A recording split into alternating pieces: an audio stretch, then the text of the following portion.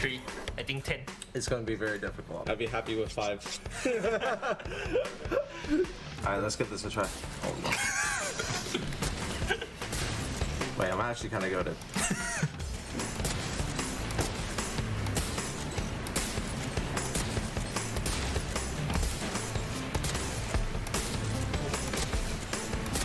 Dude, this is rough. Lagging. Wait. Oh. Man, 15. Oh. Wait, nice, that's not too bad. Micro setup? What does that mean? I don't know what it. He's giving me a small mouse, isn't he? I figured it out. He's giving me a small mouse. You need to play on that thing. You need to play. Yo,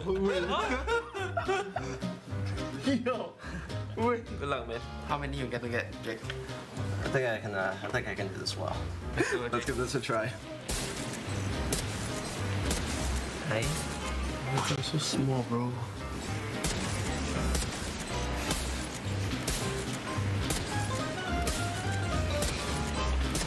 Yeah, smurfing it. I'm kind of good. Oh my god, 10 no. 11's not bad. It was fun. I've never seen a monitor this so small. Wait, can I have this? Upside down. Oh. Upside down goggles. Oh, you look so cool, bro.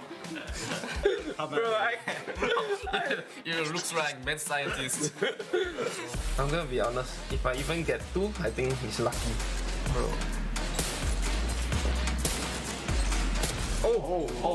Oh, you're back. My god. Wait, 2. Oh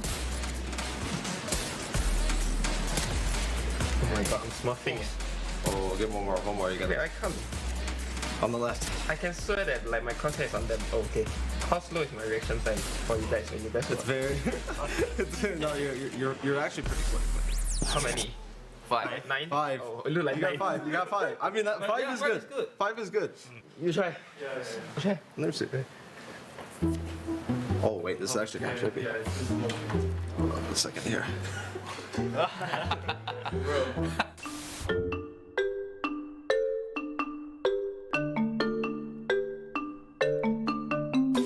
Actually shoot.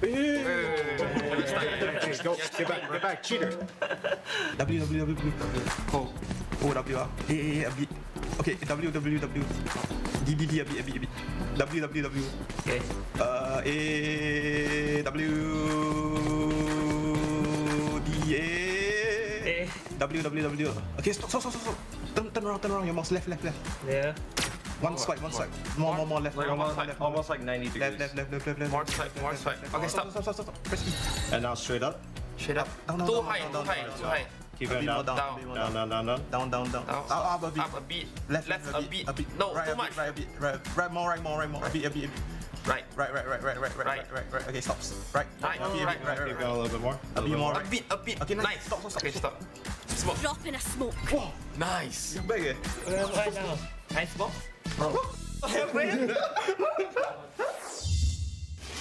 Do you play this before? No, never. Huh, really? Oh. We lost Next time. time. Okay, I will do my best. Next time. Okay, go. Oh, he's speed running. Yep. Nice. Oh. Don't have to be rush. Just don't greedy, bro. Yeah, just slowly be nice. Yeah. Oh. Oh, this one's tricky. Yes. Nice. It's okay. You spot it. You got the checkpoint. Okay. Okay. Okay. Calm down. Yeah. Be cool. He's learning from his mistake. Oh. Where do you turn around? Yeah. That little bit. Yep. Yes. On the pipe. Yes. Oh, he's on. No. Let's go. Okay. Oh. Oh, it's okay. You got this. Yeah. Calm down. Lock in. Down. Me. I actually want to try too. I want to try. Okay. I show you this now. If you're better than me, I will give you watch. I watch. If not, you don't take the watch. Fontaine saying like a word. He's locked in. He wants his watch back, bro. He wants to watch. Oh, he's taking his time. No. Go buy a watch. I cannot jump here. I want to fly, man. Okay, come on. Bro, come on. You thought you get free watch. Yeah. Free watch. I'm just funny because I got free watch. One day. It was a very enjoyable experience. Thank you guys for having us so much, and we hope to do more in the future. ขอบคุณครับ Thank you guys, and bye-bye. Bye-bye.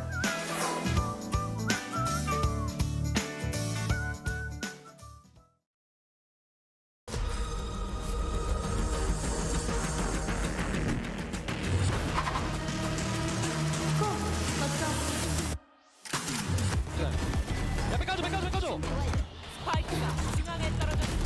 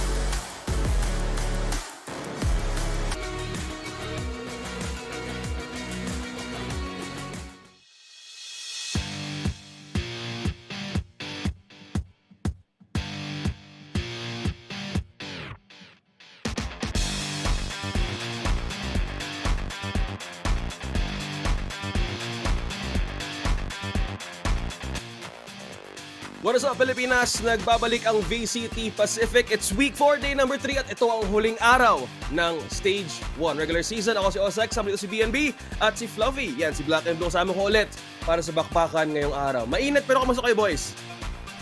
Okay naman, yung mga games natin kagabi, medyo intense yung mga games naman yun, medyo mas, how do I say this? Not as important sa bearing, pero may seeding pa rin. Totoo. I mean, a lot of yung mga top 10 end teams natin kagaya ng DRX mamaya really fighting to get a better position as they move on to playoffs. Pero yung mga ibang teams dito, medyo wala silang chance na pumunta sa part ng tournament na yun. So yan, medyo sad, pero yun talaga yung tournament. Well, sabi nga ni Black and Blue, ito nga yung seeding, as they call, hindi nga non-bearing, pero ito yung ito yung fighting for the bracket life na inaabangan pag playoff stage na. So, we have the first match of Bleed and DRX. Since yun nga yung stakes of today, I think we can slowly paint the picture sa mga nanonood ngayon kung ano nga ba yung mga possible scenario just in case Bleed and DRX win. Go ahead. Sige nga. Sige, Sige, ikaw, okay lang. ikaw. Tandaan natin. Basta, Well, ganito yun. Oh, Sa second game natin, yung Gen.G, abang second game, yung Gen.G RRQ, wala na tayong bearing doon mismo sa standings. Okay, yung first game lang natin, yung may meaning. Kung manalo DRX sila ang first seed, kung talo sila ng 1-2, edi maging round diff ng tiebreaker versus PRX. At kung matalo sila, dun dinurog man sila ng Bleed ng 0-2, edi saktong second seed talaga sila. So at worst, DRX second seed, at best DRX first seed. Yun lang yung kailangan yung isipin. Yun nga. Tsaka importante din na yung first seed talaga, yun yung may bye, mag-a-advance kayo sa better bracket. Mas mataas yung chance nyo overall sa tournament na to moving on. I think it's all about the advantage, right? So meron tayong round differential na pwedeng lumabas. So depende na lang kung ano yung pull of ng mga teams. Kasi again, these are the ones who are sitting on number 2 and number 1 at magkakatuos lang talaga sa playoffs. Although yesterday, nagkaroon lang talaga ng 2-1 ng talon Esports. Pero parang okay lang, sucks naman. Nasa playoffs naman tayo. So I think ito yung pinaka-importanting bagay na wag mo na ibigay yung mga big guns papunta sa playoffs para may konti kang edge. So looking at the groups of Alpha and Omega, we have Gen.G sitting on top. Of course, meron home court advantage. And on the other side of Omega Group, it's DRX who's leading the pack as well. So, hindi na tayo mahuli sa Pilipinas, TS and T1. Dalawang T, 2 and 3. Pero ngayon, ang RRQ din. There's stakes na kailangan nila i-pull off. Pero looking at this, well, I think it's the Omega Group ang maglalabanan din mostly for the seedings, right?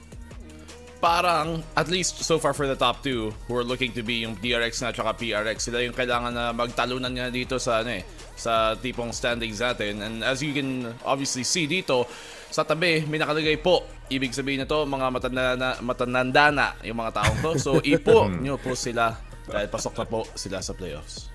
Na yun na nga. Tapos yung mga no po, napapasok sa playoffs, yung RQ and Zeta DFM, sila, I think yesterday may chance sila, but because of yung comeback ng Talon Esports the other day, it was just impossible math-wise na makakabalik sila in this bracket. At pinapakita na nga ang bracket ng mid-season playoffs. Look at that, match 1 and match 2.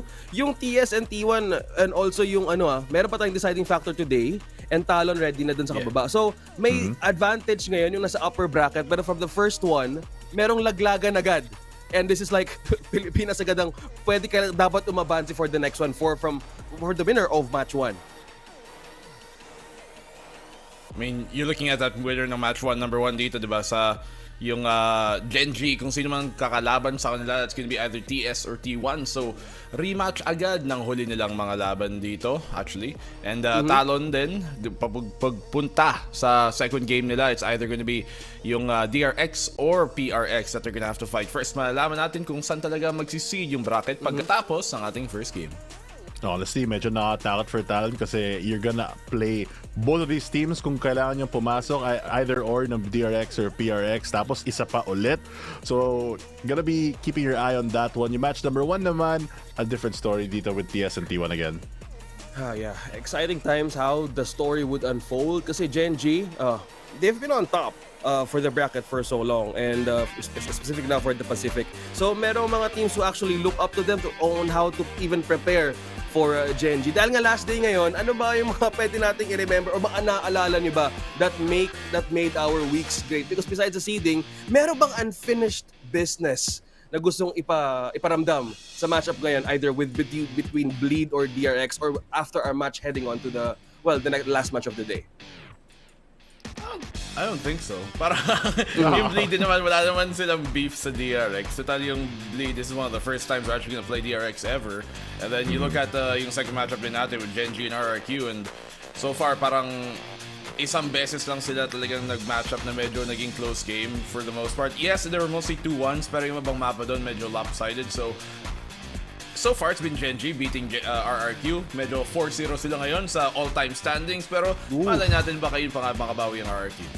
Oo nga. I mean, nakita naman natin with DFM winning or trying to win really hard yesterday na pag wala ng pressure talaga, pag medyo relax yung players, baka naman dun yung magka-comeback yung team, dun naman babalik yung spirit that brought them to Pacific in the first place. Baka makita natin yun with either Bleed or any of the other teams today. Since wala naman silang chance, medyo nothing to lose, might as well go all out. Pwede siya pa-practice, pwede kayo mag-try na ibang scrim or comp.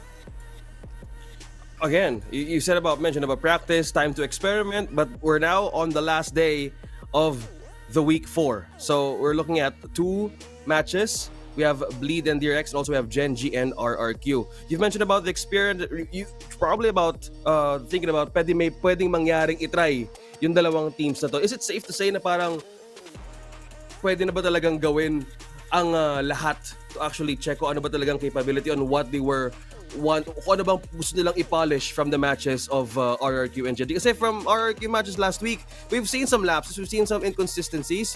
So with this, pwede silang pakitang gilas kahit konti to know or to gauge kung ano magagawa nila against Gen.G, right?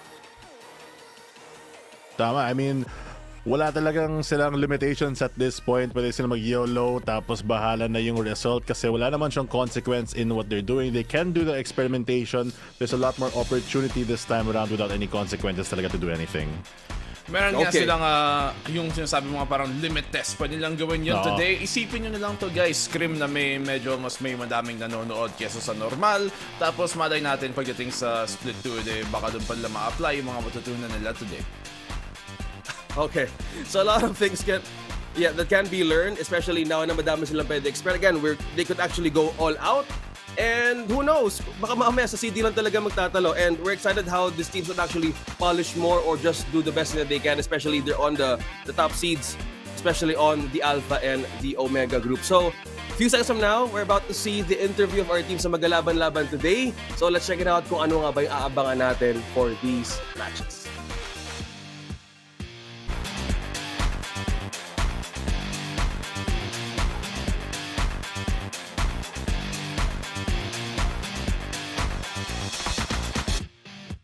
Wala pa pala. Joke lang. So, umiinom pa sila ng tubig. We're back. Ano yun? Practice lang and practice. Siya tayo na-excited because, again, these teams are about to head on today with something new or something na hindi pwedeng, hindi na sanang baguhin. Kasi because there are some moments that teams tend to stick with their composition na hindi naman sira. Why fix it, right? So, let's throw it over to the teams again. This time, ready na sila. Tara.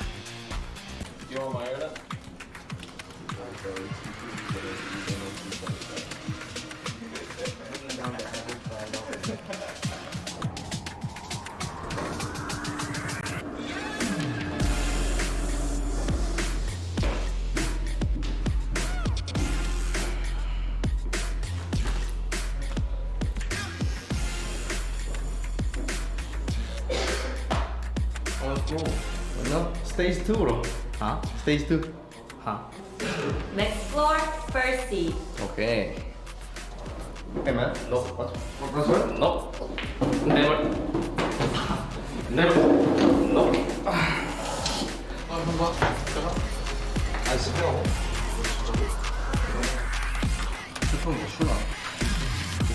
왼쪽으로 좀 그래가지고 저번 20일로는 전에 갔겠어요? 힘이 너무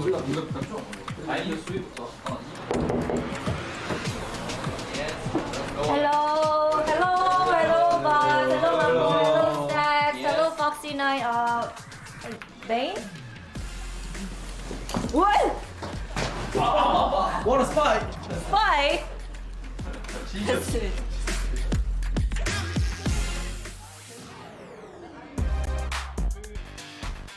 Napaka-unique ng interview na yon. And I think it's all about body language. Hindi ko alam kung interview ba yun or behind the scenes glimpse at the DRX team. Baka yun yung beef na hinahanap mo, pero it's more like Bleed diba? really being yung only factor that can stop DRX from becoming that top seed. Ayun yun naman yung nilalaban ng DRX ngayon. Baka naman mahirapin sila if Bleed is bringing their A game. And kita naman natin before that small skit na medyo seryoso yung Bleed. Naka full practice mode sila. Hindi siya parang YOLO, let's try whatever, bahala na. sila yung nadudurog recently. So, kahit nilang manalo alam nila, at least, di ba, kung matalo nila DRX at the end, pwede sila, uy guys, at least, di ba, partida. Kahit nahirapan tayo ng season, may natutunan tayo na pwedeng gamitin sa next split. At saka, pwede pa nilang hatakin yung DRX pababa sa second seed para Sama DRX sila. on top, di ba, SEA. At saka isa pang observation, yung necktie ni Gen.G, pansin niyo, parang papel lang siya. Oo nga eh. Nakaka-elibs, nakaka-intriga. Parang, it's a cutout. Mabayos yun sa Paper X kasi papel. Pero yung oo, DRX ano, naman, ano. kita naman natin that I don't think they're faced na kalaban nila yung Bleed. And Bleed, I think they have a lot to work for. Pero yun nga, momentum, sabi nga ni Stacks na bahala kayo, stage 2 na lang kayo babawi. So sana doon na lang. Well, speaking of maps and all of the interview went there. Last na nakita natin sila with ano ba to? It was PRX and Bleed. There were some points na, again, ulitin ko to, it's been like, I don't know, coincidence ba? Na pag pinag-uusapan natin yung map stats on which team is favored, it's always about the opposite. And sometimes, it turns out to be Bleed na they had the upper hand in terms of aggressive pushing. But ang minsan sometimes was lacks sa kanila is the utility they wanted to execute against the other team. So sabi nga nila, in the match points, if we can't have it, we'll break it. Wow. Grabe, Well, yun nga yung masayang part sa mga minsan na non-bearing matches. No? Yun yung part na guguluhin ka na pwedeng ayusin yung playoffs life mo. So for Bleed Esports, gotta go through us first. But sabi nga ng kabila, wait, sino nga ba kayo? Who are you again? Grabe naman konting hindi wala na-acknowledge. But 1,380 days of DRX DNA challenging the former team. At sa kabila naman, the challenge for the perfect run plus Omega first place. So, wait, ano ba yung context to? Kasi sabi nga ni ng kabilang team, sino nga ba kayo ulit? To Bleed Dito kasi yun, Esports. si Zest, nasa Bleed, dati siyang DRX, di ba? Oo. Tapos, yung Bleed, unang beses lang naman nila makapasok dito sa Pacific League. They've been an Ascension team for the longest time. So, sila parang, uy, sino ba kayo? Sabi ng DRX, humaharang sa amin, kala daw ng Bleed, you have to go through me first. Tapos sabi ng Bleed, ng DRX, teka, sino ka ba? No. Parang Tapos kulang yung ata sa undefeated acknowledgement streak pa yun, naman ng DRX baka mabawi dito kung papalag talaga yung Bleed depending on which map they end up choosing later on. You mentioned about the map. So, baka dun nga sila pwede magpakilala. So, Bleed at some points na kung babalikan nga natin on where they're strong against or saan sila mas malakas. We're about to see it in the few seconds from now. So, I think dito lang, I think Bleed, despite of the lack of acknowledge ano ba talaga pwedeng gawin nila against DRX, I think they wanna show what they can do in this matchup. Despite of the non-bearing situation, they can still mark and, well, vindicate what they can do with their own personality. Looking back on these highlights, ito yung match nga nila that went from 3-7. May konting habulan and there's at some points, si Gen.G nagkakaroon din ng a way to catch up with DRX. I mean, in that case, alam naman natin na DRX, they end up closing this series out without too much of a fuss, and that's honestly what we expect from DRX, them being for the longest time yung parang pinaka number 1 team ng Pacific up until in-overtakes sila ng Paper X at some point. But yun nga, you're looking at some of their players here, si Zest dating DRX, si Stacks ngayon, DRX pa din ever since, kahit nung dati pa, nung Vision Strikers pa, hanggang ngayon, always faithful, always reliable, at makikita mo dun sa mga stats din naman niya na he does slightly edge out Zest in most ways, except for yung headshot percentage dun ng nakakalamang si Zest. Pero maliit lang naman din yung diferensya. Halos patas lang din sila. Yeah. Konting pagkakaiba lang dito. Yung KD ni Stacks, medyo mas malakas ng konti siya mag-frag. Considering the fact na siya din yung nag-IGL, which is very rare to have both yung parang fragger and that commander in the same person. Si Zest on the other side, perfect na perfect yung all-rounder. But is that enough really? Kasi I feel like at this point, kailangan talaga ng Bleed na something else. Hindi lang pwede jack of all trades. Kailangan talaga gumaling sila at a certain part of the game. Yeah, it boils down to that specialist in the game. Kasi if you look at this, I think I agree with you, Fluffy, dahil with a small pentagon on how rounded nga yung naging stats ni Zest, he needs to put maybe the best foot forward kung ano pwede mong iganti against Stack. So because looking at the map percentage of Bleed and DRX, we're looking at 100% na win rate. We have Bind, Split, Lotus, and Sunset. Well, again, hindi ko ito pwedeng pagtutunan because sometimes it turns around differently in the game. Pero DRX mas pabor sa kanila yung 4 na mapang to, guys. Hindi naman, syempre. I mean, DRX syempre yung stats nila will look a bit better dahil nga sila ngayon mas nananalo in general. So it's kind of more difficult to quantify. Pero syempre, there are mga cases pa rin dito na makita natin na pwede natin sabihin na okay, they do have some weaknesses sa ganitong klaseng map. But for Bleed, maybe they can try and skew ito nga mga veto dito dun sa kabila. And especially for a map like kunyari Split, kung gusto mong ilaro yun ng DRX, hindi pwede because if Bleed don't ban that out, yun pa naman yung permaban nila madalas, edi mas may chance pa yung DRX na maging 2-0 pa to.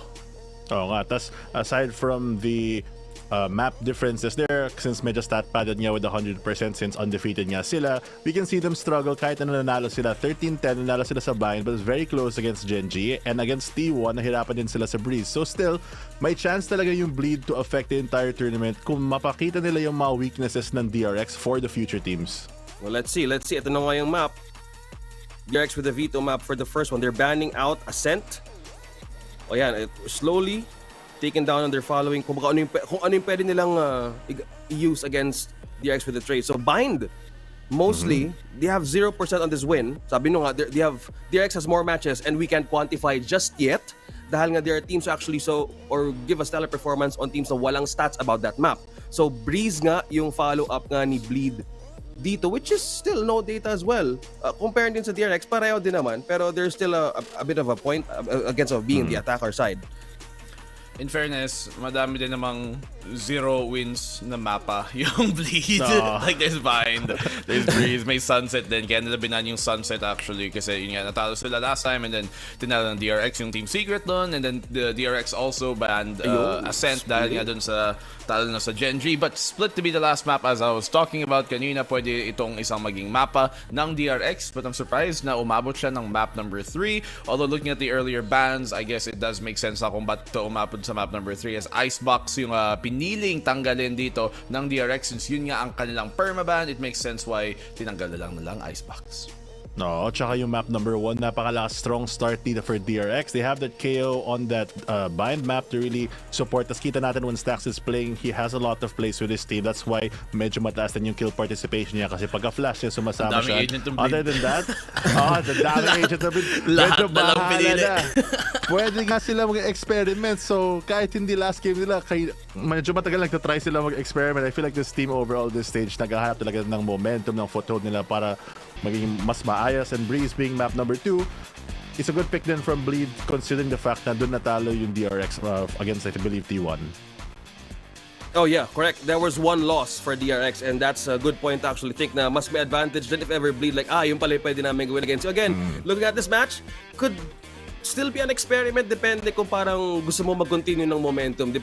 Regardless kung nasa playoffs din kayo, I think one of the problems nga na sinabi nga ni Coach Bleed, coach ng Bleed back then was communication was one of the vital points na gusto nga nilang ayusin the right mindset because there are some matches they were tend to overthink at sobrang daming nangyayaring bagay sa isang player na it just screws everything up in the game and they want to polish this. Maybe in this experiment stage, as you may say, paano ba ito? Sa mga plansya nila on how they wanted to execute. And this is up against DRX as well, was rising stats with maps and throughout the weeks of regular season. This is stage 1.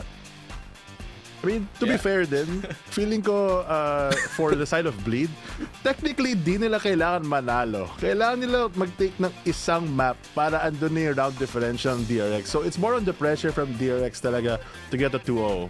Depende sa round differential, pero sure bully niya, 2-0 niya na yung DRX para paper X. Para sure. Diba? Para sure. Para wala na tayong para wala lang math. Kaya nga kami nandito kasi mahina ako sa math. Kaya iwas na tayo dun. So ano na lang, make the action work. Pero ikaw, sa mga nanonood sa amin ngayon, you can score the Grab's lowest prices ever at 15% cheaper fares on Grab Car Saver. Delivery fees as low as 15 pesos with Grab Food Saver Delivery and thousands of budget-friendly meals as low as 99 pesos with Grab Food Saver meals. So ngayon, ano bang gusto niyo orderin Black and Blue and Fluffy para tuloy-tuloy ang ating fuel for this afternoon with Grab? Naka-order na ako kanina ng pizza galing sa Grab. So, okay na ako. Nakaset na ako. Ready na. For this one, ikaw naman, Fluffy. Actually, kaka-order ko lang actually na iced tea kanina. Yung kaya nirecommend ni Black and Blue. Kaya pala na ito ng strawberry, peach, o normal? Strawberry. Wow. May promo kasi din sila. So, yun. So guys, get yours with Grab with no sweat summer habang pinapanood namin ang labanan today. Madami kaming pwedeng i-discuss but again, we just need to put that it's always about the seedings now and how the teams would actually perform heading to the playoffs, because as we look at the first match, merong konting situational thing na pwede mangyari, but for the teams who has the higher advantage being in the upper bracket, mas makakahinga sila ng konti, and that is Gen.G. So let's see how this match goes. So instead of like looking at the way kung ano ba pwedeng experiment, sino bang team or player dito that needs to, or may inaabangan ko yung pwedeng improvement for this one? Kasi sabi nga ng coach ng Bleed na meron pa silang pwedeng ibuga, pero as long as tuloy-tuloy lang yung tingin na walang pwedeng distraction. So, are you expecting something na improvement sa mga players ng Bleed this time around with this match na pwede nilang gawin against DRX? I mean, if there's any player who has to not look about the distractions right now, it's probably Ye, right? Sa lahat ng tao. Pero, I mean, if you're talking strictly performance-wise, it's hard to peg it on a single player. We can look at the previous Paper X game though, nung nilaro nga nung Bleed, at doon medyo nahirapan niya si Darion.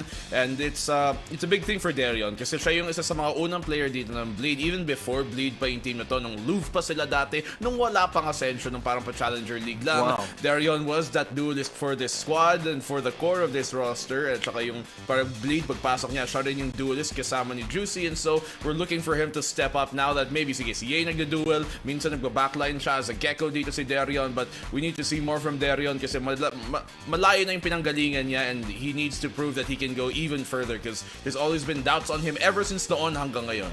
Wow. So, meaning to say, so may OG, may veterans na pwedeng ipamana sa team na, oy, who knows the back of the game better? So, depende na lang kung paano ipapamana. Yes, Fluffy, paano ba to? So, Darion, sino pa ba?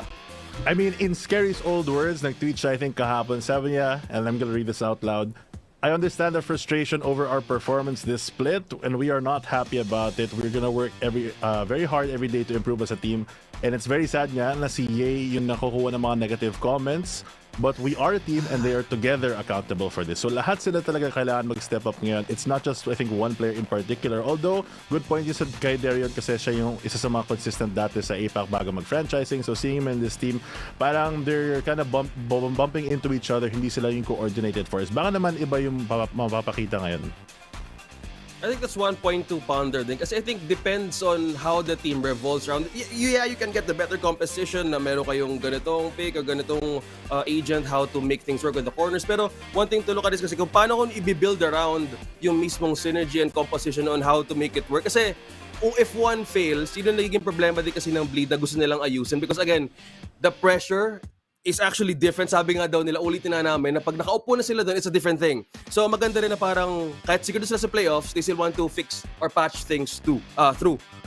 So since we have the picture on how the first match will actually go, depending on how they want to pull it off, how about on the next one? How about RRQ and Gen.G? Kasi we're looking at the best team, and RRQ is also hindi rin naman nagpahuli in a way. So we can say ba at the beginning of their performance from week 1, mas naging solid ba yung kanilang pag-bounce back in this situation dahil nga nagkulang nga sila on how to make the identity stronger back then? Kasi medyo kinulang nga sila sa angas. Pero how about now?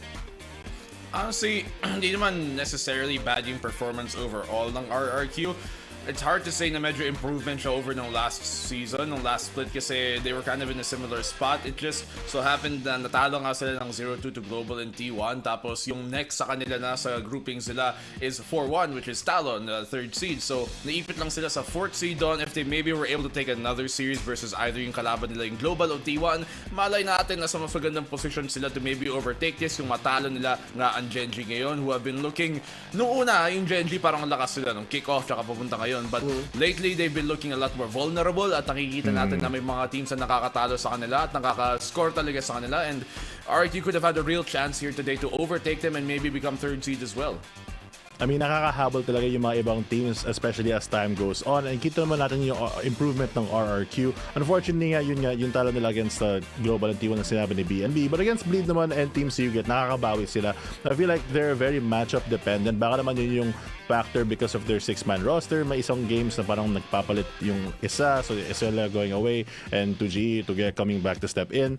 A lot of these small things na might disrupt yung flow ng RRQ. And for a team that honestly has had a very core roster for a while, I feel like they just need a little bit more to improve.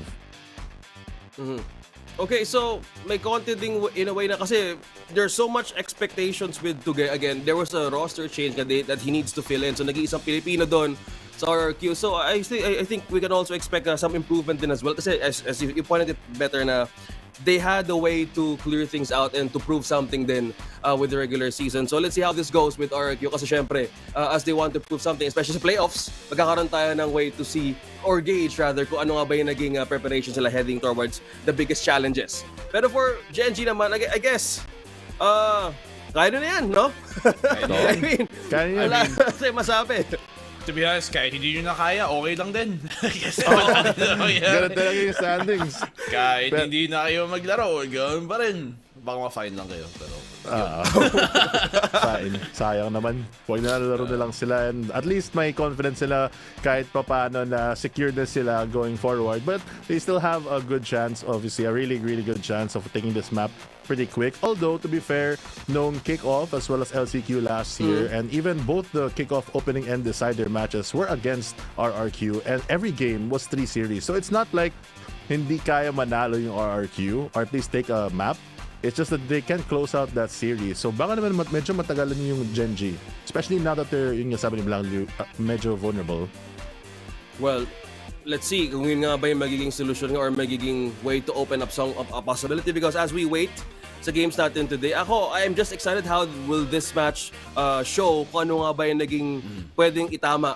Pwedeng nga ulit-ulitin kung ano ba pwedeng i-polish, kung ano pwedeng ayusin. So this is a match of today dahil nga last week or last day na nga ng regular season, we kind of like to check and look back on how the teams na madami sanang pwedeng potential teams na pwede sana mag-bounce back. Like yesterday, like on the first day of week 4, global esports, and so parang sayang din kasi, pero we can actually force na may pwedeng mangyari na agad-agad pwede ma-develop, because we kind of see some teams na biglang nagre-roster, maybe may biglang bagong player pumasok. So I think they also admitted that they can't force things right away to actually make things work. Kasi syempre, at the beginning, the experience of the teams right now in the VCT have been improving for so long na kailangan mo ding tapatan, because we've seen some potential plays, again, things to see and look forward to other matches, pero may mga parts na nagkukulang talaga. So, you think, from mentioning global esports, meron pa bang team na sanang pwede pang kumagat if may naayos silang pagkakamali in the weeks na nag-run sila? Because right now, we're just waiting for the teams. What do you think about that? Lahat. I mean, lahat anyways, right? Sayang. Side note, Monday pala kayo no? Yeah. It's weird that we're ending this on a Monday. Usually parang Sunday yung last day, di ba, ng mga matches natin. Yun. Baka naman kasi Guys, may kwento ako. Go ahead. May kwento ako. So dati kasi, di ba Vic, naalala mo nung naglalakad tayo sa basta nalimutan ko, somewhere in Manila. Tapos, may batang lumapit sa amin. Wala, fake news. Itong ni Fluffy O2. Sabi Fake niya, news. Kuya, may barya ka ba, kuya? Sabi niya, wala, yacht lang. Sabi ko, anong yacht? Sabi niya, kala daw niya barko, sabi nung bata. Sabi ko, barya, sabi niya, barya hiningi niya, hindi barko. Hindi yacht. Grabe naman si Fluffy. Grabe naman Wala yung ka bang sampu dyan? Wow. Grabe yung fake news, guys. Huwag kayo maniwala sa sinasabi ni Black and Blue. Totoo yun. Gano'n na ba kayo katagal na magkasama na napunta kayo na... Workday. Kasi, kung yacht ang kaya mo ibigay sa bata na baka di available, what more kung kasama mo kami na nag-iikot? So, kailan to Black and Blue nangyari? Was this years ago or...? Mga last year lang. Last year lang. Kala niya, sabi nung bata, barko. Sabi ko, barya, sabi niya. Hindi barko. Ikaw, tatagalog ka na lang. Hindi mo pa maintindihan. Feeling ko kung may gagawin tayong challenge, kung meron tayong gagawing challenge, say for example, yung prank. Feeling ko gawin natin yung prank kay Fluffy, no? Kasi may nakikita tayong prank lately sa social media na yung pwede ka mag-pretend na humingi ka ng barya, and maybe timingan natin na si Fluffy yung pwede natin hingian and see from there kung totoo nga o hindi. Well, right now, as we discuss one of the best moments ni Black and Blue and Fluffy, mukhang ready na nga mga players on stage na. Tingnan natin kung ano yung preparation sila dito.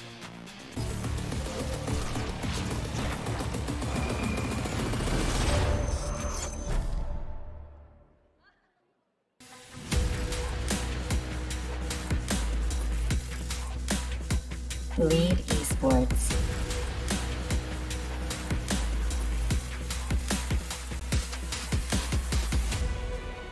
DRX.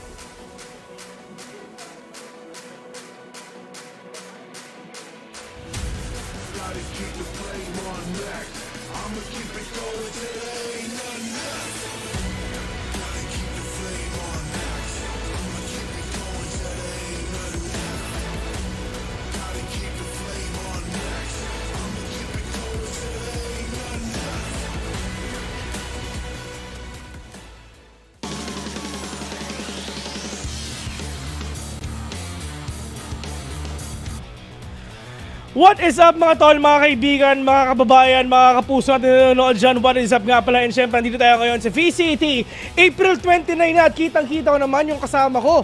Grabe, ibang klase men. Isang ang tawag doon, kagalang-galang na kaibigan natin ngayon kasi mayabang ka eh, may aircon ka sa bahay nyo eh. Ako wala eh.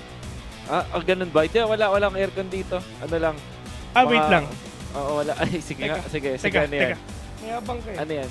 Wait, mayabang ka. Ano boss? Hindi po mayabang, Hindi, hinahanap ko yung drumsticks ko eh. Wala pa akong yacht. Hinahanap ko yung drumsticks ko, hindi makita. Kasi syempre, dyan na yung mga gitara mo, di ba? Kala mo kung sino ko eh. Di kita-kitsa lang sa Wednesday. Jammy, super jammy. Ayan, sige boss. Pero yun na nga mga tropa. DRX at Bleed ang maglalaban ngayon. Korea versus Pacific. So we're gonna get to see yung mga teams na talaga kung sino talaga mananalo. Pero I have a feeling that it's gonna be a 2-0 clean sweep for DRX. How about you? Ako, pakiramdam ko, dapat hindi na lang kinakas mga to eh. Actually. joke lang. Pero yeah, DRX, sobrang ganda ng kanilang performance. Siguro kung tatanungin mo lang na expectation survey, baka mga simple maps na kumbaga yung mga go-to maps yung kukunin nila. At the same time, parang wala nang reveal ng kanilang mga strats muna sa Tama.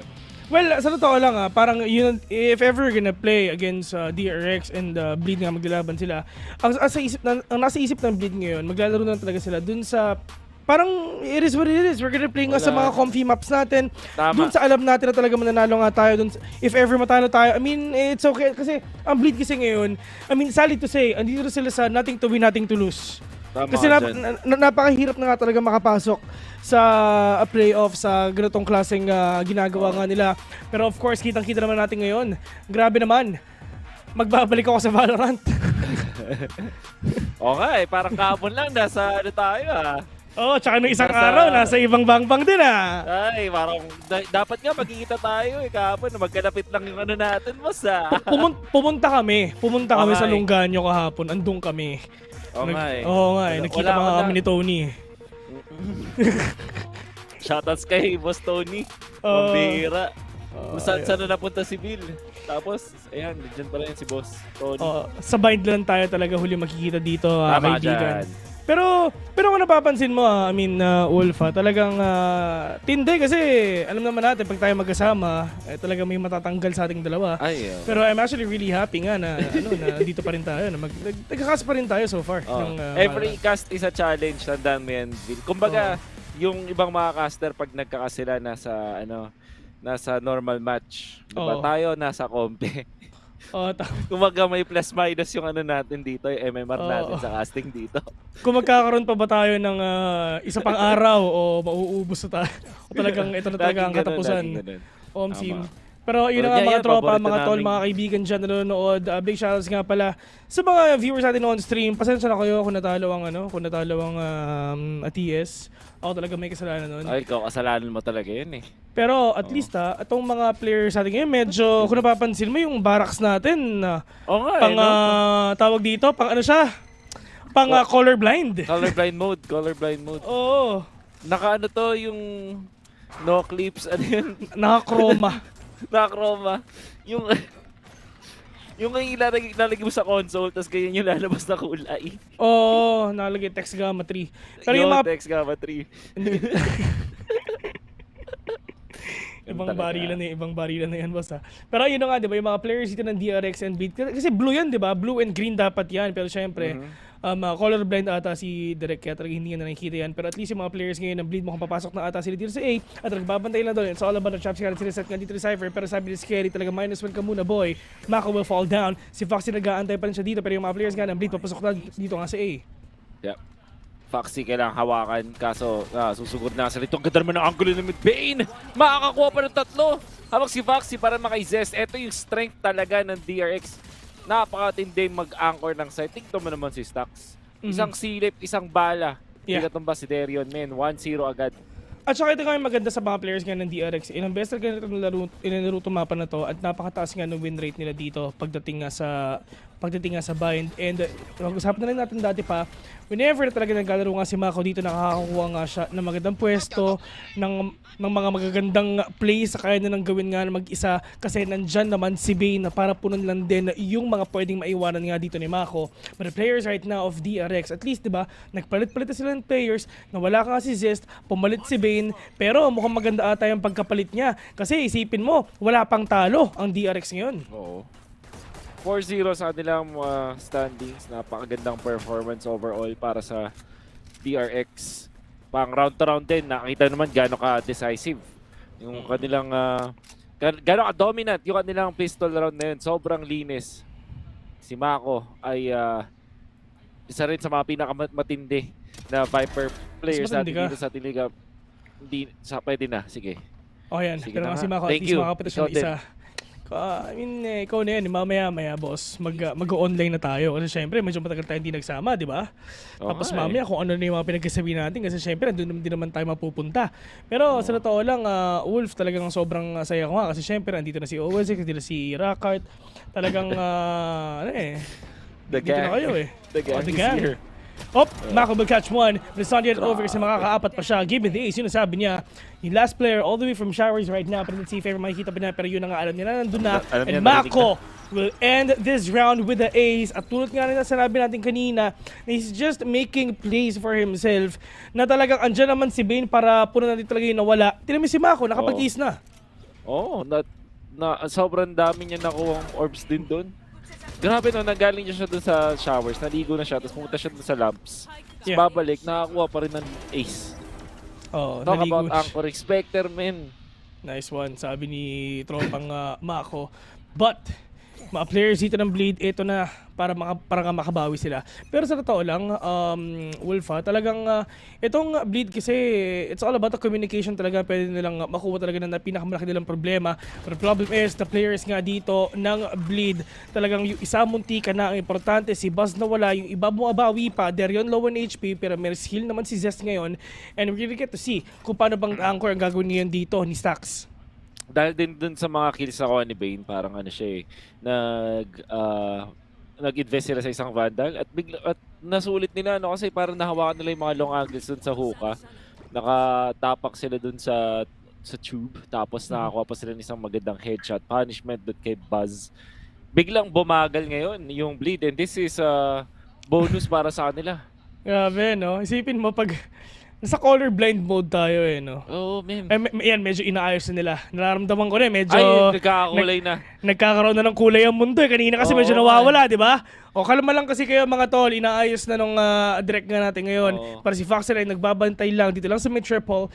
And this is gonna be really scary if ever talaga papasok dito yung Bleed. Kasi nga, yung mga players dito ng DRX, handang-handa na. Yung isa nakapag snake bite pa, papasok pa sila, pero yung iba nagmamba out na. Foxy mahuhuli ba siya? Pero yun nga lang, Red will catch his dead instead. Mako, onto that corner.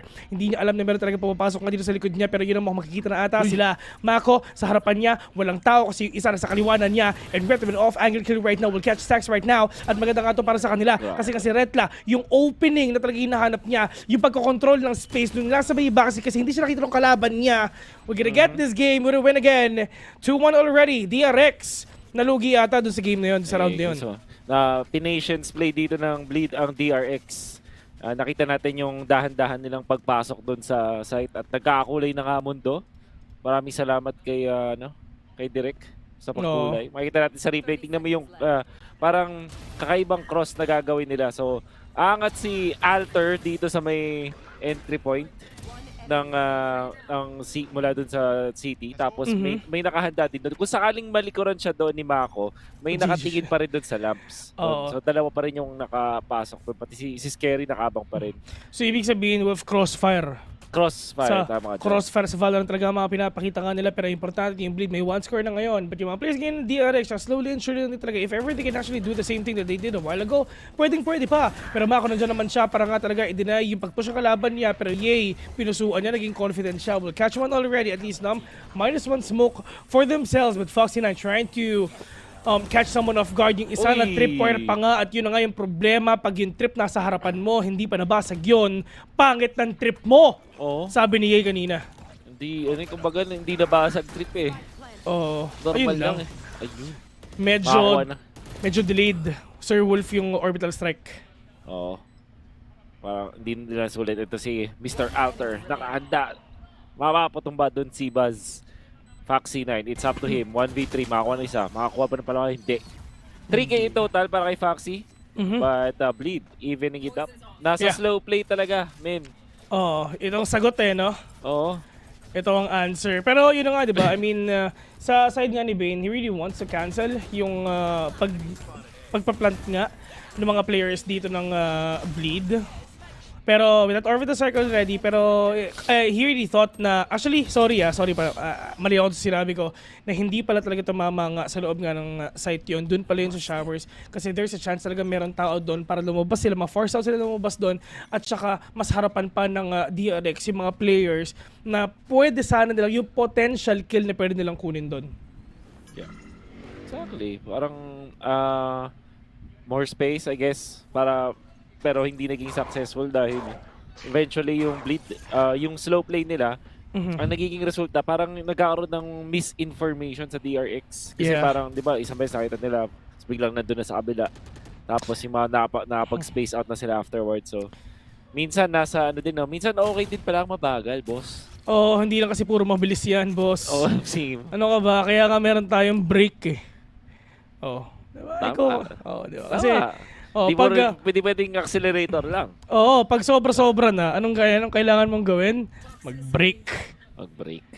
Kasi tama na, kasi nga ang sakit-sakit na Mako. Tamang jiggle pick lang ang ginagawa niya, pero ito yung rush nila, labas ka ng mga kalaban nila. Okay, Buzz, talagang wala talaga siyang magawa dito. Literal na lang, gulong-gulo na siya. Pero si Bane, ginugulo niya mga kalaban na dito talaga sa may Octa. One tap to the head, tatama ba? Yung patient nandiyan na mga tropa, sige, kinakabahan siya kasi baka nga mapatay siya. Pero buto na lang talaga, may heal yung kakampi niya though.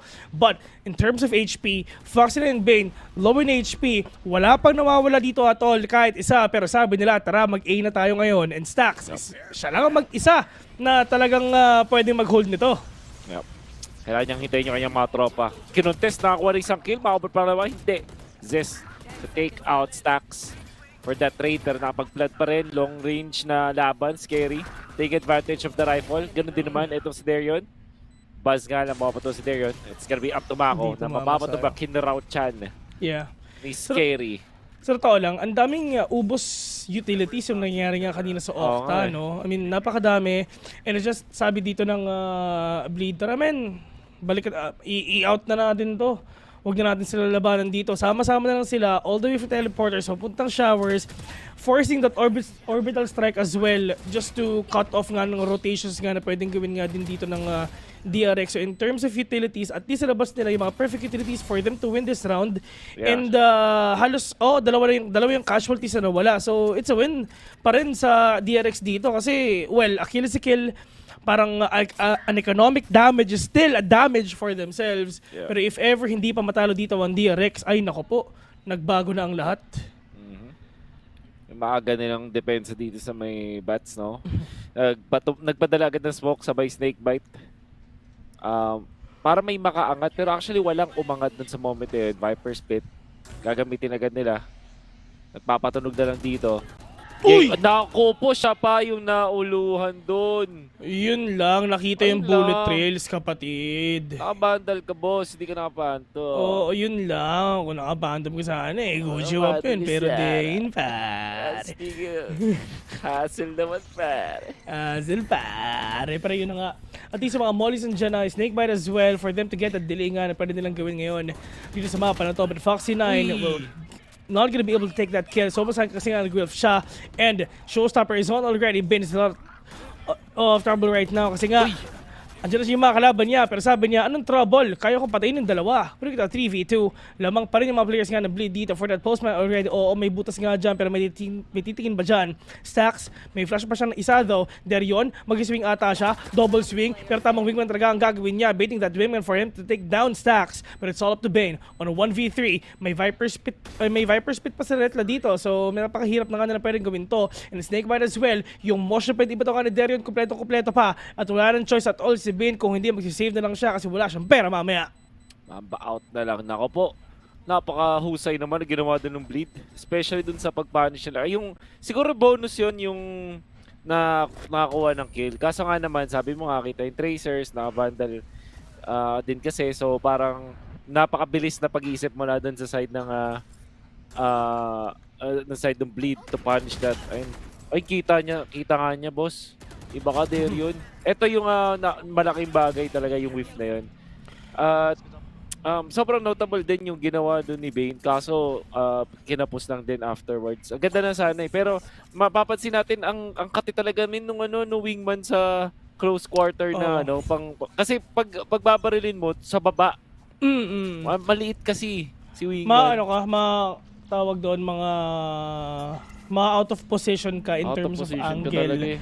So, medyo mahirap nga at all. And of course, in order for you to take down one, kailangan mo mag-flick pataas para nga makuha mo. Well, sa totoo lang, it's like,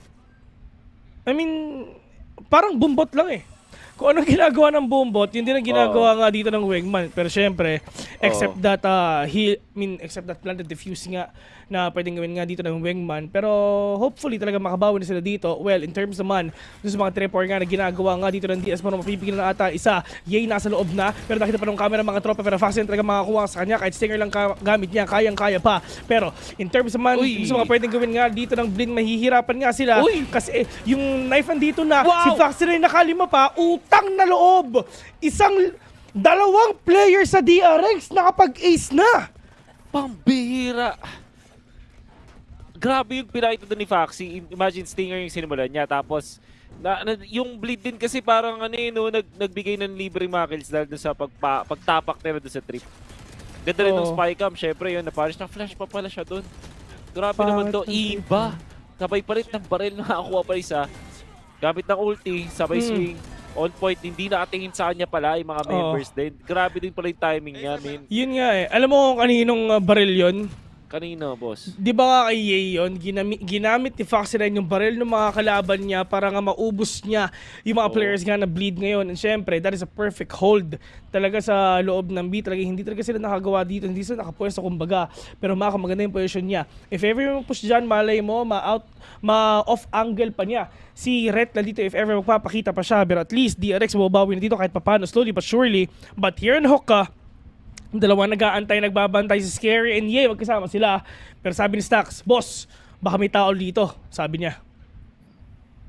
Slow ulit ang... Nagtagalog eh, no? Oo, sabi niya, parang may nararamdaman ako dito, mga sob. Pero slow down mo na yung bleed. Ganun sila magsalita, pre, sob. Mga sob. Sige, Gar, pwede rin. Sige, par. Pero bleed. Let's see.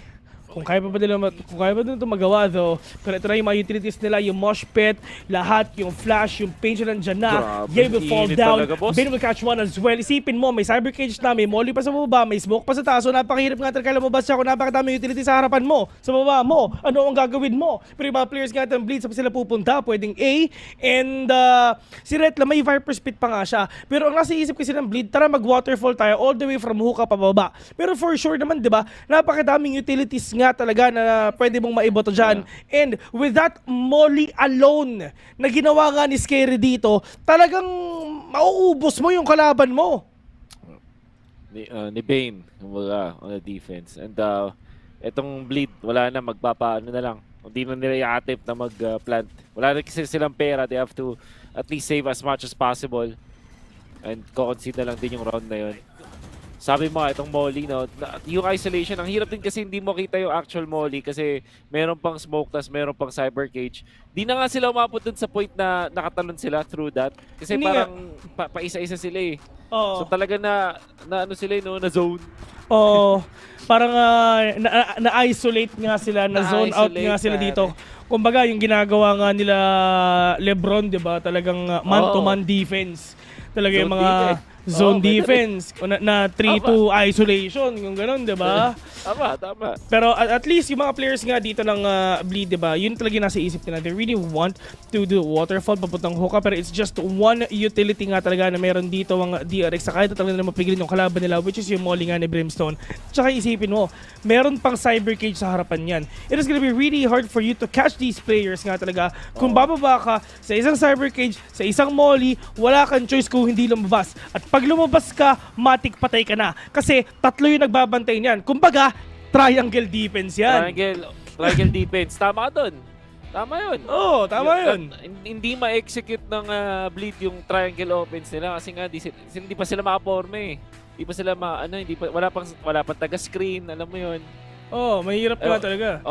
Dito sa Valorant walang referee. So, okay lang. No? Walang referee. Kumbaga, no blood, no foul eh, no? No blood, no foul yan. Pero, kidding aside, yung Tube, no, parang hindi ko alam kung ano yung pwedeng maging solution dito sa side ng Bleed. Alam mo, may issue si Gar. Ayun, guys. Ito, Gear. Gar issue. Gar. Wala, nakakalad ka dyan sa QC. God yan, tandaan nyo. Pero at least iba, dito naman sa DRX, I mean, yes, medyo shaky lang talaga yung mga rounds na natatalo nga sila. Pero once na naging comfy na sila, once na in the zone nga sila, talagang tuloy-tuloy na yung panalo nila. Well, we really thought the Bleed makakabawi, pero what if bumawi na rin ang DRX dito sa mga games na to. Pero ikaw ba, Mr. Kaisam Ibesno Pueto, ano ba ang gusto mong scoreline dito? 2-0, di ba? Opo, syempre. Wala namang hindi dyan. Tama, opo tayo dyan. Nako po, tropa. Kala ko, bumalik na naman sa colorblind mode. Kinabahan yung mata ko eh. Ito, tandaan nyo. Kahit colorblind, siya lang ang titignan ko. Sheesh! Okay. Sige, bibigay ko sa'yo ang round na yan. Salamat, tol. Pero ito, yung hindi ko alam kung paano natin matutulungan ng Bleed. Pero kasi kung isipin, meron silang way para palabasin si Foxy 9 dun sa tube. Pero hindi kasi, di ba may bubong kasi yung tube. So parang ang hirap i-molly. Pero kung sa tamang angulo, meron kang mosh, meron kang molly ni Bri, meron kang granada. So parang kaya, pero parang hindi nagagawa yun ng Bleed. Pero well, I mean, yun nga yung depensa nga talaga na ginagawa din ng DRX. And in terms of utility play, like what you're saying right now, parang yun yung mga bagay ngayon na inaantay natin. Inaantay talaga din na natin na gonna go satchel in, tapos maghanap ka siya ng pick-off dito. Pero siguro gamitin nga talaga yung mga utilities nila ngayon. Pero yun nga lang, si Buzz, mukhang hindi ata tumama yung effective operator niya. Pero wala siya magagawa kasi nga detained na siya. Pero nandiyan naman si Mako, para nga talaga patayin yung mga players nandiyan. Papasok nga dito ng showers. Pero in terms naman sa bawasan, yung isa na wala, si wala na ngayon. Pero ito yung reheat na ginagawa nga ng mga kalaban nila. Yung apat dire-diretso. Mako, hindi ata siya natamaan ngayon ng sniper, pero at least alam niya kung nasa pa talaga magpupush yung mga kalaban niya. Pero scary dire-diretso all the way nga. Dito lang sa may lamps daw. Pero in terms naman sa kills na ginagawa nila, yung fire spit nandyan na. Yung sobrang sayang nga kasi medyo delayed nga dito. Yung suppress na pwedeng gawin nga ngayon ni Stacks, pero yung mga players ng dito ng DRX, pusong-puso pa. Dalawa pa yung natira sa kanila. One more kill para kay Foxy 9. Talagang may neural theft na sila. Pero sabi ni Buzz, mukhang mamambaot muna siya. Pero Foxy 9, eto na dire-diretso na papasok nga dito ng Viper Spit. May makikita ba siya, pero mukhang wala naman ata. Si Derion, nasa labas. Si Retla, nasa loob. Pero kaya pa ba makuha nga ni Foxy 9 to? Ayun na nga. Foxy 9 will catch one. Meron siya neural threat ngayon, pero nang gamitin actually. Pero mukhang hindi na ata niya iisipin. Pero yung oras talaga yung kalaban niya at wala siyang idea ni si Scary. Nasa harapan pala niya. 4-5 already. Bleed pumupuso na. And this means na para sa side ng DRX, mukhang okay pa rin naman yung kanilang economy. And nagsimula to dun sa magandang shots na mula kay Darion. Tapos yung execution nila, then scary na hindi na napansin ng side ng DRX na nakapasok na pala dun sa laps. Kung ang masasabi natin dito para sa DRX, ang ganda no kanilang defense dun sa B. Pero mukhang sa A, open na open. Shoutouts nga pala kay Miss Rachel Clarabal. Ay, binabati ko yan si Madam Rachel kasi mukhang ano yan, concert gods yan. Lahat ng walang ano yan, walang pinapalampas. Mayabang boss. Ay, mayabang boss, bakit? Bumili siya ng Taylor Swift na merch, doon ako kung magkano, 4,000. 4,000. Grabe, isa pa lang yun. 4,000 men, kuryente ko na yun isang buwan. Grabe. Pero shirt lang, iba talaga pag mayaman. Iba talaga magsama kayo ni Fluffy sa yate niya. Oh. Home sim. Mga mayaman dito, tila naman si lahat ng tao nga dito talagang mayaman. Ako lang talaga ang pinakamahirap dito. Pero si Bane, mukhang pero mabawi magaling ka na mag-raffle. Oo, tama dyan. Pero walang idea. Si Ye nga na meron na palang tao sa likod niya. Pero mababawiin nga si Darion dito. Nakuha yung mukha niya. Putting it 4v3 already. Fox at least meron pa siya neural theft ngayon.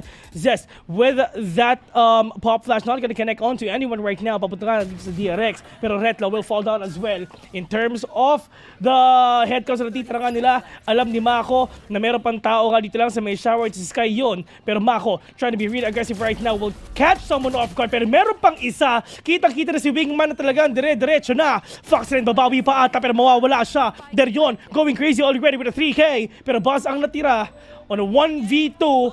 Meron pang thrush ngayon pero hindi papunta kay Buzz at yun ang importante doon. Pero Buzz ang kukuha pa rin ng kill ngayon. He's super low in HP. Si Zes ang natira. 1v1. Yung dati niyong kakampi ang kalaban ni Buzz. Oh no. Wala siyang exact information pero maganda yung trajectory ng pagbato niya ng pain shield doon. In comes the bait. Ring around the Rosie. Buzz, hawakan niya. Ako lang hindi nakatingin! Yun lang. Napa-overtake si Idol. Ay, naku po. Panalo si Buzz. Panalo si Kuya Boy dun sa engagement na yon. Tinibag malala, tinitigan. Sinasabi nga nila, sino ka ba? Hindi kita kilala.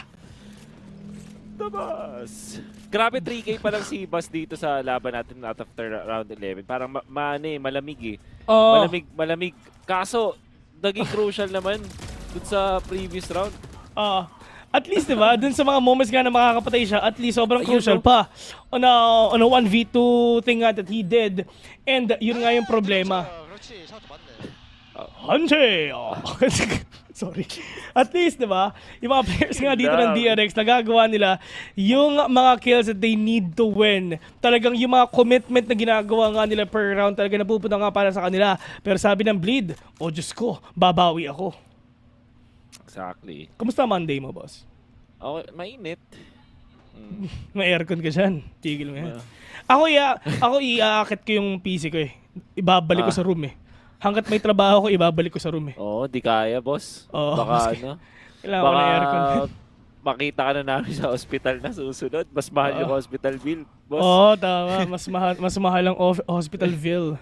Ay, tama. Yeah, like what you've said. Pero Mako, tamang potshot lang ang ginagawa niya. Meron ba siya makikita? Okay, wala. Pero yung mga players dito ng DRX, dito lang sila nag-aantay lang. Pero sabi ni Taylor, pag nanalo daw ang Bleed, mamimigay siya ng 2 battle pass mamaya. Ay, grabe naman si Madam Taylor. Sana manalo nga talaga Bleed kung ganyan. At sana masama sa promo. Mako, malapit. Close quarter combat. Cannot get... can't get 2. Pero doon si Bane. Tigalawa sila dito. That means si Zest na lang ang mag-isa. Ako nga palang sinaing nyo, yun ang sabi niya, 1v2 mo kasi sandwichin ata niya yung mga kalaban niya.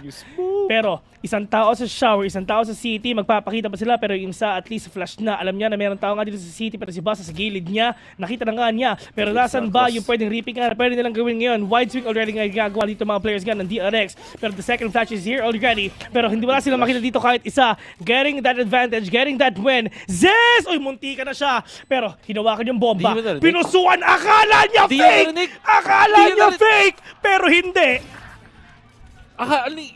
Hindi niya ba narinig o akala niya lang fake? Akala niya lang fake yun, men. Kasi, okay. Kailangan, narinig niya yun, pero yun lang, nangitim yung feed ko. Pero bumalik na. Wala namang anything eh. Wala namang anything na para masabay, no? Masabay eh. Wala kang flash eh. Or, I mean, wala kang anything parang ano eh. Ang akala niya, syempre, first pick, fake. Oo.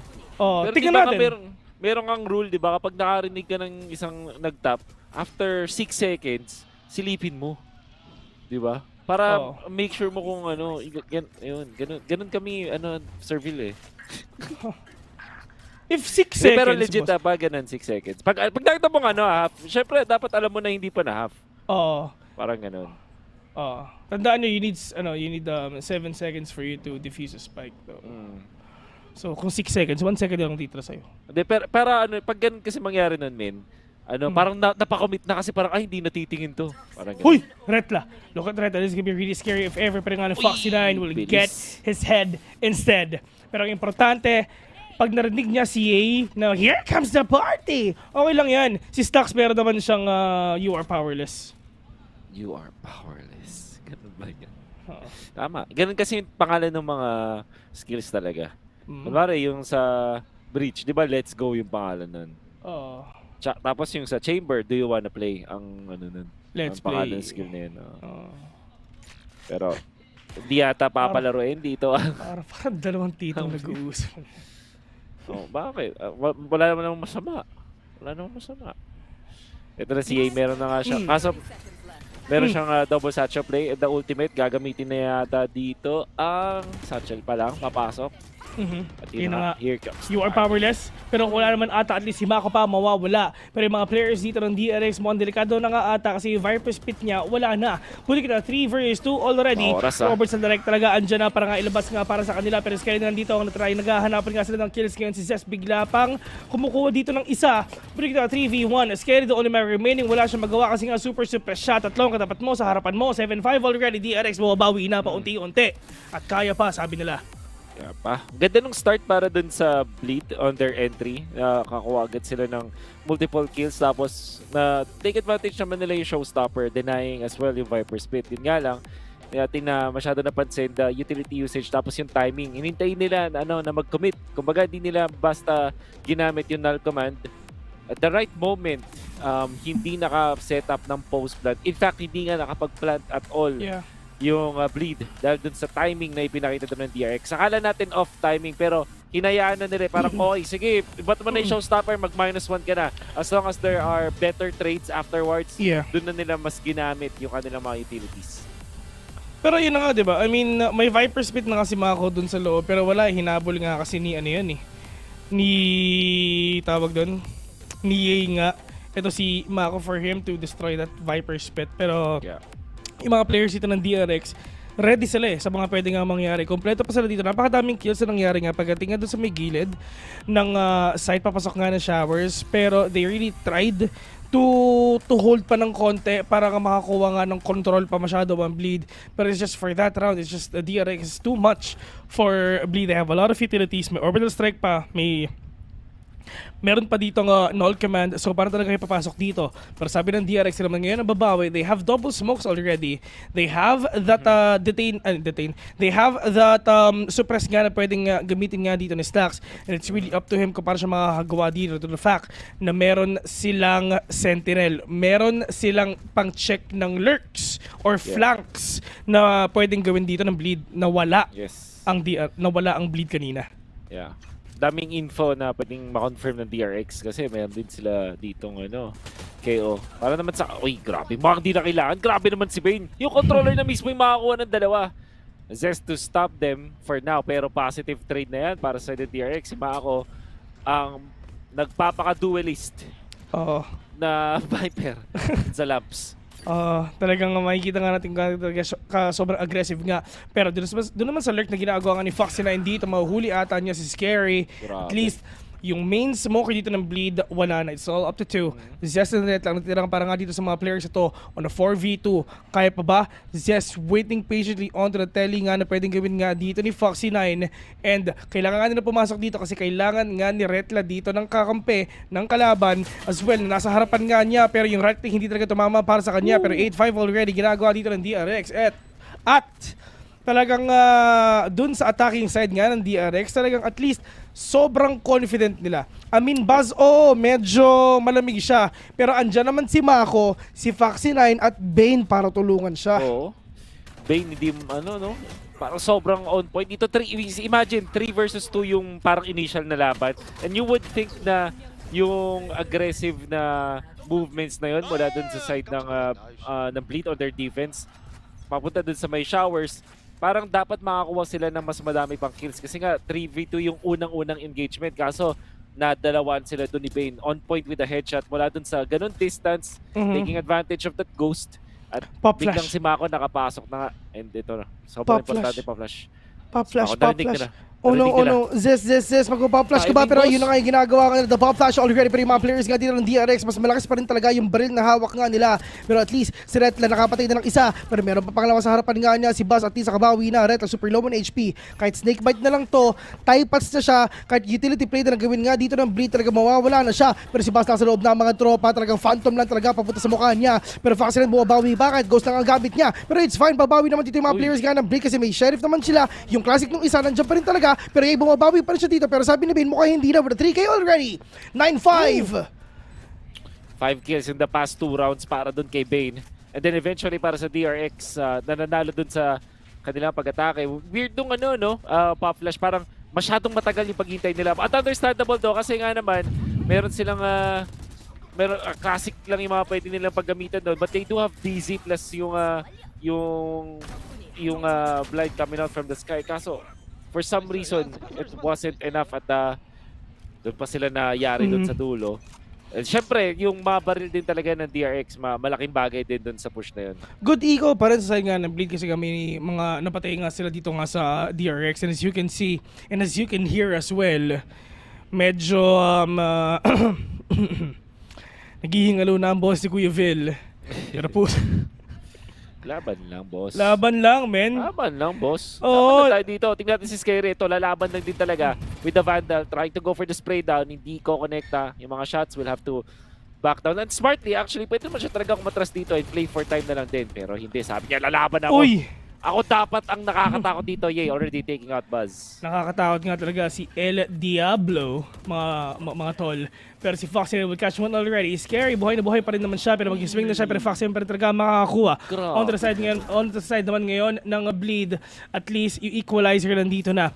3 versus 3, stack low on HP.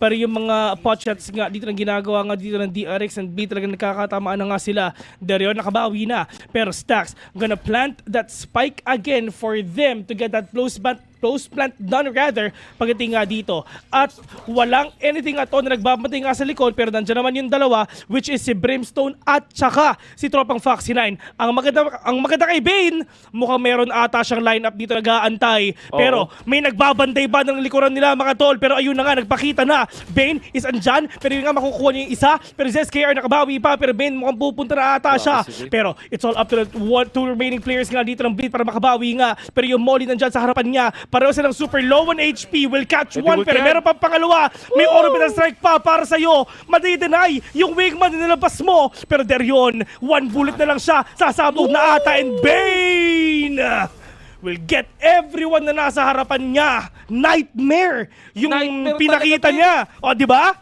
Sakto, men. Nightmare. Agree ako sa'yo dyan. Appear. Oh, appear tayo dyan kay Bane, men. Bin-rains up niya. Isa-isa. Bin-rains up niya. Kumbaga, kinuhaan niya ng buhay. Oo! Tapos syempre, kumbaga na-enfeeble itong siya. In-enfeeble siya eh. Grabe. Tapos ito, wala na nagawa dun si David. Kumbaga, hindi na siya magalaw para siyang nag-grip.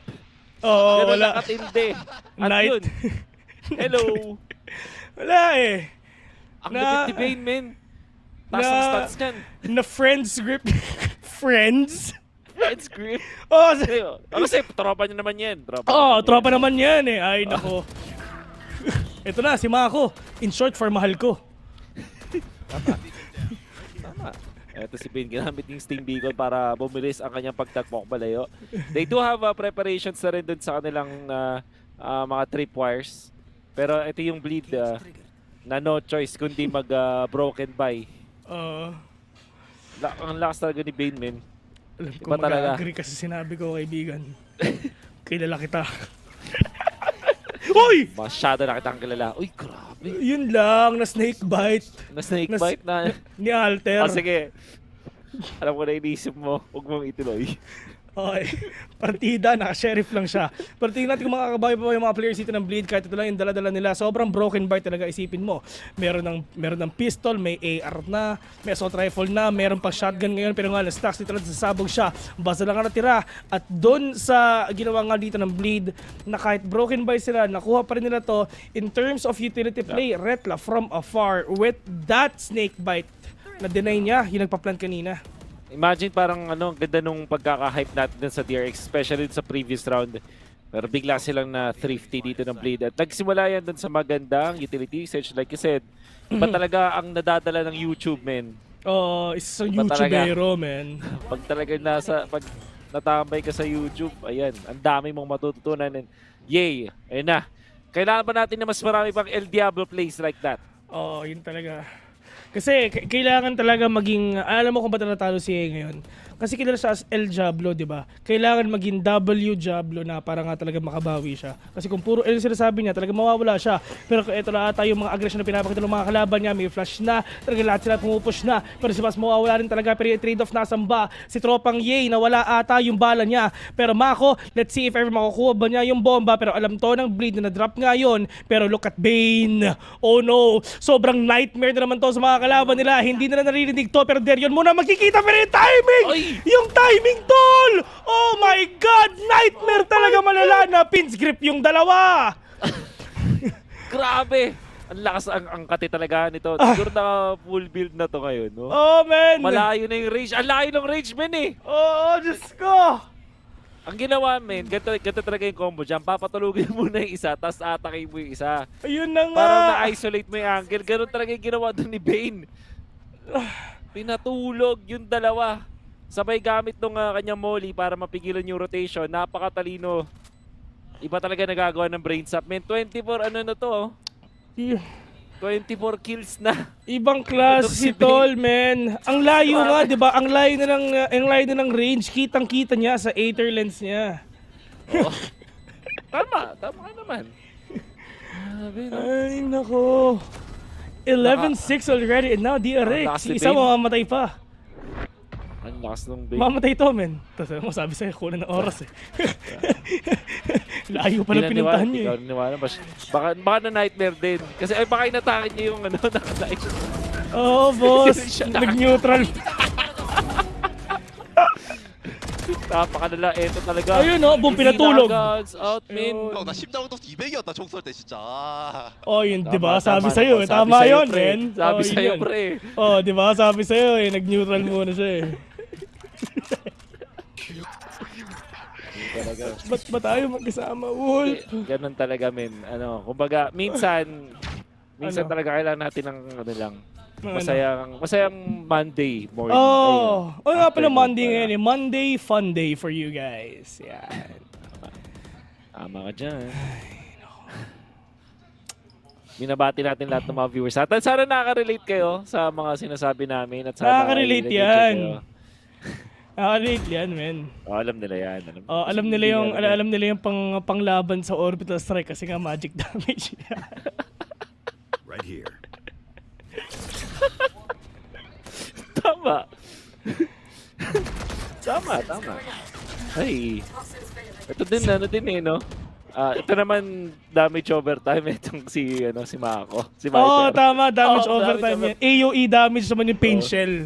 Ayun, pero this is gonna be really scary. Dito nga pop flash mga tol, tumama ka sa isa pero sa makakabawi pa dito sa mga players ito. Pero yung showstopper will actually not gonna catch anyone right now. Pero grabe naman si Stax, you lang ang sinabi niya. Pero yung effect nga ng ultimate niya nandito pa. Pero grabe naman talaga si Scary. Nakadalawa, sinunog niya, men. Binarbecue niya yung dalawang players dito ng DRX. Gutom na ata siya. Pero sabi ni Retla, papawiin ko lahat na nawala dito mga tol. Basta lang ang natira. Magre-re-engage sana pero Diyos ko, nakuha pa. Pero ito yung malungkot. Na-force out pa yung ultimation ni Derion. Oo, nagamit. Napindot ni Idol. Oo. Pero I guess yung gusto nila gawin just to make sure that everything falls into place.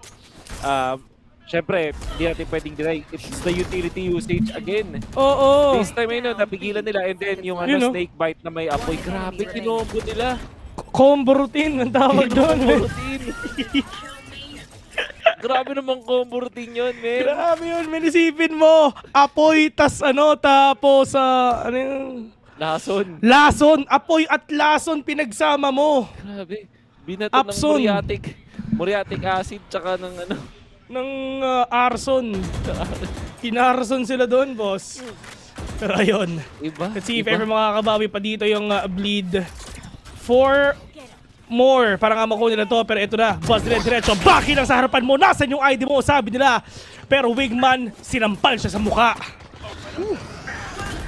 The orbital strike masusugod pero nakahanda doon mga members ng bleed. Ito na, showstopper. Nag-aarap na. Kung makakatisat, that's actually stacks to go down. Nakatayo pa rin ang Viper Split sa ngayon. Hindi ganun kaganda ang kanilang resources sa ngayon. Kailangan yatang tumakbo. They're gonna be prepping for the lineup. Wala na molly, wala na rin molly. At least may snake bite. YouTube is the key. Ano, pwedeng tiisin Naka-ano yan, men. Naka-altab na yan, tol, si Mako.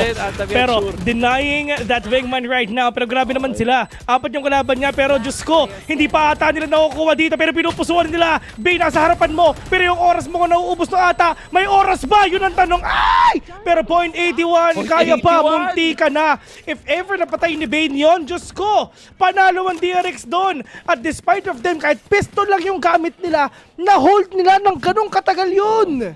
Sulit na rin para dito sa DRX and that's mainly because of that snake bite. Pero maganda rin kasi yung pagkagamit ng mga ult dito. Showstopper, kumonect na.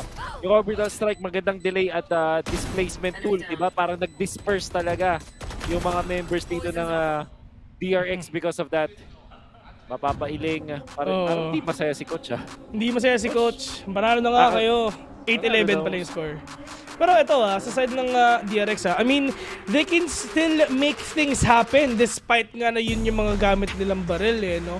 Parang actually hindi mo nga ramdam yung ganong klaseng positioning, yung ganong klaseng moment dun sa round na yun, hindi mo isipin naka-pistol lang sila Kasi na-hold nila ng ganong katagalan yung kahit yun na yung gamit niya And the amount of respect that Bleed is giving to DRX is insane. Ganda lang pinapakita pa rin ng DRX para dito. Binabati pa rin natin si nanonood yun si Madam Epo. Ay, nanonood. Masaya ako nasan ka man, Madam. Alam ko mainit ngayon. So, iced coffee. Iced coffee. Shoutout nga pala. Kay Epo kasi isipin mo yung pangalan niya, may numero. Epo 9. Epo 9, no? Panis no? Ikaw din Ikaw yung kasunod, hindi mo ba alam? Ano? Justin.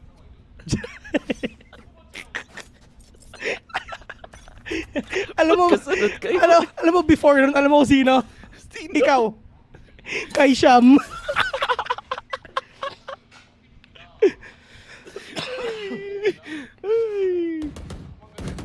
Hindi na po kinaya. Si Sir Bill. Grabe na patak mo doon. But of course, Buzz, connect kay Retla. Susugod na nga. Napasok. At nandito, ang Bleed na kailangan mag-regroup. Papunta dun sa may city area. Nakapag-plant ng successful dito ang side ng Bleed. DRX, nakita natin doon, nakapasok na rin.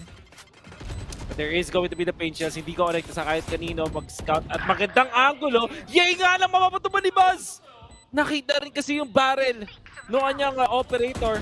Barrel ng barrel. Ngayon lang nila-activate. Tama ka dyan. Nakita yung barrel ng barrel. Mako, to take out Zest. There yun.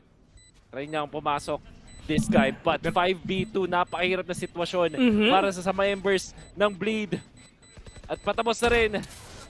Spike will explode. Sabog na ata mga tol. Yun na. Grabe yung caster. Nag-choke mga tol. Okay lang yan. Basta wag yung TS. Match point already for the side of DRX. Dito sa map ang pinili nila though. So this is really interesting talaga if ever nakahabol pa ang Bleed. Pero the question is, they still have, they do have this enough money for them to buy up everything that they need. Pero tulong ko talaga makakaya na pa ba nila itong aggression na pinapakita nga ng DRX. Na look at Buzz already, kahit maliit lang, na pixel perfect na position nga para sa kanila, nakuha pa rin niya. At Phantom pa yun, bossing. Caution here. Or Vandal. Yung Bleed Esports, I think with this operator on the defense, na nahawakan niya. Na-save din ata. Activate agad yung kanilang Viper Spit sa ngayon to control. Sobrang classic, parang 2 years ago, ito yung typical play sa ating Viper on bind. Isilip si A, finally connects. At least si A, yung mga shots niya talagang tumatama nga na nga dito para mas matulungan pa ang kakampi niya para mapanalo nga itong game na to. Pero ito yung utility play nga na binabato dito ng mga players nga ng DRX. Unti-unti na lang sila nag-iingay. Yung dalawa nag-satchel na already. Pero let's see if Scary mapipigilan ba niya. And yes, he will. Scary again with the peek on to 1. Makukuha pa rin niya sa Bane dito. It's all about the angle isolation play that he's doing right now. But it's all up to Mako on 1v4. Yung wall nasa harapan niya. Nasa kanya pa yung spike mga tropa. 48 seconds more. Napakadami pang oras para makuha na to. Yan din kasi nakita na nga siya at narinig. And Ye connects with 3. Napaka-importante ground para sa Bleed. At they will only have 1 casualty. So goods na goods pa nila economy. Heading into the next round. Every round is important. And Ye, super important na mga kills mula kay El Diablo. Actually, ano yan, nakadepende nga dyan kung sino talaga ang pinaka-objective mo na kill talaga. Number 1, okay naman talaga. Okay naman talaga kung makuha mo nga dito si Cypher, at least yung likod open na. If ever nakuha mo si Buzz, at least wala nang i-entry para sa kanila. If ever naman yung controller, okay lang, at least -1 controller na and -1 na hirap nga ng post-plant position nga na pwede gawin nga dito ng DRX. If ever naman si Stacks, at least wala na silang flasher, wala na silang pan-check nga ng mga corners, wala na silang nade, wala na silang suppress at all. So, lahat na talaga pwede makuha nga dito ni EA, magbibigay ng huge impact talaga pagdating dito sa Bleed Esports. But 9-12, once again, DRX is na lang ang kailangan nila in order for them to win this game. And that means ipigilan muna ang momentum for that one with that timeout. And now we're back. Magiging setup dito is going to be 3 stack dun sa may B. No Viper Spit na available sa ngayon, but Ye still holds on dun sa kanyang operator na ngayon ay nakatambay dun sa may tube. Ebot? Deadly kung sakaling may pumasok dun sa hookah. Nasa Ebot siya, boss. Ebot. Shoutout nga pala kay Manuel Chavez. Yan, sinasabi nga ni Ziggy para sa atin. Pero, yung mga players nga dito ng DRX, mukhang papasok ng talaga ata sila isa-isa. And look at Foxy9 though. This is gonna be really scary if ever talaga nakapick up siya ng isa. At least yung camera wala na, pero yung idea nga dito ng Bleed na meron pang tao sa may shopper, syempre online pa, open pa. And in terms naman dito nga kay Ye, maganda yung position niya already. Oy, munti ka na! Tinrack niya ng konti si Mako pero hindi tumama. And that confirms na meron nga isang operator doon sa may B, pwede kayo mag-rotate. Pero mukhang ang decision para sa DRX, lalaban tayo dito. Hindi sila nagpapakita. Susugurin natin yan si A, hindi pwede dito sa region natin yan. Pa-flash, umalis ka dyan. Punish! Grabe! Grabe talaga pinusuan ka nila. Pero si Zeskare nakabawi pa. Puti ito, 2v2. Yung iba nandyan pa. Pero si Foxy9 talaga medyo malayo pa. Pero meron naman siyang teleporter dito para makapunta nga dito sa B. At yung mga players nga dito ng Bleed all the way from main, medyo malayo pa. Medyo this is gonna be really scary. If ever talaga hindi nila makuha to. Sorry, galing silang CT rather. But, in terms of utilities, may molly pa. Meron pa dito stream ni Bimi. Kompleto pa si Tropang Der yun ngayon na mag-isa. Pero sabi ni Mako, anong kompleto? Wala na sila. 9-13, 1-0 already for DRX. Pero sila sa mapa. Next map is Breeze. Matindi pinakita doon ni Mako doon sa dulo. Good angle isolation, tapos eventually yung pag-pop niya ng kanya toxic orb. Sobrang sakto yung timing. Yeah. Able to get it. Foxy, parang yung setup din niya kasi anti-lurker. So talagang nakatakbo na siya from teleporter papunta dun sa long. At yun yung magandang setup. Yeah. Yun naman. Nainit mo naman pumunta dyan. Nasa casting from B main tayo, boss. Casting from B main, no? Pero at least, diba? Yung mga players nga dito ng DRX talagang pinusuan nila to. We really thought that being nga makakakuha nga dun sa early stages ng game. Pero at the end of the day, DRX gonna close this game with a win. And didiretso natin sa panel na sobrang pogi. Dito nga pala si OSX. Dito rin si Mr. Nico at saka si Mr. Vic. Kayo na. Maraming salamat kay Sham and Justin. Talagang inabutan tayo ng 9 points doon for Bleed. Grabe hindi man doon na-choke yung team, pero na-choke doon si Bill. Pero that was just, man, DRX, muntik na sila mapako, pero diniretso nila yung laban na yun. Tsaka nag-block na ako, by the way, para hindi ako Grabe, sumama. para terno ko na rin sa amin. Nahiya ako kanina. Kailangan ko na lang ng necklace. Oh, tama, ako din, pero naiiya ako. Hindi ako makakumpara kay Big Vinciano Dalangvi. Ang kanyang pangalan, first and last name. Pero ang kailangan importante hindi itong pag-usapan natin is yung mismong matchup. In that case, in fairness, okay naman din ang binilabas dito ng Bleed on a map like Blind. And specifically this map na isa pa namang mapa na wala pa naman silang panalo. Don't worry, hanggang ngayon wala pa rin. 0-3 na sila ngayon. But they are still putting up a good cause for debate kung bakit nga sila ganito. We saw some moments there were individual players nag-step up. Pinag-usapan ko kanina si Darion na kung mag-step up pa siya, and he did pretty amicably actually. Siya yung parang pangalawa dito sa ACS para sa Bleed, but obviously DRX are DRX at kaya nila na-secure din ang map number 1 kasi mas magaling lang sila. Oo, totoo. Pero yung Bleed on nga, yung fighting spirit nila hindi talaga tumitigil dito. 9-13 the final score, but the first kills halos pantay, but naka-thrifty pa naman sila. So against a team like DRX, they're still able to hit home. MVPs natin, of course, is Scary, always a solid controlling player, and si Bane on the opposite side for DRX. They get the win, map choice naman ng DRX, but Bleed put up a really good fight here. Retla stepping up, Darion, kagaya ng sinabi ni Black and Blue. But it's really that combination ng parang muntik na baka kaya nila towards the latter end on their defensive half, but that just wasn't enough. Yep, almost yet so far. Pero ang ganda sana ginawa ni SS Carry dun kanina. Yung orbital strike dun sa dulo. Madami talaga na punish dun Kaso it was just a better end for DRX na mas napagana nila. Dalawang brimstone, but in a way, yung nabigay na mga vision kanina ni Foxy at paano nila sinisimulan yung mga rounds. Men, kung babalikan natin yung highlights in this game, yun yung naging ways talaga nila to just even take down Easy Sky, tapos dun mismo kanina si Viper. Ang dami din naging control dun And so far, it was just the better end for DRX.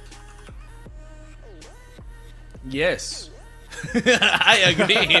I mean, in the end of things, DRX, makikita mo din naman that they are just a lot more stable in what they do, and they're individual players, and it's not about stepping up necessarily, it's about following yung mismong plan and playing as a unit, and that's honestly, I'm not even gonna say by the book kasi yung DRX, sila yung nagsulat ng libro na yun ever since yung Vision Strikers pa. They were the ones who showed this type of playstyle, and for a team like Bleed, the medyo was free-flowing, they don't have as many yung mga parang set plays in comparison at least to DRX. It does become a problem where even in those scramble moments, even their free-flowing nature, hindi siya nagana compared to DRX dahil nga sa mga protocol ng DRX, and just decision-making moments dito I thought Bleed na medyo nakulangan. Like, in the end there, yung final round na naka-op CA, I get he has to get aggressive, pero playing on site with the rest of his team, naipit lang sila because of the orbital strike. It allowed DRX to really filter them kung saan sila pupunta. That's just an example of yung mga many moments dito na DRX just had a step ahead in the plan, and Bleed parang medyo nawawala minsan sa decision making kung anong gagawin. They had a good rally nung bandang dulo, medyo bumawi silang pag ng onti kahit papaano, a few rounds, but ultimately enough, syempre malaki din ang lamang ng DRX. Yeah, even though yung Bleed, napakalakas sila from rounds 3 to 6, able to string that together, yung individual strengths ng Bleed, hindi naman nagagamit ng maayos dahil nga sa teamwork ng DRX. I feel like in this 5v5, that veterancy na, ang tagal kasi nandun ang core ng DRX, it's a lot of easy to play off moments, sanay na kayo na isa't isa. So moving on to a map like Breeze, which Bleed has picked, baka naman may natuto sila against T1 because they know that that's the team that they are actually struggled against on this map. Baka naman makita nila yung mga weaknesses at mga gamit nila. Yeah, looking at this, Breeze is picked by Bleed this time around. So DRX has a 58% with the attack as well as the defense. So again, looking back on how the matches goes, Bleed actually had some sort of way to improve depending on saan nga sila mas malakas in terms of the map picking. Pero there were some days na mas malakas nga sila with those maps na wala silang stats. So maybe now, mas naka-prepare sila ng mas maayos against DRX, and for that, with this kind of map na mas malaki nga for them to move on, maybe for the corners, we have seen some great shots there from the game number 1. So maybe this time around, as we wait for the picking ng agents for Bleed, baka magkakaroon sila ng advantage this time around. Baka yun na nga. Perhaps DRX off of that, diba? Meron silang mas mababasang mga gawain ng Bleed. Maybe Bleed can further understand kung anong kailangan gawin dito sa second map natin. You look at our map number 2 dito, which is going to be that breeze nga, and there's been only, one game played in the past here by Bleed, so maybe DRX wala sila masyadong impormasyon in comparison because, DRX have played this map 4 times at natalo sila ng 3 beses na nilaro nila dito, so they're only 1-3, and perhaps yun nga, that is enough here for Bleed na mas madami silang maiintindihan at ma-expect na pagplanuhan for this second map dito sa Breeze. So, makita talaga natin kung gagana yung mga anti-strats ng Bleed and kung naayos naman ng DRX yung mga kahinaan nila, especially just being able to go out of a lot of these chokes and take a lot of individual fights. Kung saan sila talaga na parang nahihirapan, especially when they go for a lot of executes, it can be a good chance for Bleed to expose that. At saka, sa totoo lang naman, Bleed just needs to get one map to put DRX in an awkward spot. Sa dun sila papunta sa round diff. So, they don't technically need to win the whole series. If they can get this Breeze map already, they do the damage to DRX. So a team who has nothing to lose. So by that, sabi mo nga Fluffy, si Bleed na lang, isang na lang with the point that they have with Breeze, pwede na sila sa yate mo. Pwede na, no? From that moment. Kasi sabi mo, diba? Sila yung pwede manggulo eh. 5-seater laman yun. Doc, 20-seater, kaya lahat kasha. Diba? Pati yung staff, pati yung CEO, pati yung jowa nila, isama yun lahat, pati aso na rin nila. Kasha naman yun, 10 CR, swak. Swak na swak. Kasi, diba, you've mentioned about the Breeze. Nawala nga tong data yung Bleed. For DRX, dahil nga nagkaroon sila nga dito ng losses. So, in a way, bout in terms of stats. Pero on the attacking side, nagkaroon ng either 58% chance on getting this map, kaso nagkulang sila. So maybe at the other half, mas naayos ng DRX, maybe for Bleed, mas nakapag-prepare sila dito. So let's see how this goes, because in a map as this, so we can see more of how Bane could actually control mostly of the points. And kanina, some of the vision that they got was against DRX na mas na-utilize nila in terms of getting the rotation. There's some parts na nag-overstay sila, but for a map as Breeze, so dito sila mas magiging maingat at how to approach this map against DRX. Yes. Yeah. I so for agree. yun just by thinking about how this map goes, it's only about, okay, sige, kung anong pwede mangyari dito, sige, labas na lang. Tama ba, Black and Blue? Yun nga, I mean, for Bleed, what is there to lose at this point? Since yun nga naka one map na yung DRX, I believe yung pinag-uusapan nga natin kanina is no matter kung manalo ang DRX ng 2-1 or 2-0, they're gonna be first seed. Ang differential lang is if they lose 1-2 or 2-0, which in this case, hindi na posible silang matalo ng 0-2. So, if ever kumambak dito naman ang Bleed and they win these next 2 maps, then maybe there's a chance maging second seed ng DRX, but that's it. Yep, that's very true. And kahit nga man pupunta sa round diff ata, baka mahirapan. Bless yun na lang siya. Bless para kay Bleed kasi kailangan talaga lahat ng tulong para makuha yung map ang Breeze. I feel like if they end up going all the way and winning this map to go to split, baka mahirapan sila to take the entire series. So their best chance talaga is gonna be on this map. Yep. And kung ikaw kanina may moment ka with Fluffy, ako may kwento din ako last time. Kaso this was with VIL. Kasi noon na kaming nakita niyan dati sa MOA Arena na hindi ako nakaabot doon sa lunch. Sabi ko, yung time na una kaming nakita doon ni Vil, sabi niya, pre, kumain ka na. Sabi ko, wala pa, hindi ako nakaabot sa lunch eh. So nung time na yun, ang ginawa na sa akin, binigay niya yung mismo pack lunch niya. Tapos hindi siya kumain para sa akin. So parang, bakit kailangan mo gawin? Sabi niya, hindi mo naman ako kilala. So parang, grabe no, yung... Di ba mismo? Gawin talaga si Vil. A man of the people, for the people. Grabe. Napaka-bait niya. Napaka-hospitable niya, promise. Hindi ko na-expect na yung first meeting namin yung mismong pagkain yung iaalay niya. Ang galing ng match ngayon, no? Ay mga kasos actually, may mga history ng friendship. Tapos gusto ko pag-isipan yun na parang shocks, ang babait talaga ng mga kasama ko dito. And I'm very honored to be with them. Ito, agent select, Bleed Esports tsaka DRX. Baka ito na yung pagkakataon nila na pwedeng magkaroon siya ng edge against DRX this time around. O sige, casters, Justin, tsaka kay Sham, kayo na bahala.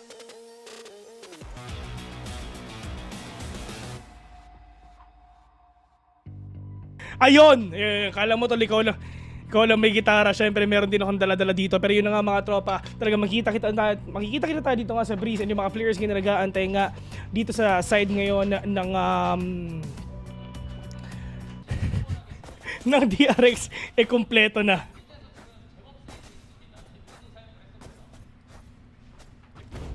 Sinasabi sa atin ng ating panel ay para madamay ang DRX na magkaroon pa sila ng konting stress dahil sa point difference, kailangan makaisang puntos ang bleed. Map-pick nila to, men. Kaya ba nila na ipanalo ang Breeze with Ye on this favorite na Yoru? Makikita natin yan if ever talagang gagamit, tol. Kasi wala mayabang ka Kala mo, ikaw lang talaga walang may gitara. Siyempre meron din ako dito. Pero sabi nga di ba sa ngayon, sabi ng mga bossing natin, normalize ang yabang. Pero yun na nga, si Scary talaga makakadalawa na. Sobrang yabang talaga ni Tropa. Si Bas nakabawi pa. Scary with a 3K already. Buti kita 4v2. Mako and Bane. The only man remaining nga dito nga sa side ngayon. The Earth needs to be really scary for them to do it right now. Pero sabi ni Bane, talagang mag-Astra muna siya dito. Actually, medyo minsan na lang natin makita ang Astra And sobrang saya nga na talaga lumalabas nga talaga siya ngayon ulit dito. Pero Bane just right there. Darren with the kill. It's up to the Mako with a 1v3. Wala nang snakebite at all. Kailangan na mapitas to isa-isa. Pero yung mga players ngayon ng Bleed, papasok na ata. Alam niya na meron tao dun sa may kanan. It's all about the isolation play, mga tol. Isolation play lang ang nasa isip niya. Pero sabi ni Zest, anong isolation sinasabi mo? Papatayin kita. Dati kong kakampi, akin ka. Akin ka. And Bleed, mananalo lang sa ating pistol round in Breeze. At syempre sinimulan niya na magandang depensa mula dun kay Scary. As well as this Cypher. Napatan talaga ako nasan sila. Siyempre good timing na din. The snake bite. Pag transferring na task. Yung cross na build up nila, sobrang tindi na punish din yung duelist doon. Mako eventually going down. Bleed. Much needed na pistol round win. But at least dito nga sa side na to, talagang makakabawi na talaga ang Bleed to the fact na ito naman yung mapang pinili nila. Pero let's see, if ever ganun talaga yung mangyayari dito, na yung mga players nga dito ng DRX, talaga alam nila na meron tao nga na really trying to play close, which is si Darion yun. And it's gonna be really scary nga talagang gawin niya to. Kasi they're actually expecting talaga na if you have a Jet Defender, Matic, Marshall, Outlaw, Operator yung gamit nun. At kahit hindi nila nakita yung gamit nga ni Darion na Outlaw, they're expecting it already na baka yun yung gamitin nga ni Darion. Pero yun na nga, yung gamit niya. At kailangan, ang crucial dyan is, paano nyo counterin yan with your smokes? Buti kasi napag-plant din yung DRX. So, kahit pa paano pwede sila mag-invest ng mga utilities na yan. This time yun na nga, pinapalan na smoke. There is the shorty mula doon kay Buzz. Easy Spectre para kay Buzz. Easy Spec talaga. Easy upgrade. Maraming salamat. Right now. Leader. At pinagbagsak na yung kanyang mga mata. Spycam. It's gonna go down. Patient dito ang side of DRX. Mabibitas doon si Stack. Ito si Bane. Alalim. With the gun that he has. There yun naman. Makakuha ng isang kill. Bane naglalaro doon sa kanyang mga smokes. Ang daming smokes. Ang daming wall. May guardian na siya doon. Yun nga, Bane will catch one already, pero si Dere wala ng dash at all. Alam na meron tao nga sa may corner, pero in terms naman dito nga sa smokes, napakadaming smoke yun ng DRX sa isa. Pero Buzz, tamang shorty lang talaga para sa harapan niya. Diyos ko, shorty at Spectre lang ang ginamit niya para maubos nito lahat. Punta dito, a 1v2 already. Buzz with a 4K from a shorty kill all the way, getting that Spectre papunta dun sa 4K na ginawa niya. Men, matinding ROI yung pinakita niya. ROI talaga, 3P. Wait natin, in-upgrade. Tapos, yun, Spectre, basta na ng magandang cross for the second kill. And then, sobrang clutch din mula doon kay Bane. Yung maganda, yung pag-drag down niya, sobrang baba eh. Pero dahil nga naman great transfer yun, na-outplay pa niya afterwards. But, on to the side ngayon ng DRX, let's see if ever makakayanan pa ba nila. Kasi nga maganda rin naman talaga yung utilities na meron dito ng Bleed.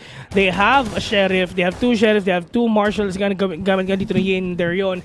Pero paano nila ito gagamitin? Well, di naman nga talaga sa Bleed, sobrang minsan lang talaga mag-Yoro ni A. Actually, close to none na gamitin niya to, pero it is what it is. I mean, if ever kagana tong Ye with the Yoru, I mean, sana ginamit niya nung una pa. Ito na yung last game nila eh. Oo. Grabe ka naman, malay mo naman mapag-game 3 pa. Oo. Hindi, Pero I mean, ito na yung last match nila rather. Tama. So, tingnan natin. Mula Mr. Ye. There yun. Giving up the angle. Nakakuha si Zest ng isang kill doon kay Foxy9. Sobrang importante, but makapag-plant pa rin ng DRX. There is that cross. There is also yung information na nagbibigay ko nasan doon si Buzz. Interestingly, DRX hindi nagbaya. Parang naging happy na sila doon sa pag-settle doon sa ilan ng mga napulot nila mga baril doon. Wait for that, pag-backot. Doon sa trade na si Buzz for 2! Na-sprayan pa, na-transfer pa. Scary galing Licolo na 3v1. Wala nang pang smoke, wala nang pang chup-chup si Bane kahit isa. Pero may shock dart pa si Staxpet mo makabawi dito. Pero yun nga, maganda yung crossfire na pinapakita nila. Kita na Bane yung ulo ng kalaban niya. On the 2-1 already, DRX ang uuna na with the win. Yep. At kung ikaw ay nanonood ng mga normal na games, i-assume mo na yung nanalo sa pistol round ay DRX at ito ay magiging bonus. Not the case though, dahil dun sa Thrifty ay pinakita doon ng DRX. Sobrang ganda ng pwesto nila sa ngayon. In fact, itong mga defenders natin na bleed ay mapapasettle sa light shields. Kailangan nilang utilities but they don't have enough creds. Sa kabila naman, yung DRX, parang si Ray lang, paldong-paldong. Oo. Yan talaga ang pinakamayaman nga sa lahat. Pero yung mga players dito ng DRX talagang meron silang pera at all. They have the glitching nga pinapakita niya. Pero Buzz, just popping the heads of one is super low on HP, which is si Buzz. Pero kaya pa talaga ang pigilan to ng Bleed. Zest, dun lang sa may stairs. Alam niya na talaga meron nagbukas dito ng pinto. Pero silipin pa niya. Foxy with a kill. Mako as well on a 4v2. Darion, natamaan pa dito ng bala. Retla.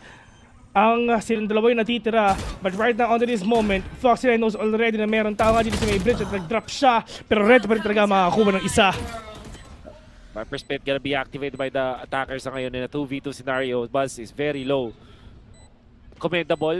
Ipinakita doon ng cross mula doon sa DRX. But for some reason, Foxy9 ay natalo doon sa pag-jump down. At ito na, nag-spam na lang din sila. Alam nila, merong low eh. They have to take their time.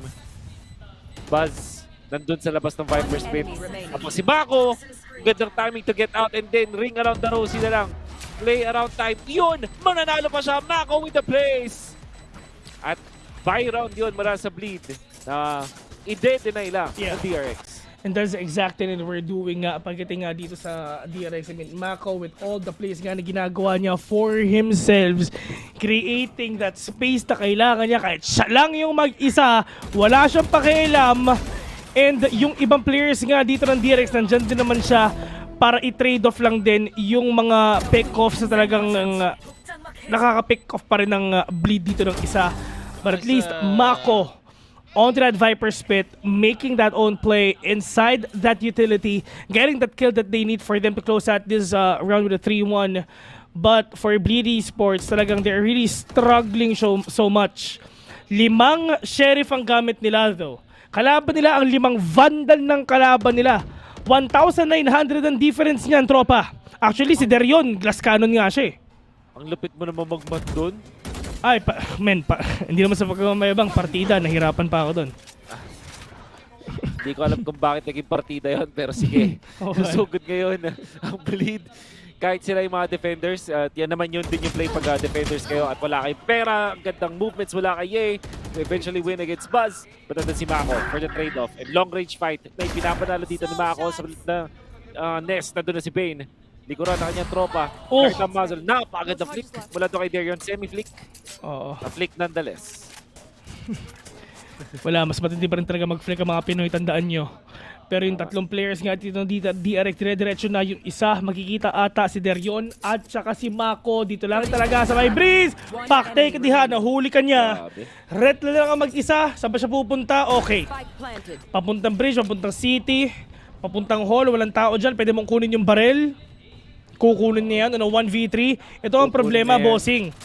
Bukas na naman ang triangle defense dito inside. Ayun na. Ayun. Sobra mo yung triangle offense na yan. Randall na yan. Randall na yan. Sabi ko na yun, sinasabi mo eh. Sabi ko na eh. Kaya ako sinabing insan, sabi ko na eh. Okay. Grabe na yung surrender na yun.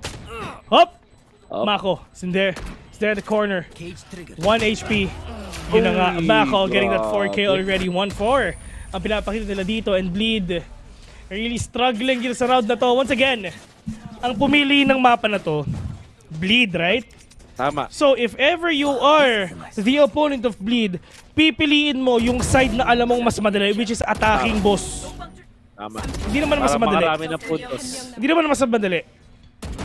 Siguro mas gusto mo yung alam mong mas malakas ka na side. Mas advantageous. Oo. Ayun, at nakita natin dito si Mr. Mako na kaka-activate lang ng Viper Spit nung round number 4.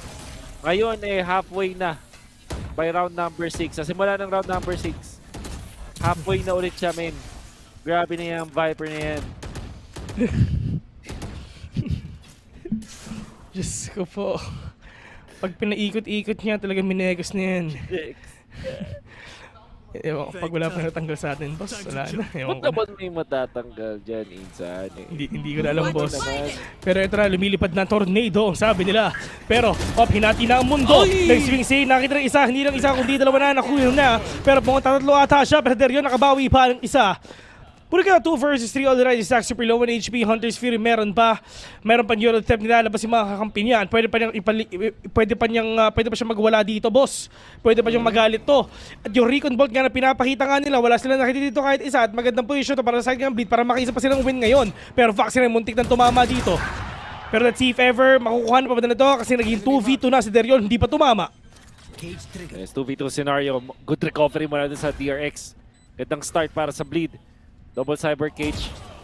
Kahit Ladon, nako po, yung timing niya sa pagbaba. Cypher on Cypher action. It's all about the peak. It's all about the swing. Pero meron ng cross, hindi na kinailangan na Stax takes out yung kanyang counterpart.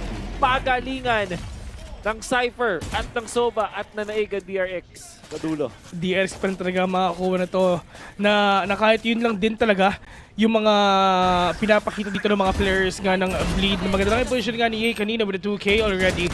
I mean, hindi yun ina-expect ng DRX talaga na meron pala talagang isang tao na nagbabantay dun lang sa may corner and inaagrehan nila yun, men. Pero at the end of the day, it's just DRX still winning that round. 5 win straight nga pinapakita nila at Bleed na isang beses. Alam mo ang tawag doon? Anong tawag Intro doon? boys. Uy, Derion. Tail as all this time. Ito na si Derion. Susugod na. Hindi tumingin doon sa kaliwa. Dahil mas mahalaga yung kanya nakikita sa kanyang harap. Yun nga, mahupan siya ni Buzz. At as well as Mako. Biglang nadalawahan agad dito yung Bleed. Only Foxy 9 dropping sa kanilang sa side ng DRX. And, you know what? Ito na.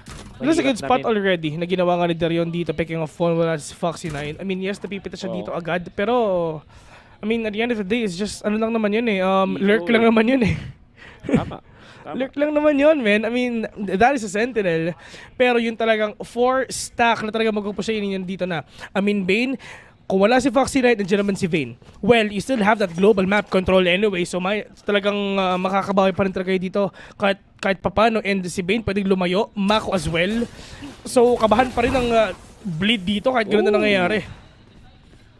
Alam nila may tao sa likod. Para sa Buzz. Tama ka dyan, Sir Vayne. Ang gandang movements na mula kay Buzz. Konting fraction per second lang nakalugin. Nakakuha na isang kilit si Zest. Pero trade up lang din ni Stax. Gonna be a 3v2. Meron na dun sa may tunnel. Pero mapapatubaran din agad ni Mako. And that should be a plant. Ito na si Scary. Classic on hand. Yun na lang talaga ang kaya niyang ipakita dito. However, handang-handa ang mga members. Classic. DRX. NT talaga, boss.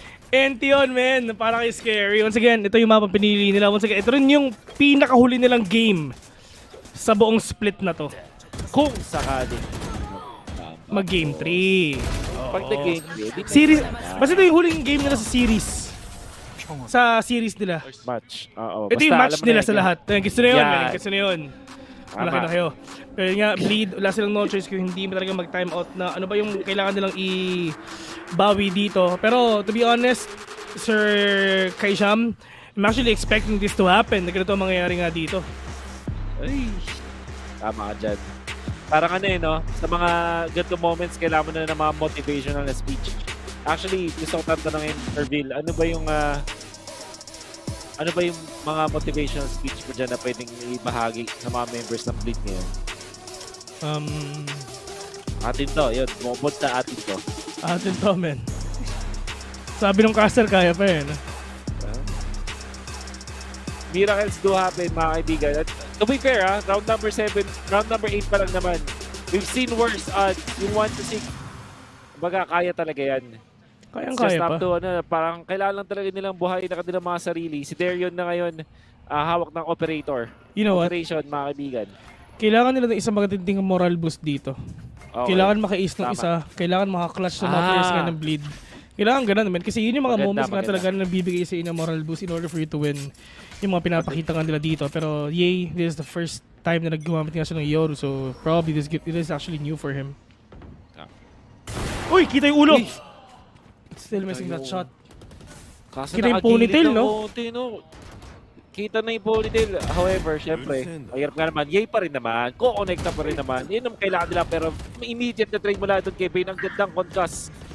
Mula doon sa DRX on this attack. Pero, nandito rin yung approach mula kay Stacks. Get one. It's up to scary. Kaso na-overwhelm siya. Ang dami nag-cross na yun. Inuubos na. Pinipitas pa isa-isa mga members ng Bleed. You know, solely, Alter ang nag-iisa para sa Bleed. Ito na. Tama naman, diba? Omsim. Pag ito magalit, ano yung gagawin niya? Magta-tweet siya. Tama.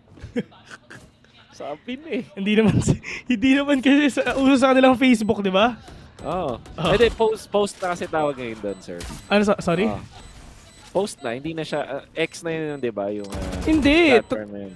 Type mo, twitter.com, yun pa rin. Twitter na ulit. Eh? Oo. Nagbago na isip ni, ni Tropang Ilong. Sige.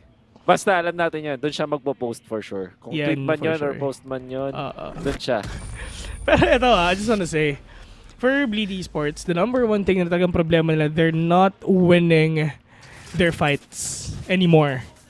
Kung kanina nanalo sila, pero ngayon, they're not winning any single fights that they're doing. At all. No. They're not winning it. Look at that. Everyone is whiffing.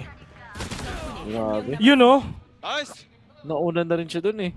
And even yung sa operator na dalawang beses na nagkaroon ng angulo dun si Darion. Talagang nahirapan. Kaya talaga na moral boost nito mga gato. Siguro, pumunta yung coach nila, i-massage yung ulo, ganun. Kaso bawal eh. Wala, masyado na extra yun, men. Oo nga eh, kaso kailangan na talaga eh. Coach lang, boss. At this point eh. Kailangan ng mga masahe na ganyan, boss. Sobra na yan. Ikaw ata, Sir Vil, kailangan mo yata ng ganun eh. Hindi, boss. Yung mga serbisyong ganun, hindi ko kailangan yan. Okay. Pas ako sa ganun. Good to know. Ikaw? Hindi rin?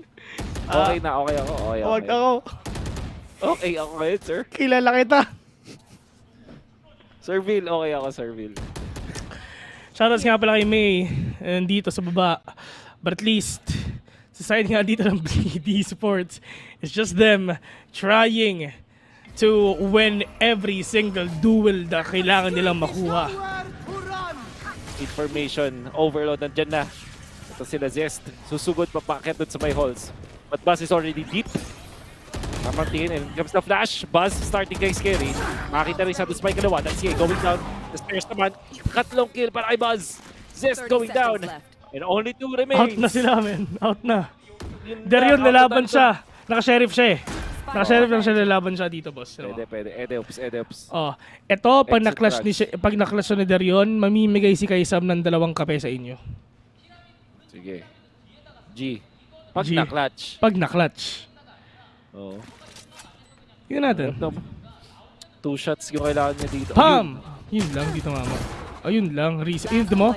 Yun ang sinasabi kasi hindi siya tumatama, boss. Oo, nabawasan niya, pero hindi talaga siya tumatama at all na mapapatay mo. He's not winning his shots anymore. He's not winning the duels anymore sa side nga ng Bleed. And with this kind of performance, hirap na to, men. Hirap talaga. Wait, tama ba yung nakita ko? Ano yun, boss? Ay, hindi. Pagka recon bolt, binaril pala yung camera. Akala ko recon bolt yung tumama sa camera, kaya nasira. Kumbaga, dirikon lang. Tapos, alam din nila, nakita din nila kasi din, pagalaw-galaw. At na-denayan pa nila ng isang rifle dun, ang bleed. Ganito ka lugmok. And that's a flawless. And si Buzz, one, then makita din sa may kaliwa. Gets it. Long range battle, obviously, mananalo siya doon. At yun yung sinasabi ni Sir Bill, hindi sila tumatama. Yun lang din talaga yun. Minsan talaga sa buhay, hindi ka lang talaga tumatama. Yun nga. At mahirap na nga yun. Buti pa si Sir Bill, laging tumatama sa raffle. Oo. Feeling ko nanalo ako ng keyboard ulit next week. Sana manalo ako raffle ng kotse. Kakapanalo ko lang ng gitar. Saya nga eh. Talaga? Oo, ganun lang pala yun. Actually, sumali ako ng giveaway. Nanalo ako ng driving wheel, pre. Custom pa yung Custom? wheel. Oh, man. Iba talaga, no? Minsan talaga, swerte lang eh, no? Oo, tama. It's all about the luck. Sa kompe, pero sa labas, bigla may keyboard. Malay mo, manalo ka ng giveaway ng GPU. Pero yun na nga, mga tropa mo papasok na ata sila. Sila nagbabantay na, pero yung mga players ka dito ng DRX, talagang papasok sila.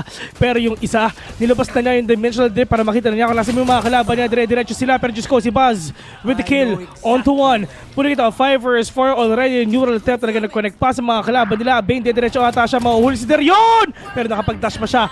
Sobrang sayang nun. So ang gagawin nila, magdi-reposition na lang sila. Once again, magiging 1-in score nila pag nanalo dito ang DRX. Pero si Buzz, oh no! Yung kalaban niya nasa kanan, magpapakita na ata sila. Si Derion nasa kanan lang nila, pero si Yay nasa loob na ng Viper Spit ngayon, pero magkikita pa sila!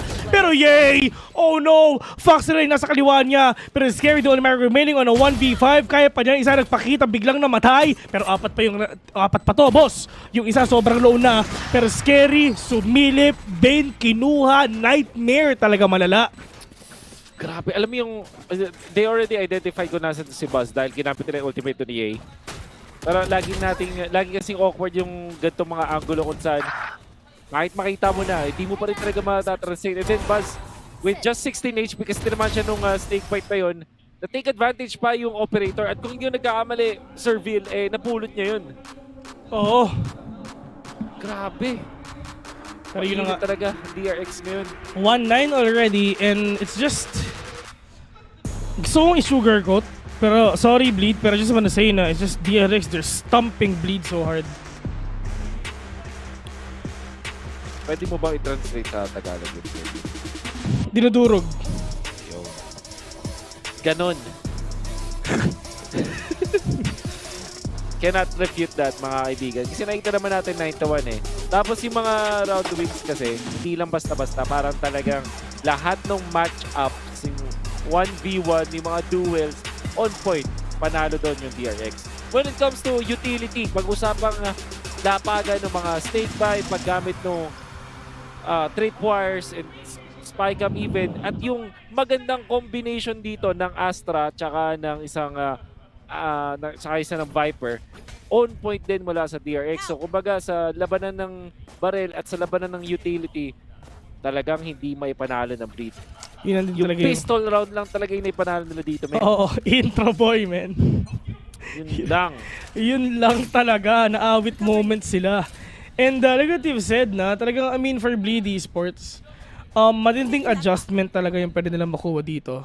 Sa totoo lang, sobrang tinding adjustment talaga na mga kailangan nilang gawin if ever. Well, itong mga players ito for Bleed, sila Derion, matagal na natin kilala yan.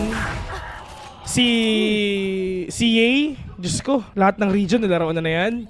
Si Zest, kahit pagbalik-balik na rin mo yung Yay pa rin yun eh. Oh, tama. Parang Hana, pag binaliktad mo, Hana pa rin. Zest, tinan mo, naging pinakamalakas sa Korea, pero Zest! Oh no! Ay, naku po, ang dami mong katapat dyan. 3 pa ang kalaban mo, Yay! Oh no, lalo na si Scary. Tandaan nyo, hindi mapupunta ang Bleed dito kung wala si Scary. Tama. Now it's gonna be up to the 3 remaining members ng Bleed para sa round number 11. Na-scoutan sila. Guardian, Vandal, and Sheriff. Kailangan kanilang saving grace dito. Yung mga utilities wala, nagamit na rin. So kailangan nila talagang lumaban dito ng harap-harapan. Contact place, masascout doon sa may bandang stairs. Itong si Retna because of the owl drone. At alam na sila Buzz. No hesitation, nanalo agad. Ganun lang kabilis. Samantala sa kaliwan, makakuha sila ng isang kill. That's gonna be Bane to finish it off. Malinis na naman mula sa DRX. Last round. Pagdating sa ating first half mga tol, DRX, dire-diretso lang sila. Look at this. Bleed galing at 1 point nung una, diretso ng DRX papunta sa G's. Oh my god. Scary though. Hindi talaga siya makagawa dito ng any plays at all. Tandaan nyo, siya yung IGL pero hindi talaga siya makagawa ng kahit ano. Oo. Di makalaro. Osh. Say. Op, line up muna. Sabi ni Stacks. Maraming salamat, Average Junjun.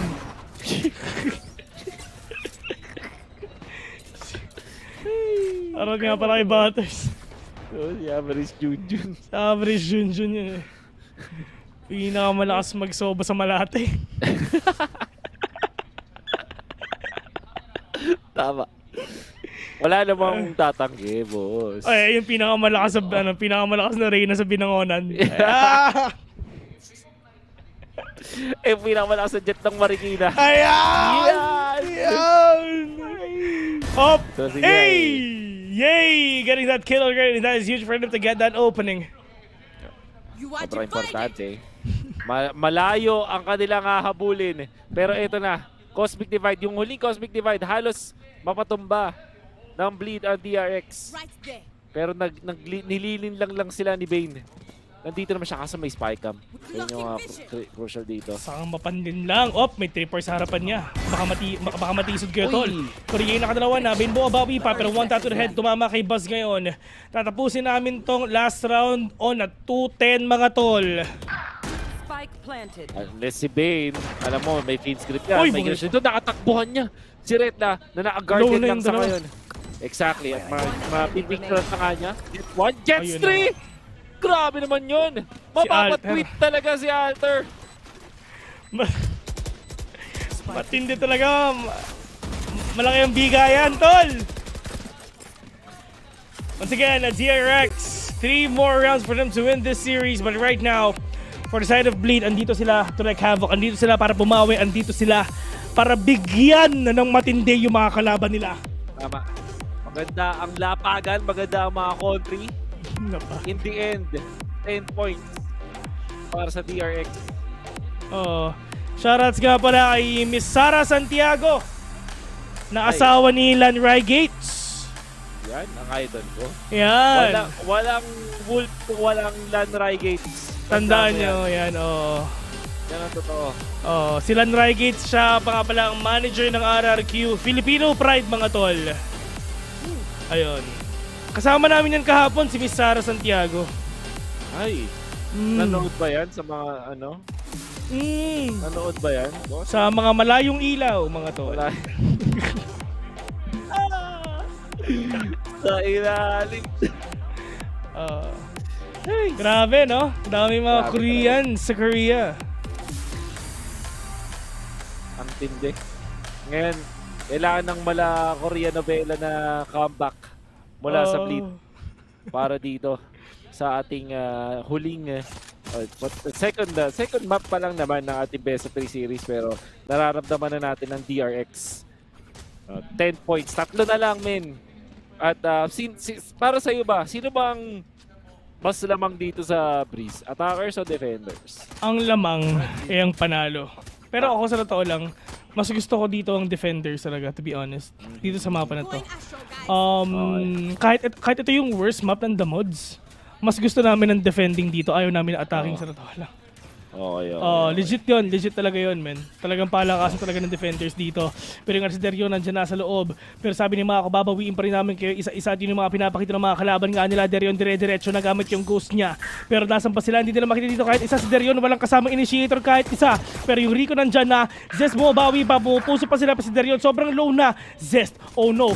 Lahat sila super low na, pero Mako tinatry niya na makakuha nga ng control dito. Pero yung mga players dito ng Bleed, at least yung 4 sa kanila, nasa loob na. Si Buzz biglang nawala. Bane bumabawi pa on a 1v4. Diyos ko, Paano na to? Kahit pa sabi natin na maganda ang defending side dito, mukhang maganda ang pistol in general ng side ng Bleed. Back-to-back na halves na nakita natin para sa Bleed. Magiging pabor ang nilang pistol round. Ang kailangan mangyari, wag silang magpa-thrifty. Oo. Alam mo dong, meron ako nabasa. Shoutout daw sa TGK, Tengoku. Okay. Nag-watch party daw sila sa atin. Hello po. Hello P. Hello P sa inyong tanan. Yeah, sana po ay okay kayo dyan. Bigyan na naman kami ng VALORANT points. VIL, #VIL. At kaya 8 gahaba /#5351. Ayan. gusto mo yung Japanese friend ko? Hop! Ay, nandiyan na! Pero tingnan natin kung makakabayan pa sila. Pero si Zescare, bumabawi pa dito na isa-isa. Scary will catch one.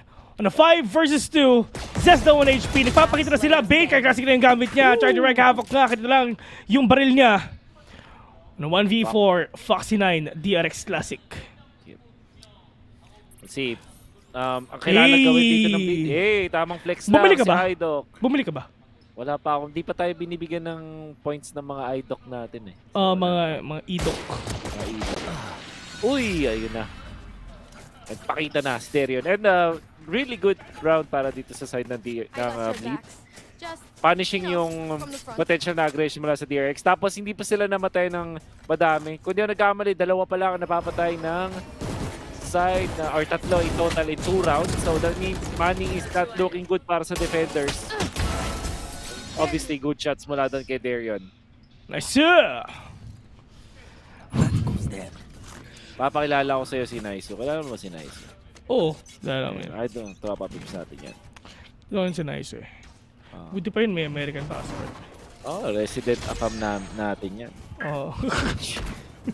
Totoo yun. Totoo. Ano ba ibig sabihin ng AFAM? A foreigner assigned din. So yun na yun. Mako, they're really trying to stop the possible aggression na ginagawa dito ng Bleed.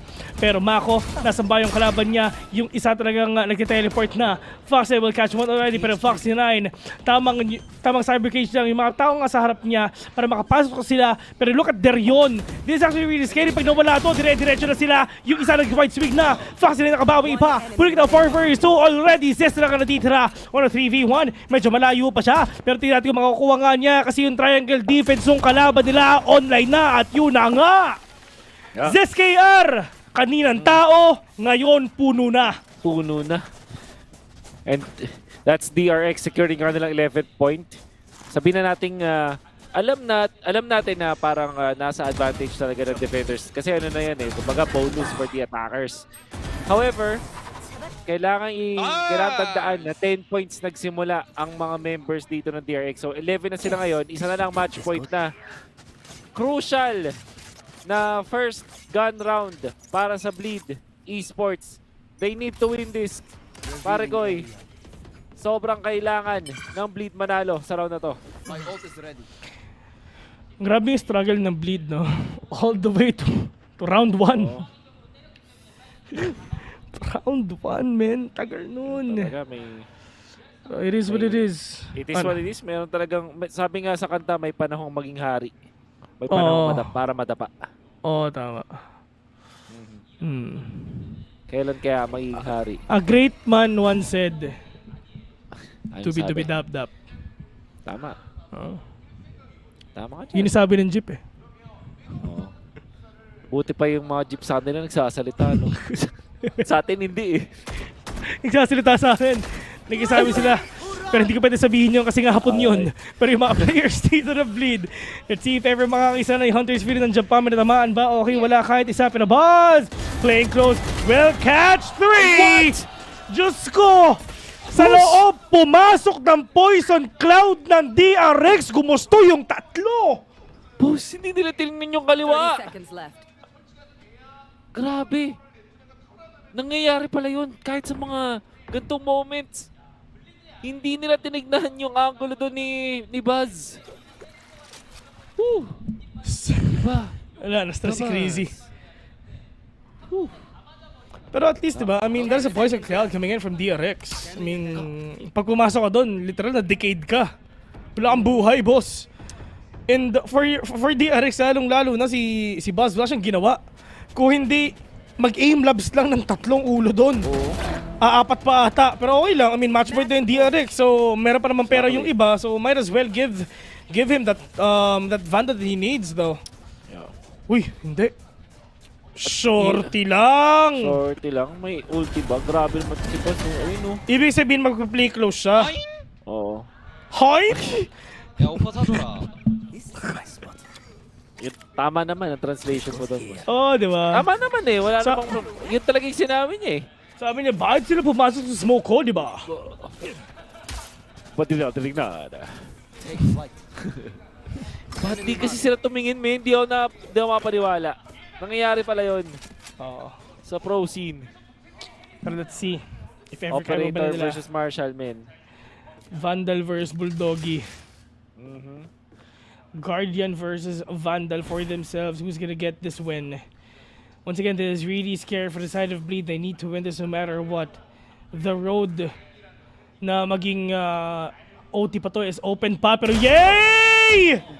Woo! Ay, nako po. Sobrang sayang nun. This could have been the last round of Bleed Esports sa buong VCT Stage 1. At siya pa yung pinakaunang nawala at yun na nga. Namatay siyang walang kalaban-laban. El Diablo. El ka muna talaga. Hindi man lang nakatingin, men. Ganun kasakit, ganun kasaklap. Now it's up to Alter. At kay Zest. Gaano katindi. Oh no. 30 seconds ang lapagan. Para kay Repla. Aray. May... Ay! Ako po hindi talaga ayun na nga. Defenders win. Ang sakit, Servin. Ang sakit. Sobrang sakit, tol. But at least DRX, they really tried their best, though. Kitang-kita nga natin. They've won the entire series with a 2-0 already. Anong score natin the first half? 2-10? That's right. Nanalo ang Bleed dun sa first round and sa last round nga ng first half natin. They've won yung ating first 2 rounds pagdating nga dito sa ating second half. But right after that, nung nagkapera na dito yung mga players nga ng DRX, it's over for them though. They tried their best. Everyone is hugging. Everyone is happy. Everyone is happy, well except Bleed, of course. Pero yun na nga, GG, well played for themselves. Ano si Yay? Ayun. Ayun, nandun. GG's, man. Sakit ng pagkatalo para sa Bleed. But it is what it is. Ito ang esports. Ganun talaga. Dadating sa punto na mahihirapan talaga makakuha ng panalo. In this case, DRX na mamayagpag pa rin. 5-0, pare Goy. Yes, that's true. Once again, talagang sobrang naninibago ako kay Termi. Itong coach nila. Kasi nga, usually talagang if ever na andito siya nga sa harapan, talagang nag-ano siya. Bristol Beach. Talagang naka-quote nga siya, pero hindi, nagbago na nga siya. Character development ko baga. Pero yun na nga. May hindi kasi doon, man. That's true. Pero yung mga players nga dito ng DRX, at least, that is a dominating 2-0 win nga that they did. But yun nga, without further ado, on to our panels right now. Andyan si Fluffy, si Black and Blue, and of course, Mr. OSX. Let's see kung ano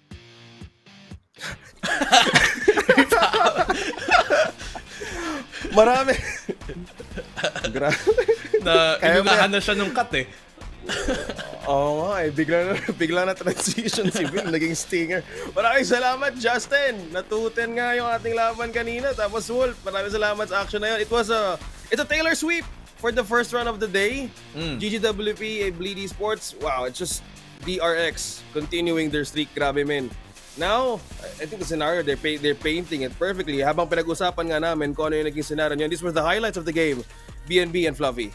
Kung anong nangyari sa kanila na 2-0 sila ay isang Taylor sweep, ibang sabihin ba nun na yung DRX ang talagang sweeptees kasi nagsisweep sila? Uy, nice na. Ganun ba yun? Nice.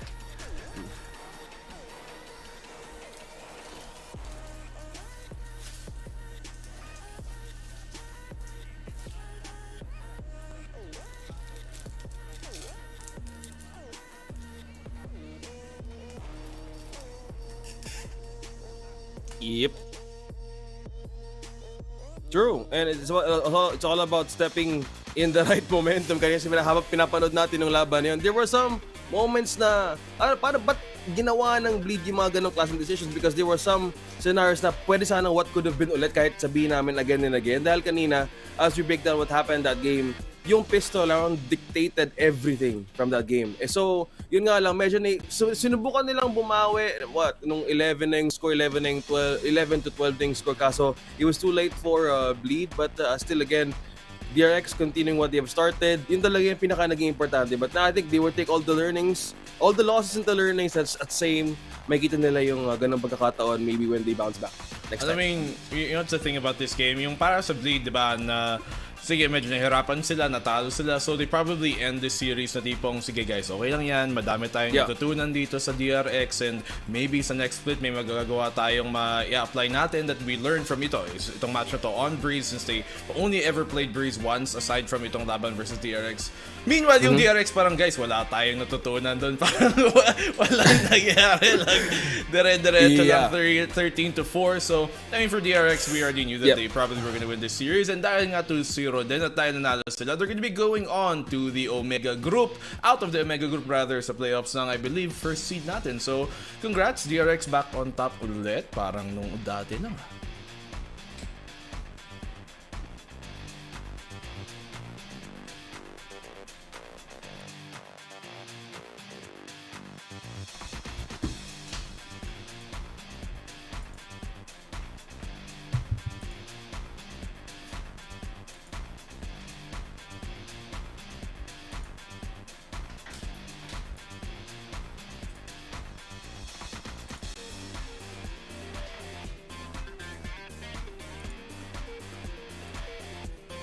Yep. At saka ngayon, DRX, continuing the thing that they've started, because by learning on what they tried to do in that first game. Alam mo kanina, Fluffy, nung nawala ka bigla kanina, si Black and Blue may piniem sa akin. Kahit ano pang sabihin mo, totoo pala talaga na nasa yate ka. Ito yung picture mo na nag-party ka. Ayan, Ikaw yung nandun, Ito yung sinasaka ni Black and ikaw yun. Ikaw yan, pre. So, hindi mo na kayo maluloko. Maraming salamat. Pinoprove mo lang talaga na meron kang yate. Salamat, Black and Blue. Dahil may natutunan din kami sa aming mga co-casters today. Oo. I'm only here to share the background info and news about people, especially mga katulad ni Vic Vic, para lang makakita tayo ng simpleng glimpse into the life of a spectacular man. Ay, Fluffy, pili ko nakamute ka. Si Fluffy. Okay. Right, yan. Wala akong ma-replyan. Well, ganun talaga, man. Basta, now, we try to discover what are the teams who can actually make a good run in the playoffs. So, from the next match, basta iwan na namin sa casters yung Gen.G at yung RRQ, because again, habang diniscuss namin sa panel kanina, ganong kalapit yung pwedeng ipakita ng RRQ ngayon, because again, we cannot still say na tapos na ang pwedeng mangyari, dahil looking at how the post-match went from 30-4, it's a very dominating series for DRX. Kahit na anong sabihin natin how they wanted to control most of the parts of the map, the kills and how they started the round, even by just the post-plants, BNB and Fluffy, it was just purely DRX making all the work. I mean, everything really going on for DRX. Yung mga post-plant nila that did go off, and funnily enough, karamihan nga ng mga rounds yun hindi pa nila naipanalo ng attacking side with the spike going off. Karamihan nun, parang naubusan lang din ng oras or inubas sila yung kalaban habang na-plant na yung spike. And yeah, post-plants really working out for DRX. There's only one time na actually sumabog yung spike sa buong attacking side nila, even though they won 10 of those post-plants. So that goes to show gaano kalakas yung depensa against the retake dito ng Bleed, na hindi umaabot sa oras kung hindi nauubos nila sa retake pa lang ng Bleed. And Bleed, well, I mean, what is there to say? There's a lot for them going around right now sa team nila, and they have to really find some way na bumalik dito sa split natin, split 2 rather, after ng playoffs. Sa next split na mas malakas, kasi so far hindi ito yung parang Bleed na nakita natin ng Ascension. I mean, sana naman makabawi sila kahit konti man lang, especially when that new split starts. They have a lot of time bago yun mangyayari. Looking at this game though, parang nahirapan talaga sila with this composition. Maybe kung sila yung nag-start on the attacking half, being able to utilize yung double duelist sila a bit more aggressively would have worked out for them. But because they do pick the maps, kahit naman sila yung may mas maraming info, kita naman nila yung VODs and DRX. Yung DRX kind of playing blind into bleed. Kala natin na mas malapit yung scoreline nito. At least personally, akala ko na close match. Kasi in map number 1 naman, kakayanin naman ng bleed almost mag-double digits. So why not here on Breeze? But yung nga, sabi ni Black and Blue, that retake or anti-retake ng DRX is very, very strong, holding the positions. Yung protocol nila, especially with this Astra, doing so much more value with DRX. And that was just purely the first series taking into their hands. It's 2-0 sweep for DRX. So mas madami tayong aabangan in terms of like them being in the playoffs and going up against the Alpha and the Omega group respectively. The teams actually going into the upper bracket. So with this, you've stated the scenario kanina. I think slowly, DRX mismong playoffs bracket nagiging safe na rin in a way. Yes. Yung magiging first seed sila. Yes, complete first seed. Ito na yung match na meron tayong maabangan sa mismong resulta kung anong pagbabago pagpunta sa playoffs natin. Itong sunod na series so yung Gen.G versus RRQ. Show match na lang, parang for fun. Show match. Show match talaga yun. Kasi para exhibition lang pala. At least may chance yung bleed talaga na makagalaw sa bracket natin moving forward. The next one, wala. Enjoy the show na lang talaga with that one to close out our regular season. Amazing. So, habang aabangan natin yung show match, as we call it here, in the next series, we're excited to know how the winning team went in sweeping that series. I think we have an interview now. Pakinggan natin to. And I'm joined by DRX's Bane. Now, massive congrats, Bane. That was super fast. 굉장히 빨리 끝났네요. 그냥 쉬운 경기였고 바인드가 좀 위험하긴 했는데 그래도 저희끼리 집중 더 열심히 하자 해서 빨리 끝낼 수 있었던 것 같아요. It was easy. Behind got a little bit tricky, but we managed to stay focused and we were able to close it out 2-0 very quickly today. Now, Zest on the other side. Next to him, EA. What was it like for DRX boys and what was it like for you playing this match? 사실 저는 예이 선수가 꽤 무서웠고 기석이 형은 친하기 때문에 그냥 재미있게 할 수 있겠고 죽여야겠다 이런 생각했는데 예이 선수도 사실 게임 안으로 들어가 보니까 똑같더라고요. 그래서 그냥 그런 거 없이 레이즈라는 캐릭터로 생각했고 그렇게 이길 수 있었던 것 같아요.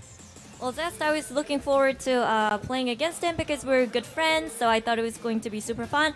I was a little bit intimidated or scared of Ye, of course, but in the server, he just played like any other players. There was not much huge difference, so I just tried to think of him as just a race, the agent in the game, and not treat it like it was a bigger deal than it actually is. Now, you guys made it to playoffs without dropping a single match. So, are you satisfied with how the team is performing at the moment, and are you satisfied with your performance as well? 이제 전승으로 플레이오프 1시드로 가게 됐잖아요. 경기력에 대해서 개인적으로 그리고 팀의 경기력에 대해서는 어떻게 보시나요? 팀의 경기력은 뭐 더할 나위 없이 좋다고 생각을 하고 있고 왜냐면 5판 다 이겼기 때문에 개인적으로도 아직 물론 잘한 모습을 보여준 건 맞지만 앞으로 부족한 게 많고 앞으로도 잘해야 되기 때문에 연습 계속 열심히 해서 쭉 기량을 유지해야 되지 않을까 생각하고 있습니다. 5-0 really proves that, in terms of how the team is performing, impeccable, flawless. But for me, personally, I still have some things to improve on and mistakes to fix. So I'll just have to work on my consistency a little bit more to make sure that I can perform and step up for my teams even in the playoffs. Now on Breeze, though, we saw Astra coming in. Was this your idea? Why did this change come through? Because we really rarely see Astra on this map. 아스트라는 또 어떤 아이디어였을까요? 그냥 약간 투엔트리 제트 요루의 한계를 느껴서 저희가 내부적으로도 얘기를 많이 했을 거고 제가 요루를 못하는 것도 있었을 거고 그래서 많은 조합을 테스트했고 그중에 가장 좋은 결과가 나왔던 조합을 오늘 사용한 게 아닌가 생각합니다. I guess we kind of decided that there was a cap when it comes to what Jet and the Yoru comp can do, and maybe partly because I'm not that great on the Yoru, so we tried running different comps and different agents, and we thought maybe Astra was the best fit for us, so we tried that comp, and today we got away with the win, so I guess it was worth the change. Now, let me ask you though, why did this change come through today and not in the playoffs? 오늘 왜 공개를 하게 된 걸까요? 사실 이 조합으로 연습을 좀 며칠 해왔기 때문에 다른 조합을 꺼내면 위험할 수도 있고 뭐 전략 숨기기가 가능할 수도 있지만 일단은 이기고 보는 게 중요하다 생각을 해서 그냥 제일 좋았던 조합을 선택했던 것 같습니다. Well, we had, 3 to 4 days of practice with this comp, so I thought it was a little bit risky to pull something else out. We could have saved it in our back pocket for the playoffs, but for us, we thought it was worth pulling it out today, testing it out, see how it goes, and get that first seed spot. That was more important for us. Now, Bane, heading into the playoffs, I believe it's your first Pacific playoffs, so is there any pressure on you? And what's your mindset going into playoffs as well? 그럼 이제 첫 퍼시픽 플레이오프잖아요. 어떤 마음가짐인지, 부담감은 느껴지지 않는지도 사실 뭐 궁금하네요. 리그나 플레이오프 물론 중요한 건 플레이오프가 더 중요하지만 똑같은 그냥 게임이나 발로란트라 생각을 하고 어쨌든 이겨야 되는 건 동일하기 때문에 어떤 적을 만나든 똑같은 마인드셋으로 다 이기도록 노력을 할 거고 이길 겁니다. Well, group stage or playoffs, at the end of the day, we're all playing the same game. We're playing Valorant, so I'm going to give it my best, try to win every single match, every single map, and I will make sure that I win. Now, that was Bane. Congratulations once again, Bane. Good luck in the playoffs. We'll see you soon. And that is it for the first post-match interview of the day. We're going to head off to a short break, but don't go anywhere because we have Gen.G and RIQ taking the stage when we come back. So we'll see you soon.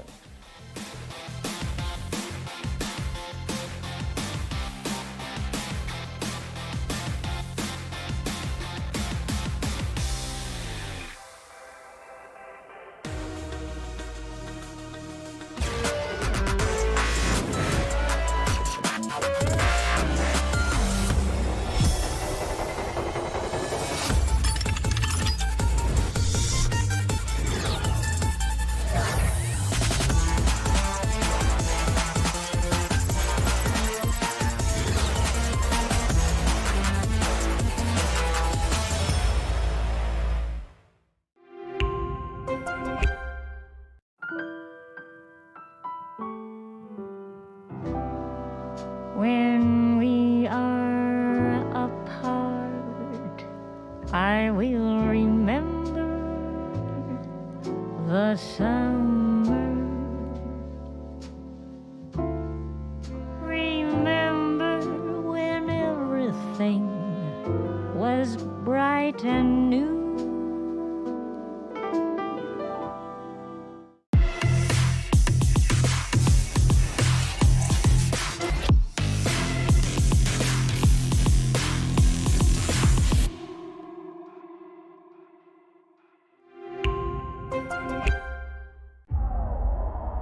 I just want you to be more patient because these guys just play contact.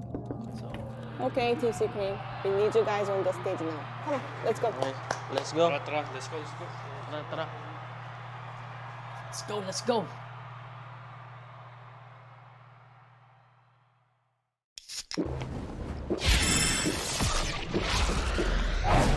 Red Bull gives you wings.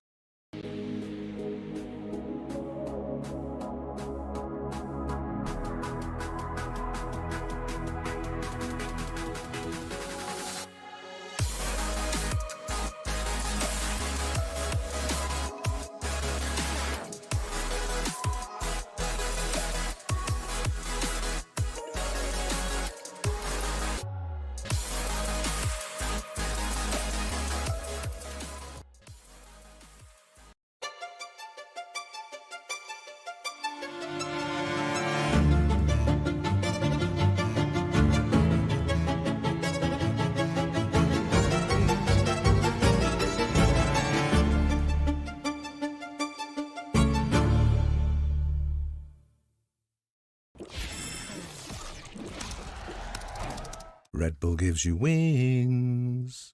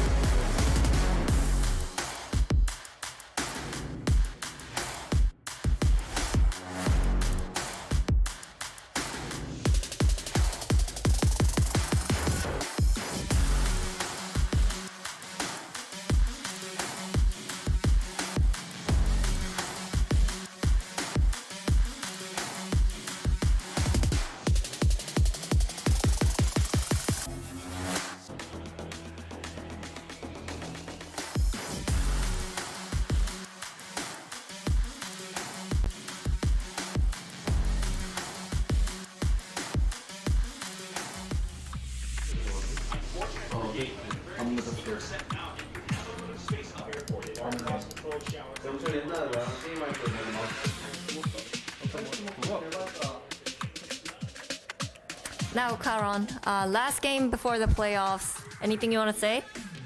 Thank you, Talon.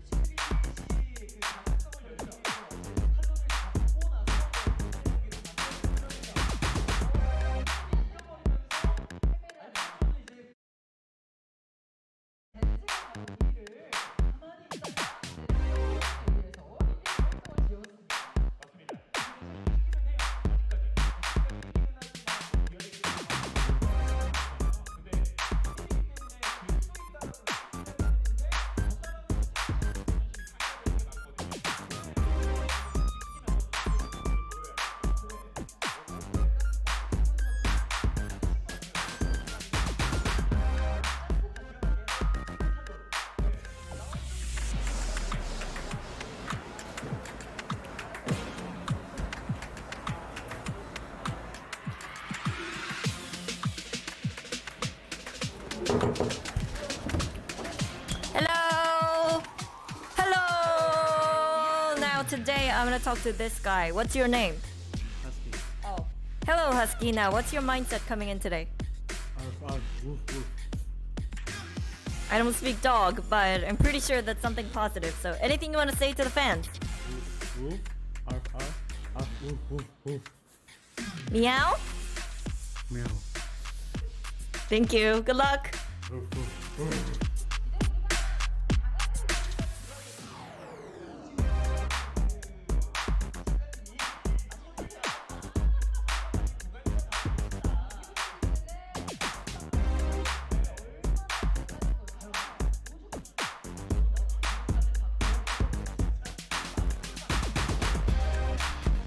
Magandang hapon, Pilipinas. Nagbabalik ulit ng VCT PH Broadcast. Kasama ko aking mga idols, si Kai Sham at si Justin.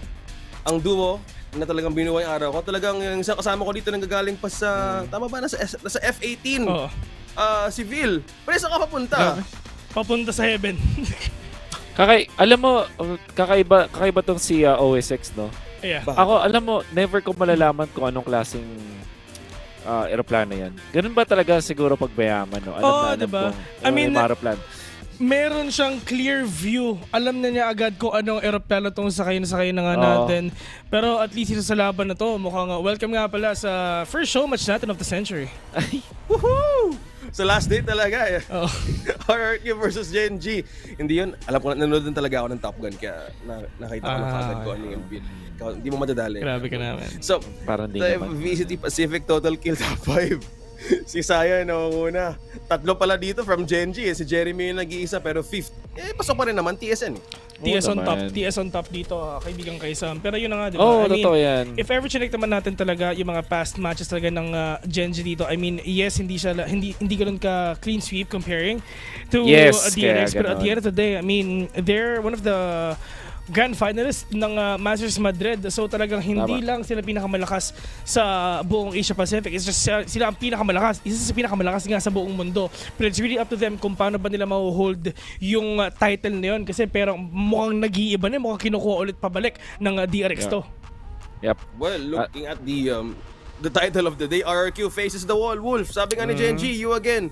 Let's break our jinx. Meron pa ba mangyayari? Tinawag itong show match, tinawag yung exhibition match. Is there any points kahit manalo man yung Gen.G sa laban na to? Unfortunately, para sa lahat ng manonood niyan, wala talaga. Wala, as in wala. Sabi nga ni Rico Blanco, wala talaga, as in wala mangyayari. Kahit manalo dito ng 2-1, 2-0, kahit 7 points pa ang kunin ng RRQ, walang mangyayari. Yeah. GG talaga, man. Wala na eh. I mean, it is what it is eh. Tsaka, if ever select naman natin ng mga past matches nga nila, di ba?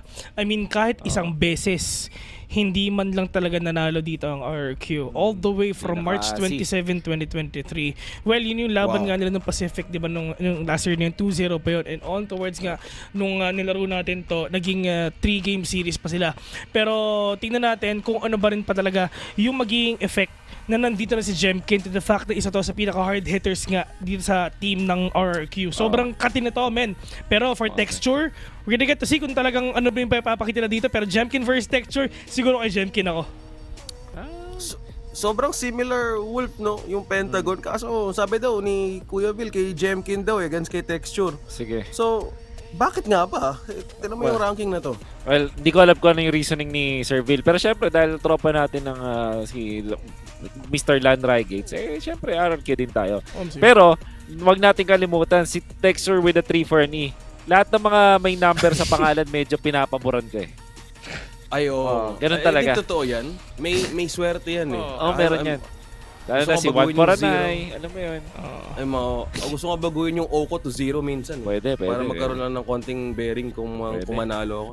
Pwede. Well, titignan natin yung map ratings ng Gen.G versus RRQ.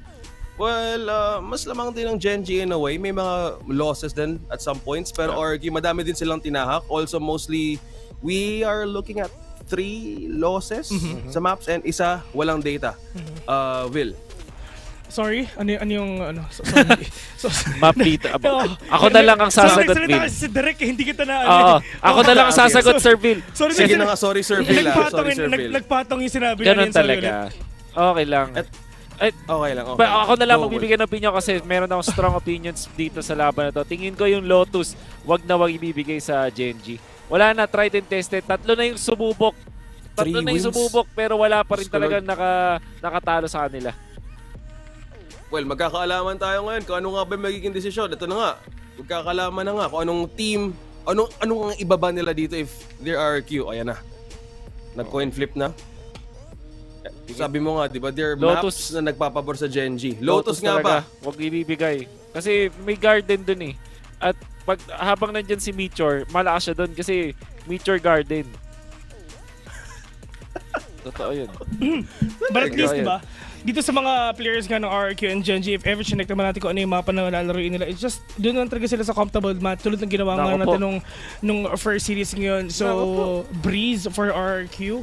And for themselves, at least talaga may kita natin dito talaga si Jkint magwawala to the fact na nga talaga if ever na nag-duelist siya, kitang-kita natin he's all over the place right now. All they need to do is get that control nga pagdating nga dito, if ever kung na nasa attacking na nga sila, it's up to them kung paano siya mag-explode dito kalaban nga ang Gen.G.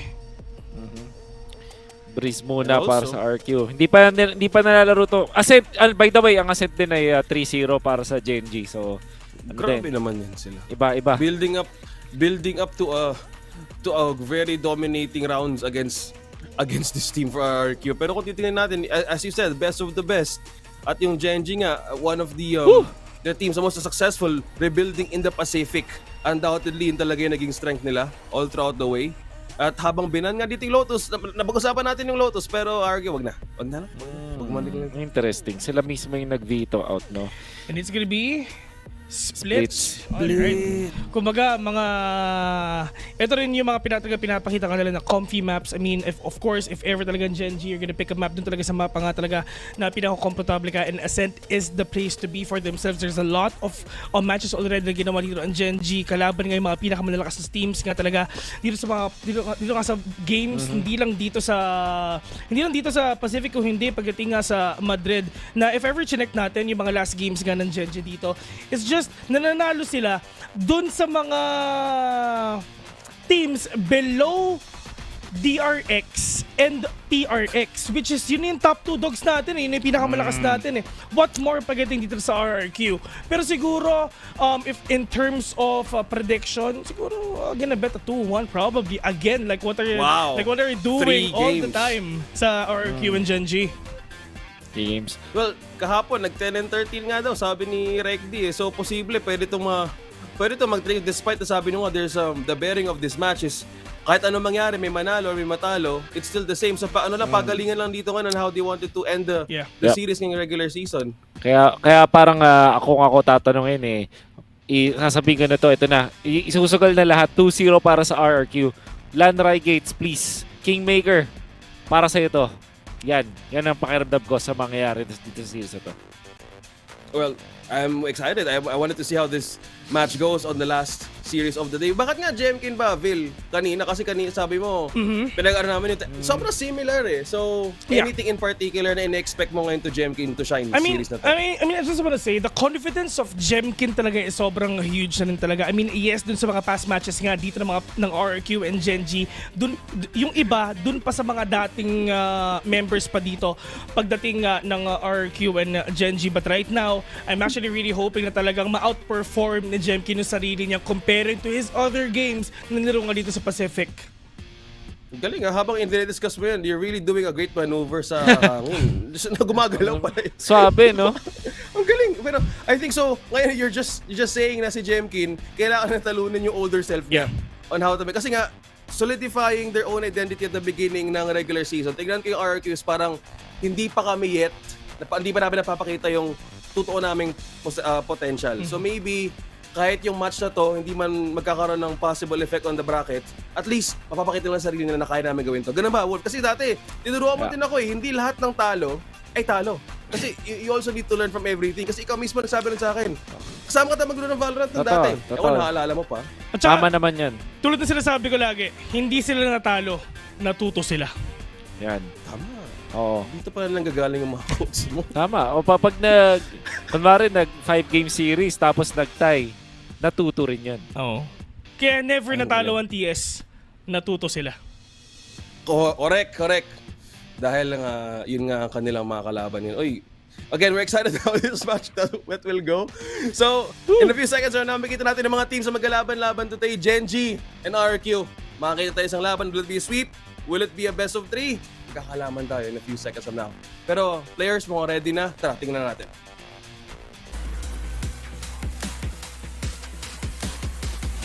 RRQ.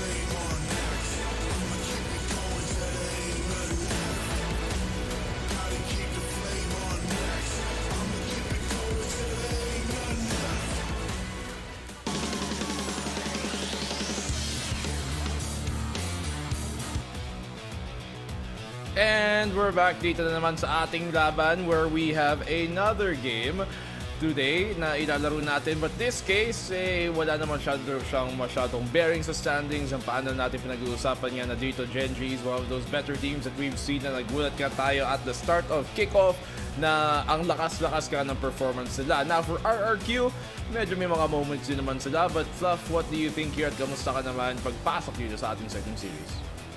I mean, both of these teams have a lot to prove. RRQ, kung yung mga improvements nila ay talagang gumana. They've had some substitutions in the past, pero ngayon, rocking this roster, I feel like kakayanin nila. Sadly though, yun nga, medyo show match na ngayon against Gen.G. And Gen.G, sitting at the top dito sa Pacific overall, is really proven to be the same team that has really gone throughout this entire year.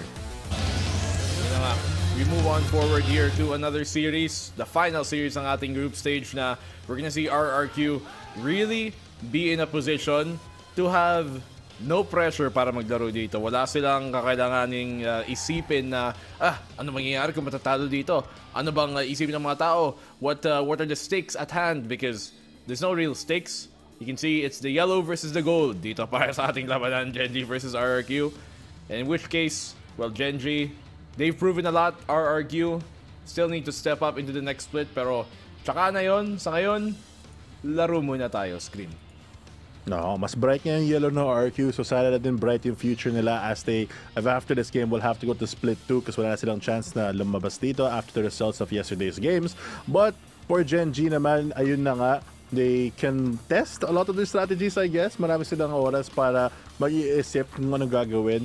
RRQ though, even though directly wala mangyayari sa bracket, they can still expose a lot of yung mga weaknesses, mga kahinaan ng Gen.G. Maybe that will help other teams that will be in the playoffs moving forward.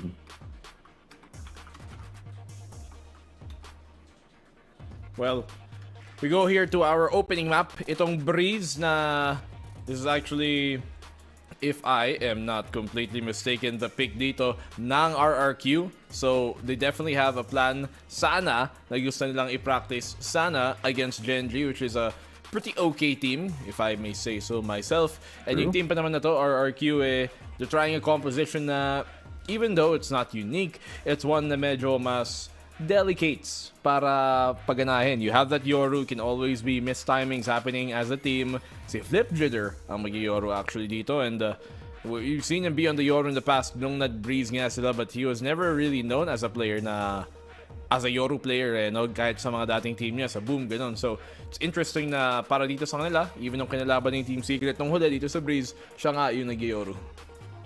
So Gen.G naman, double controller coming out. Parang napapauso ulit itong Astra sa Breeze. Nakita natin previously with DRX playing it. Napauso ito, I think, way back with PaperX trying out it, using it with the breach for the multiple stuns. Pero ngayon, walang sentinel sila, so baka mahirapan sila in that map control if worse comes to worse. But starting on the defensive side, baka naman magkakascore ang RQ dito because that Yoru is always hard to deal with, especially since wala kayong info masyado.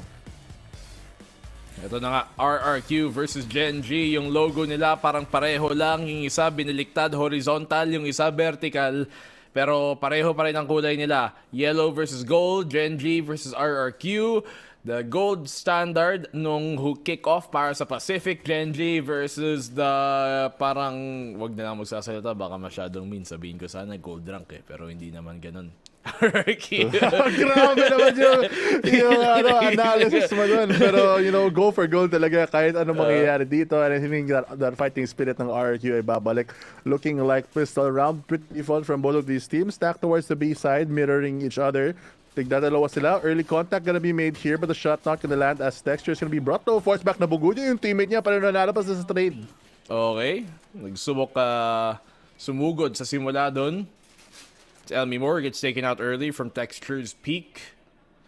He takes some damage as well in return, pero at least they get the frag dito para sa Gen.G. At ngayon dahil doon, mas mapapaset tuloy ang RRQ kung nasan talaga sila magko-commit. You can see dito sa may halls, nakatambay ngayon si Jkint, waiting for an opportunity kung sakaling mas mapush siya ng mas malalim pa. Pero they're gonna need to pull attention here sa mid and towards A bago siya makakilos, at least if they don't want him to be seen. Pero baka mag-rotate nga ito pabalik Oo nga, may chance pa. Map control still given. Isa lang naman nawala, but that's still their info gatherer, Elmi Moore off the table. Cyphercam, tinitignan palagi kung may magpo-push dito as the reposition from RQ comes through. Early shots here. Na atras ulit si Texture na naman yung contact. Kahit saan dito sa mapa, paikot-ikot lang siya rotator. Well, I mean, he's a jet, so it is his job to make that contact in the first place. Buti lang si Zephyro dito, yung lurk niya nakaisa. Si Caron makakapangalawa din naman dito for Gen.G. That brings it to a 4v3. Texture, kahit low HP, tanggal ulo ni Jkint. Natitira na lang si Estrella na wala. Dito na lang talaga siya sa Australia. Tambay na lang sa malayo. Tambay. Wala siyang pwedeng puntahan. Nowhere to really cross from this one. Crossfire set up already as the smoke phase. Lakia, easy cleanup. Round number 1 going to Gen.G. Pero si Texture, naman naman yung contact niya on the defense. The-contact siya both from or all in B, mid, halls, tas nakuha siya ng frag sa A. Well, smart of him to fall back instead. Imbis na paglabanan doon yung halls position, yung nadink na nga siya nung unang contact dito. Nakaisa siya kay Elmi Moore. Atras, puntang halls. Nung na-contact din siya doon, mas lalo pa siyang na low HP. Reposition to an off angle na nahuli pa niya nga dito si Jkint. And that's interesting in comparison to Jkint na isang player na talagang minsan makita mo gusto talaga mag-WE. And flips right now, getting that orb secured. Ginamit yung utility para makuha. Sulitin naman yung eco round na ito. Trying to get some picks here and there. Naka-atras pa naman si Meteor with that TP. Still though, Recon Dart, early coming out, Caron with an early frag. Texture nandito sa may kanto. Kailangan niya mag-iingat. Pwede siyang mas paman. Spam. Karon, makakaisa nga o nga dun sa spam. Tutulungan lang niya dito para maka-atras nga si Texture. And so far, okay, Gen.G come away unscathed for the most part. Medyo mahirap dito with this double controller, but look at the position of Xfero. Nakahanap pa siya ng position dito. Baka mas patatay isa pa Texture. Grabe, 180 jumping up there just to take him out. RRQ struggling ngayon to get the orb, pero wala masyadong value afterwards. Sayang yun. Sabi siguro ni Zephyro, sana pinatay na lang kita kanina pa. Nung hindi ka nakatingin. At least naka-isa pa siya, sure ball. But Texture there, only good for this corner position. Makakapangalawa siya. And Elmi Moore is taken down again. Kung kanina si Elmi Moore yung unang tumumba, ngayon siya naman yung huli. At kay Texture din ang pareho. So, 2-0 for Gen.G. Grabe yung buy nila, no? Dalawang Guardian tapos may Marshall. Pang body shot lang lahat through the smoke. So during these spams, since marami sila pang re-smoke with this Astra, tuloy-tuloy lang ang laban kahit wala silang makita. And if they do push through, they always have that recon dart para lang sure ball na alam nila yung informasyon ng attackers dito. And speaking of attackers, this time, buy round na sila. Pwede sila mag-change ng pace, but it looks like they're swapping sides, going for the A hit again. But will they be stopped na naman by this Astra utility alongside the Sova for the stall? Noticed yung mga Korean teams, mahilig sila maglaro ng Astra dito as their second controller. Dito sa mapa na to, we saw that with DRX kanina, na naka-Viper Astra din sila. Very similar comp na wala lang yung Yoru. Gen.G in this case, ilalagay nila yon to aid that hard push. Wala lang silang Sentinel. Which is curious dito sa mapa na to. We see a lot of teams na mas gusto nilang may Cypher kahit papaano or even a Chamber. Pero Lakia, pushing up. The flip dritter finds the one. Doesn't even need to fight for more. Low HP siya. Bounce na lang. Pwede siyang umalis dito for safety. Kaya niya pa lumaban. A lot of options for Euro dito sa halls. Pressure being made there. Pulls at least one of the rotates slightly towards that mid side to his location. Texture, naghahanap ng pick dito kung umalis ba si Flips o hindi. Nakatambay pa siya doon. So, tambay muna si Flips. Doesn't need to necessarily push. Papahintayin niya muna ang Gen.G dito. Magsasayang na ng oras. Commit dito ng RRQ sa may A site mismo. Caron within it. May pull siya na pwedeng gamitin pang gulo lang. Pero magkatabi lang din naman sila dito ni Jkint. Pagbaril niya, nakadalawa pa si Caron on the fallback. Habang fade away pa. Texture, dalawang one-tap naman kay Texture. That's a 2. Going his way. Munchkin and Zephyro na lang dito in a 1v1 at si Munchkin pa may angulo. So it's gonna be Gen.G taking it 3-0. Grabe naman yung hold ni Astra. Karen playing it so well. Hiding sa loob ng Nebula para makaikot siya. Destroys the recon dart pa nga. Yung discipline. Alam nila yung priority nila in order to really get that round. The spray transfer, it was just the icing on the cake there. But 3-0 ngayon. They win their bonus and nahirapan ulit yung RRQ na makapasok dito. Even though they have a quite aggressive team. Grabe naman yung tambay dito ni Caron. Nakadalawa pa, tapos si Texture din. One tap, tig one tap. Yung Guardian, delivering. You know, diyan siya mag-spray sa smoke sa loob ng Nebula. Gawin pala yung sound effect ng isang bulldog. Pero nandito sa may taas na angulo si Texture. Dalawa para sa kanya sana, pero isa lang ang tutumba. Jkint gets the one. Fallback na rin. Nakuha naman nila yung main control. Hindi na kailangan lumaban dito. They found their pick. Bounce na agad. Pero tignan mo gano'ng kasulit yun, no? Nakakuha sila ng space. May Nebula para mablock yung paalis. Tapos flash through. Good use of utility to take early control. Nakuha nila yung pick. Jkint nga off the table. Trying to get some more control dito ng RQ sa my hold side. Choosing the back away instead. 3 players ngayon sa defensive side. Ando pa rin tumatambay sa A. So yung spike umiikot towards Bibo. Will they expect this much more stall? Kahit wala silang sentinel, ang dami nilang slow. Pwede sila mag-molly. May gravity well pa naman yung Astra. Pwede sila mag-smoke up, for example. A lot of ways to really deal with the pressure. And LB Moore forced to use the drone here. Pero ganun kadali, sira na agad and it gives an opportunity to peek. Karon naghanap ng isa pa, kainin pa siya sa posisyon na to. LB Moore thought na clear na yon. Kala niya walang tao dun sa backside. Kala niya sa stairs ang doon si Lakia. Si Estrella is able to find the one in the mess. Pero nandun pa rin si Munchkin para i-secure yung mismong site. Nakita din niya si Estrella. At yung kapwang Viper nagkakitaan niya. Gen.G 4-0. At RRQ wala pa rin makuha. Pero ito na nga, isa pang gun round para sa RRQ. You think na yung RRQ, papalit sila ng pace, maybe take a bit more mid-control here kasi open na. The moment that they dodge or break yung recon bolt ng Gen.G, mahirapan naman sila mag-hold it kasi nag-aggro lang sila sa extremities ng site. So maybe they can find an opening that way. But if they don't check all these corners like this, napapunish lang sila. Ganda naman ang posisyon ni Munchkin dun para makuha yung dalawa. Let's see now if makakakuha ba ng rounds dito ang RRQ. So far, it's Gen.G yung nahihirapan ngayon makapasok. Flip jitter.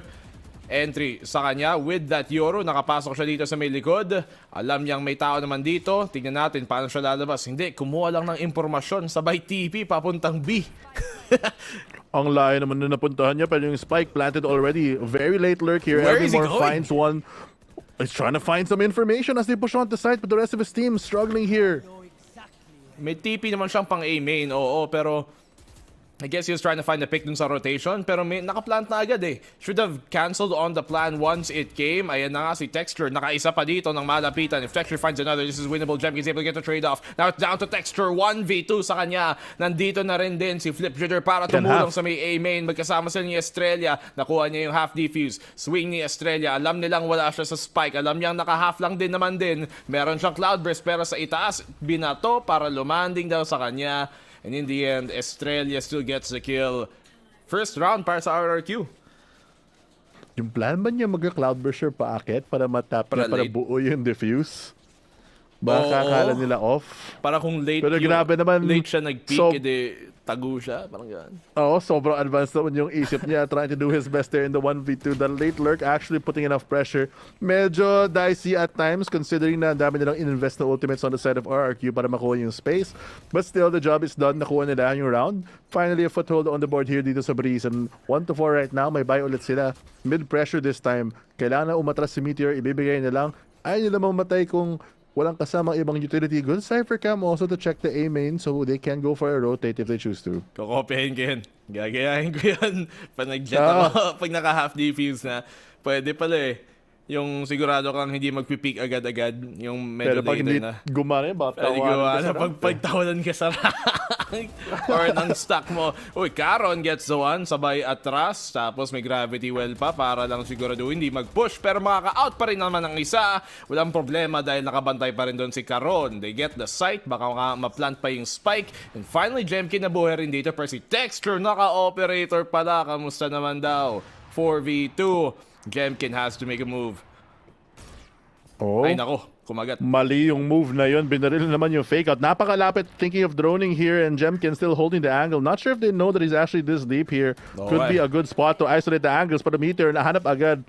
Estrella, kailangan niya na umatras. Kukunin na lang ang orb. Next round lang siya lalaban. Save that weapon. Try to save the game on a different time. Buti lang, di nag-drone doon si Lucky. Baka nahanap pa siya. Magkadikit lang eh. Konting isang kanto lang eh. Texture now.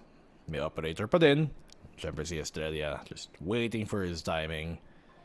Yung poison cloud niya nandito sa may sa may doors. So, hindi niya magagamit para harangan yung tawid. Magsisave na lang din si Idol. So, Gen.G. 5-1. I mean, no surprise to be honest, considering ito yung top seed natin. Napaka-flawless so far. They have one blemish, but that's RRQ's point also. They're a very strong team, but Gen.G still have the read on the map dito sa Breeze. And with that operator na kay Texture, baka naman yung pressure of playing slow from RRQ will not work out so far. They have blades on Jkint para makabilis sila dito. But this initial contact just not going in the way. Running shot niya dito on Elmi Moore. Quick trade. Always aware sa mga angulo nila. Gen.G just getting the macro of this map down to a T. Wala namang T sa macro ah. Marunong ka ba mag-spell? May T side. Nag-graduate ka ba ng English o binayaran mo lang din pati yung prof mo? Hindi naman lahat ng bagay sa buhay nadadala sa pera, Fluff. Ikaw talaga. Ikaw talaga. Wala namang T sa micro eh. Aral din, boy. Grabe.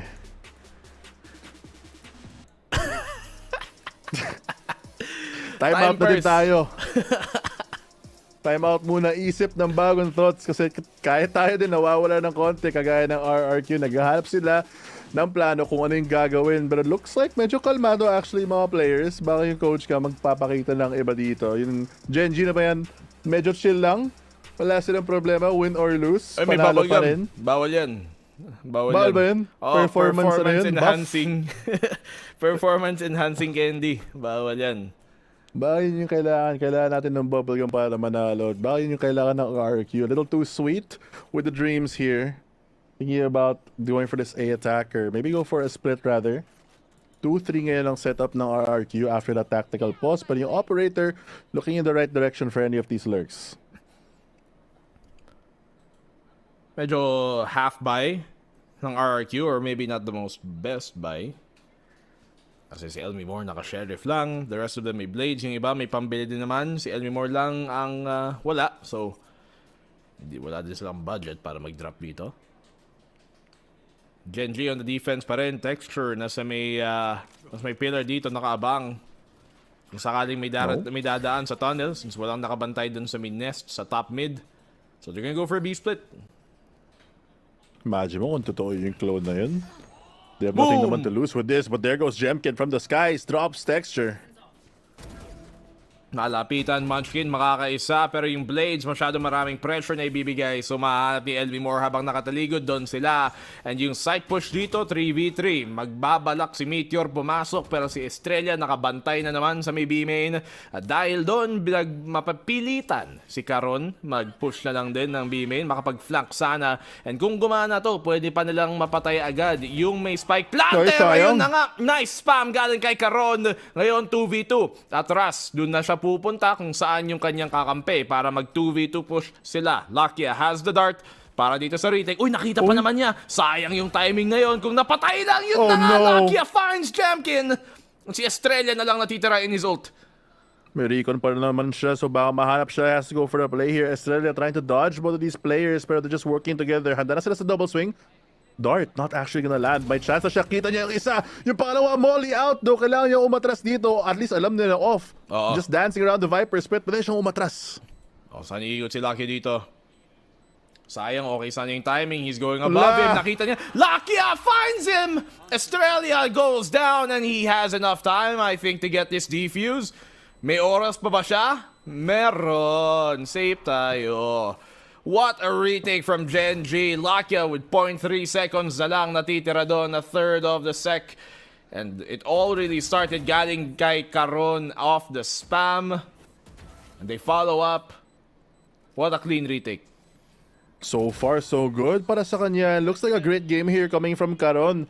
Grabe talaga yung pagka-hold niya kahit sa B site. And here on A, basang-basa. Alam niya paggamit ng utility and they're just timing the shots. Di nga niya kita na may magpa-plant ng spike but just on that default spray, just enough to do the damage, pull the pressure. Unfortunately din sa backside. Actually, a lot of things kind of going wrong dito for RRQ. Recon dart early sa A from both of these teams para ma-spot out. Mababaril dito ang clone. Hunter's Fury invested very early here. Damage! Grabe naman yung Hunter's Fury niyon. Ang daming tinamaan. Especially daming kills na nahalap nila off of the pressure ng Hunter's Fury. Pero Estrella, nakaisa pa kay Munchkin na kala niya free kill habang nagpa-flank. 2v3 now. RRQ, hirap pa din dito. You can really tell Gen.G in this case. Iba yung level na nilalaro nila ngayon. So nice sila sa mapang ito. Kahit wala silang sentinel, aware sila kung saan pwede manggaling ang kalaban and RRQ are lost. As they're trying to rotate to the sides. Ngayon yung spike na drop sa mukha ng Gen.G pero may hope pa rin sila. Xfero on the lurk here. Might get a timing sa Texture. Looking towards that mid side. Not expecting the angle pero saktong-sakto. Titingin siya sa likod. Will he expect this? The timing working out for both of these players. Pero aalis siya sakto. Makakalapit pa si Xfero dito. Might not expect this angle. Texture on the corner. Zephyro, walang kamalay-malay. Nandun din pala siya. So 1v3 and the save has to come for RRQ. Wala eh. Medyo sablay din yung ekonomiya nila. So tipid muna. Tamang save. Next round ulit. 7-1 muna. At least may spray siya, diba? Proud. RRQ, let's go. Save na lang muna tayo though because parang pangalawang beses na siya nag-save ng Vandal dito. Siya talaga nagbubuhat na ekonomiya ng RRQ because so far sobrang damaging rounds dito from Gen.G. And I just want to go back to the point na yun nga, wala silang sentinel so nag-aggress sila. But somehow, RRQ cannot find the gap in the defense kahit walang trip. Hindi na kailangan ibantay because yung mga 1v1s, yung mga duels, nanalo pa rin yung Gen.G. Actually, most of the time, feeling ko nakakuha sila ng dalawa every time they fight. I mean, even this alone, flip jitter. Peeking into the op na naka-hold na. Tapos si Karon pa naman napaka-stable mag-hold dito para sa Gen.G. And Karon has been doing super well this entire game so far. Itong mga 8 rounds na nakita natin na this guy coming in from basically a no-known team dati na hindi kilala. Napakaganda na performance but Texture wala pa rin natatamaan. Yung pader lang. Oh, sayang. Pero parang ego peak at this point. Grabe, just jumping out of there. No care in the world. Karon holding the same angle so beautifully for the rounds. And RRQ finally nakahanap ng dalawa si Jkint. Papasok dito sa side but they equalize coming in from Gen.G. Coming in real quick. Sayang dun sana yung pagpasok ng RRQ. Karon still holds down the site dito. Ay, kala ko makakabawi ng RRQ. They found 3 kills there. Tapos naka-out pa naman din si Zephyro sa may door, dun sa may galing halls. Bumaba siya ng orange, tapos umakit siya ulit. Hindi ko alam ba't siya bumaba ng stairs, tapos umakit ng stairs. Okay na eh, kasi nakatawid siya, nakababa na siya dito sa orange, na hindi alam ni Karon na nandun pala siya sa baba. Tapos bumalik siya sa taas ng stairs, nakita tuloy siya.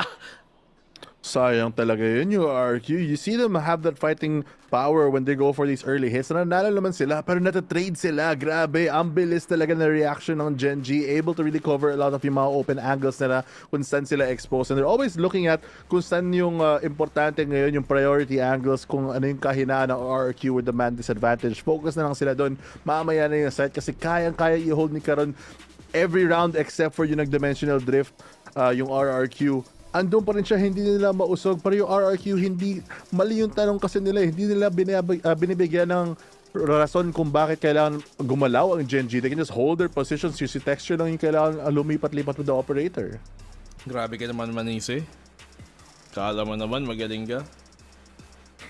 May nakita akong comment kahapon na yung mga caster na to, grabe Manise, halatang low rank. Sagot ko lang doon, boss. Tama ka kasi puro loose league kami. Pababa kami ng pababa. Hindi kami pang show match kagaya nito. Yung bracket namin wala na dito. Minus 200 RR na, boss. Kaya tama ka doon. Texture, huling-huli si Flip Shader. Delete ka na naman. Simula pa lang ng labanan. Again, 5v4 agad. So congrats. Oh. Jiggle, damage done, pero maka-atras naman siya. Sinasara ang pinto dito. Baka mahanap pa. Xfero gets a good kill here. Hindi niya magamit yung neural theft, no? Pero naka-knife out and Meteor. Yun na nga, ang bilis ng trade ng Gen.G. Wala naka-knife out si Idol eh. So ano magagawa niya? Sayang lang, hindi niya na-expect na may tao din pala doon. Walking through, Elmi Moore, kitang-kita yung baril bago makita yung mukha. Na Karon can simply smoke off a main. You can see why yung mga teams dito gusto nilang gumamit ng Astra kasi nga global influence na pwede niyang gawin sa malaking mapa na to ay malaking bagay din. To be fair, medyo malakas din yung stun and slow for a lot of these open chokes kasi a lot of teams have to burst through yung A and B main dito if not go for the split. Looks like RRQ slowing down the pace to a halt as they just go for another save na naman. Say ng VALORANT, guys, no? Sa simula, magpipick kayo, tapos sa dulo, wala na. Save na lang. No. Parang kaya natin to, guys. Sugod tayo, tapos bigla, confidence. Lang tayo, guys. Mas Passive. mataas pa yung APM ng chess ngayon kesa sa laban na to. Tamang tambay lang. RRQ. It's unfortunate to see where they are, though. Siyempre, yung team na to, medyo naging halo-halo din. Huwag natin kakalimutan, may Pinoy tayo dyan, pero 6-man. So, wala siya sa server ngayon. Si Tuge. Sayang daw kasi nung naglaro ata siya, I forgot against which team, pero talo din yun. Oh! Hindi pa nakuha yun. Hindi pa naman. Grabe yung info peak niya dun, saktong-sakto. Pero, naglaro siya ng kalaban na DRX. Pero, DRX yung kalaban nila eh. Tapos, was it DRX? Joke lang. Hindi pala DRX. Teka, mang-google mo na din tuloy yung coach sa'yo. Tumawa siya. Tama siya. Actually, T1. Kalaban na T1. Tapos naglaro siya. Pero, wala. Ito na naman, same strategy. Funnel the Yoru with the orb. Kuha siya ng dimensional drift after one more kill or maybe Global one more orb. Global pala yun. Grabe. Wait, na-pre-fire niyo yung trip? Grabe. Na ganun kalayo? May lineup. Sanay na siya, basang-basa. Yung research talaga ng Gen.G, alam na alam yung mga strategiya dito ng attack ng RRQ. Doon naman sila sa mid-control this time around, changing it up a bit. Pero expected na to si Lakia naghahanap ng angle. May recon dart pa naman siya pang clear na aim main. Those shots gonna signal this mid-hit, or at least pressure. Gapang RRQ papuntang B. Nasa yung spike na napunta doon. Gen.G mukhang nag-rotate na rin papuntang B kasi mas ini-expect nila na doon nga manggagaling yung push.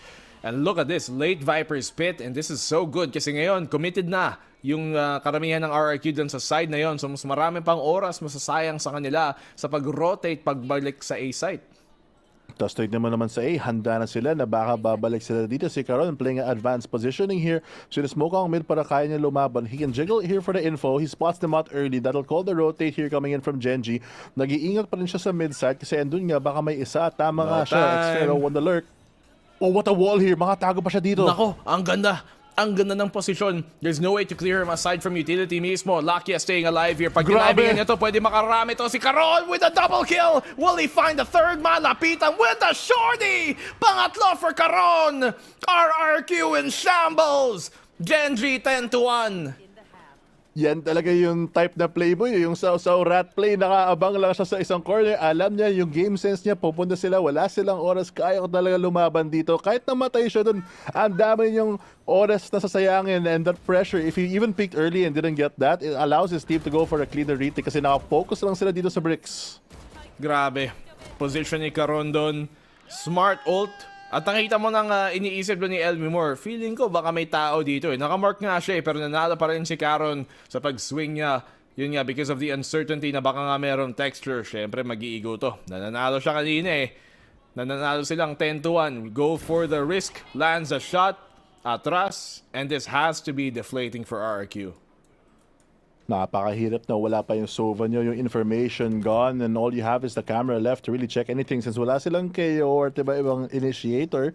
They're really just relying on Elmimore para makuha ng any sense of what Gen.G is doing, and you can get away with that.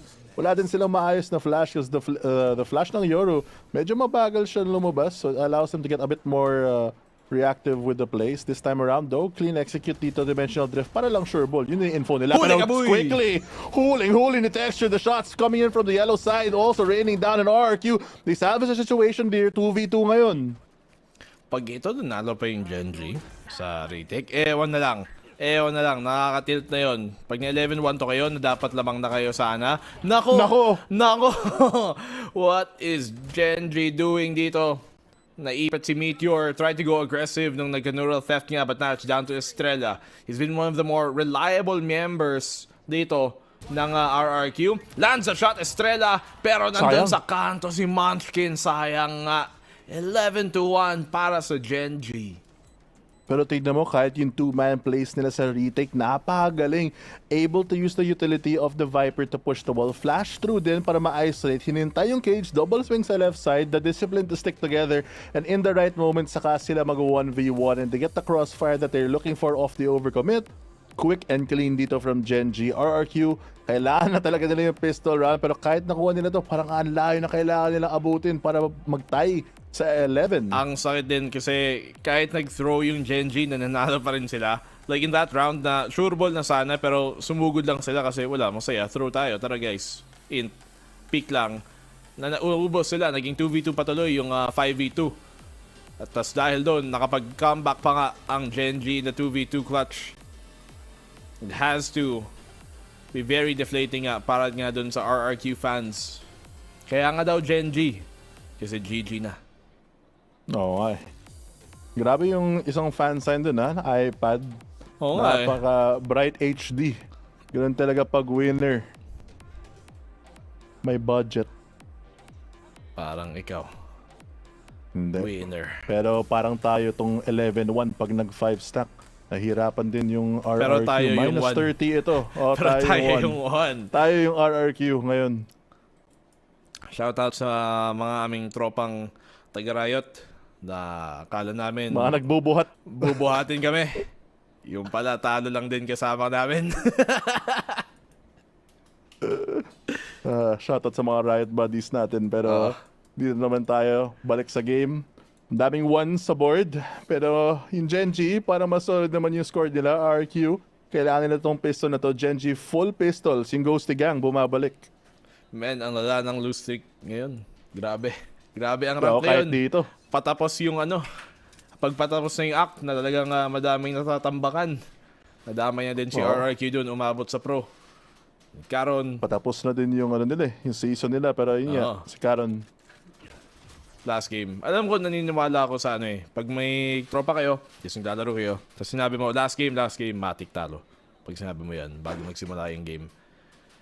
Kaya, para sa RRQ, since, yun nga, last game nila, matik talo. Sad. May debuff yun, sumpa ng konti. Oo.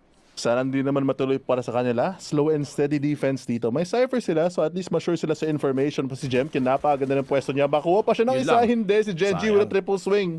Wala siya nakuha. Sayang, na triple swing Wasn't able to find the first shot kay Munchkin fast enough. Kaya si Meteor tuloy nakapag-swing din kasama yung iba.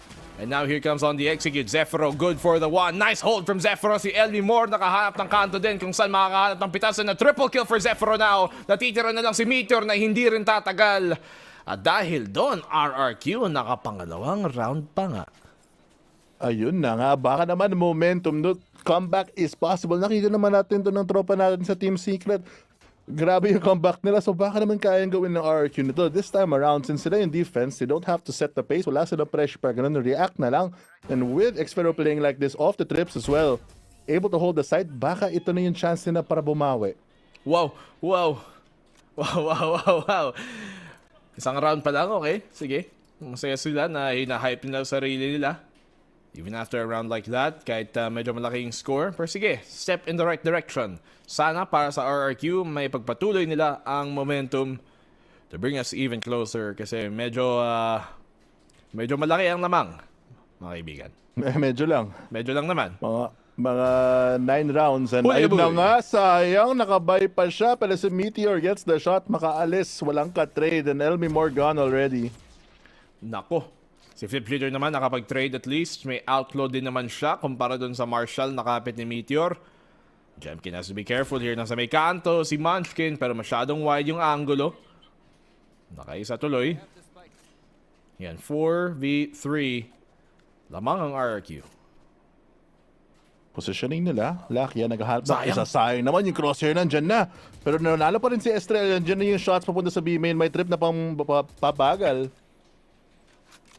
Reposition here from Xfero. Alam niya na may close left and goes for the shots here. Hindi niya malaan dumabilisan but he does get it at the end. Hindi niya ma-spot out yung second player but Flips is there to clean it up. Nice shots dito para sa RRQ. Isa lang tumamba. At that's more than enough. Especially para mag-continue pa dito. And look at RRQ. Kahit nanalo sila sa round na yun, normally magiging bonus to. Pero since wala na sila masyadong round na maibigay, force buy na agad, Phantom, Vandal, kapit din sa Outlaw. Kasi alam nilang naka-half armor yung iba din dito galing sa Gen.G, since yun nga. Actually, yung priority nila is like the full safety armor. of having the armor. Going for the 5 Guardian squad. First time ko ata itong makita na lahat ng miyembro dito, kahit sila yung may buy, going for utility and body shots. Baka kunin nila yung spam. Good spot Sila pa yung out. nagbukang bonus. Yung Gen.G pa yung nagbukang bonus tuloy.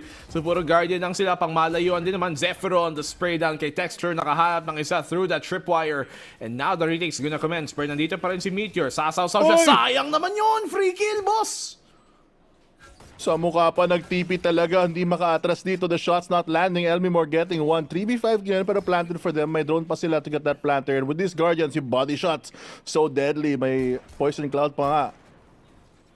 Spike dito, kailangan niyang i-defuse na ngayon. They have to tap it, pero may mga snakebite pa rin naman dito. Mga shock dart din. And pangalawang snakebite pa, lumanding dito. May mga lineups ang Gen.G sa kanilang post-plant. Kahit naka-Guardian, napakahirap. Munchkin gets another one. Pero si Munchkin, inubos na niya yung buong bucket.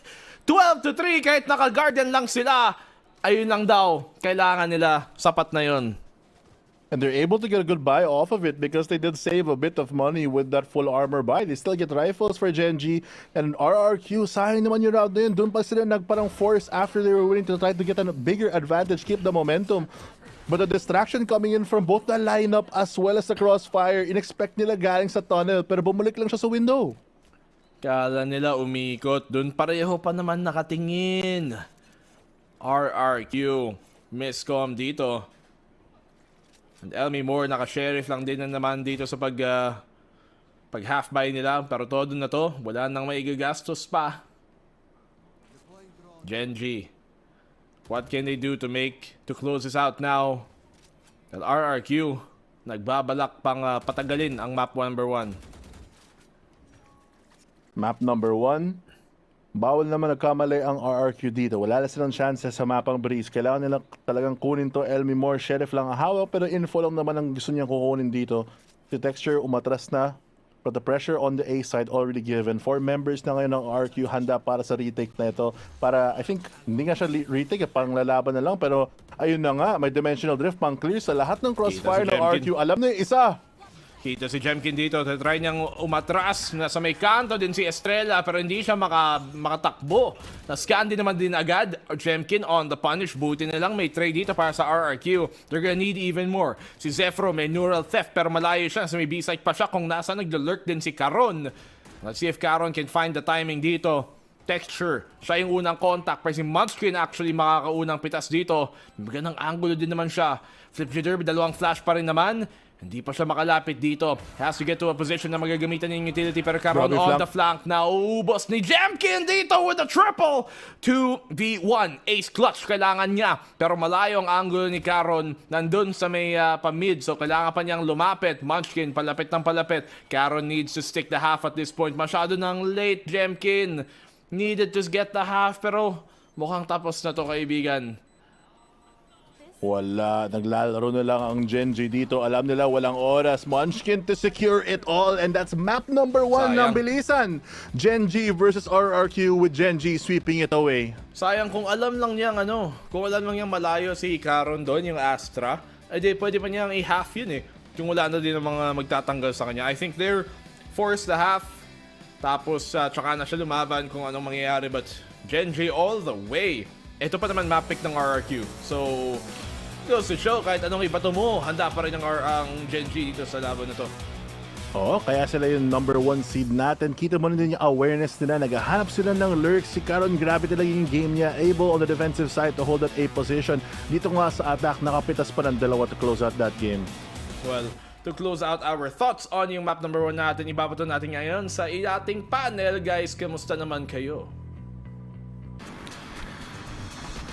Okay na okay, Black and Blue and Fluffy, dahil habang pinanood namin yung Gen.G, kahit wala silang Sentinel, they know how to play that map na parang kamay na lang talaga nila, Bill and Wolf. Actually, yun nga, di ba, like what you've said, na wala silang Sentinel, well, at the end of the day, they have Astra, they have Viper, they have full map control anyway. So kahit gano'ng kalayo yung mga players ito, they still have that control and pwede sila makagawa nga ng kahit anong utilities. So kumbaga, may value pa rin sila talagang pwede ibigay nga dito. Pero in terms of dun sa ating first half, I just want to say, na I really thought talagang babawi dito sa Jkint, pero it's still a texture game. Grabe naman yun, Surveil. Pero yung diba, yung lack of Sentinel, parang ang ginawa ng RRQ, parang it's all about, ng Gen.G ay pag-recover ng space. Kung nakita natin, kunwari may nagtitake dun sa may bandang halls, tapos may papipick off, biglang papalitan agad ni Yoru with that gate crash. Parang malayo yun naabot niya, tapos para dun sa mga trade. Tapos parang ginagawa lang din talaga ng Gen.G, 2-1-2 lang ng setup. Parang yun napansin ko. Lagi ganun lang. Basic at kumbaga fundamental balo. Mag 2-1-2 lang kayo. Parang ganun lang, tapos okay na. Palitan lang, kung may napitas, edi recover ka, go for the trade. Lahat na nangyaring pick-off mula sa RQ na sinimulan nila, may trade palagi yung Gen.G. Yeah, that's true. With the RQ map pick nga, yung Breeze, it was like si Caron, the MVP of this game. Yung Astra, yung global influencer throughout this game is really strong. At parang dun din nahirapan yung Team RQ to actually manage to lurk in the corners. Kasi there were some points na ang nag-change na lang dun was, there was one point si si Texture lang ata nagpabago-bago lang ng position and parang doon na talaga nagsisimula ang lahat. Despite na meron sila makuha information from the Sova and also from the Viper na pwede makapag-check. Kaso yun nga lang ang nagiging problema. There were some points that they had strong contention sa mga post-plant na well, it's 2-2 kanina, pero parang kulang pa rin how to turn it around. Ito, dumating tayo nga sa punto na naging greedy ang Gen.G. Na-punish na ng RRQ, pero in the latter part nga nung round na yun, talaga nakakabawi pa rin ang Gen.G, which is andun sila Munchkin, andun din sila Jet nga, which is the Texture. Pero at the end of the day, talagang for the side of Gen.G, kahit ito yung mapa pinili ng kalaban nila, they still have full control talaga ng ginagawa nila dito. And push and pull yung ginagawa ng RRQ. Talagang hindi nag-work nga rin talaga kasi nga sobrang sandang-handa pa rin ng Gen.G. And in term naman sa read na ginagawa ni Texture, talagang alam niya kung saan talaga magpupush yung kalaban niya eh. Well, in terms naman sa information na binibigay nga ni Astra, binibigay din ni Viper at ng ibang mga players pa rin talaga dito ng Gen.G. Talagang sobrang on point and they're really trying to complement each other and it's really up to them kung paano nila magagawa yung mga kills na yun. And look at this moment nga na talaga nakakuha nga si Karon with all the information nga nakukuha niya, despite of him talagang wala siyang marinig dun sa loob ng sarili niyang wall, pero nakuha pa rin niya yung 3 ulo na yun. Yep. Ganda nung round na to para Xfero dun sa pistol. Kaso yung second round afterwards kung saan dapat lamang na sila. Na-eagles pa sila kay Munchkin kasi iba talaga pag pag-usapang clutch moments. Ito kay Munchkin. Laging last man standing tapos nakakaubos. Parang si Phil lang talaga maglaro pero Jet. Grabe ka Grabe ka naman binangonan, Reyna. Sana masama mo ako sa mga laro mo, Vil, para makarank up naman tayo kahit konti. Sino bang gusto main mo ba talaga? Gusto mo ba talaga? OSX. Sige, Brimstone tsaka Hindi ako nag-jet eh. Main na ako dun. Pero malakas ang Gen.G. Ngayon, 100% dito sa Ascent. So, pick nila to. At RRQ naging pick nila yung Breeze. So, looking at the stats, attack and defense, mas lamang dito ang attacking position ng Gen.G. Kasi there were moments na ang bilis umikot ng Gen.G. At merong 5-man guard dyan kanina na talagang they went for the long range. Dahil nga sobrang laki ng mapa kanina. They had more coverage. Alam nila kung paano makuha kung saan pupunta ngayong RRQ. Kasi kanina, they know how to check on the priority angles and they respond quickly. Pero yung RRQ kanina, there was some points na pwede nilang ma-retake. Kaso ang bilis lang talaga nila mahanap. And even sa tunnel na yun na nagkaroon ng diversion kung saan nila papapuntayin yung isang kasama nila, doon nag-divert ang attention nila kung kailan sana, nung 3-12, bababawi pa sana nila yung momentum nila. Parang ang hirap nga talaga kasi number one, ang hirap na makabawi talaga ng RRQ nga dito kasi napakadami ng wins nga na ginagawa nga ng Gen.G. They tried so hard this is the second half pero it's just medyo mahirap na nga din talaga gumawa ng kwento doon kasi at the end of the day, it's just Gen.G. Just they have the momentum already at wala silang gagawin doon kundi diretso lang talaga yung momentum yun, all towards victory. Pero pagdating dito sa mapa nga na to, 100% win rate nga ang mga tropa natin sa Gen.G. So this is gonna be a really tough fight sa RRQ kasi itong Gen.G, this is one of the toughest fights talaga na pwede nilang maipanalo and mailaban nga ngayon. Pero hopefully, we're gonna get to see if ever makakabawi pa rin dito ang RRQ kasi sa mga last games talaga nila, 2-1 yung score nila. This is gonna be a map pick diff or probably Gen.G, tatapusin na yung araw natin na to na 7:30 tapos na tayo. Ay, nako. Nako. Pero alam nyo guys, ito kasi parang kailangan lang isipin ng RRQ na Ascent is Ascent, default map. Parang hindi naman talaga siya lamang sa isang team. Pero kung maganda yung fundamentals mo, kung maganda yung execution mo, maganda mo yung tutok mo yung araw na yun, at kung nagbabaga talaga ang passion mo for gaming, mali mo manalo kayo, di ba? Nagbabago yung passion mo. Yun ang kailangan ng RRQ ngayon, men. Tapos gaganong ka, Wolf. Yan.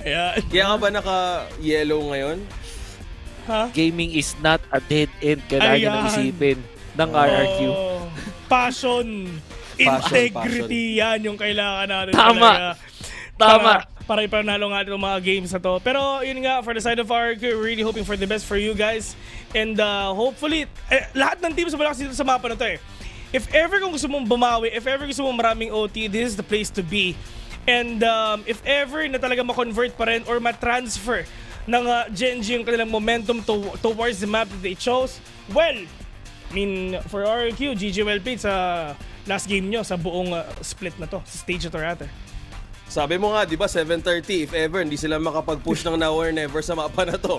Yun na lang yung kailangan pagbasihan eh. Yeah. Kasi again, kanina there were some points, I think, underutilized yung mga naging choices nila. Again, may Cypher sila and it's somehow it was big of a problem din kung paano nila na-pull off. So, although nafa-funnel nila kay Yori yung orbs kanina, kaso nagkulang na rin how to take coverage. So, let's see. Kasi there's no better story na pwedeng i-paint dito for this match. Kasi they're still trying, kaso sobrang taas na kailangan nilang akyatin once they find the way to bounce back if you're RRQ.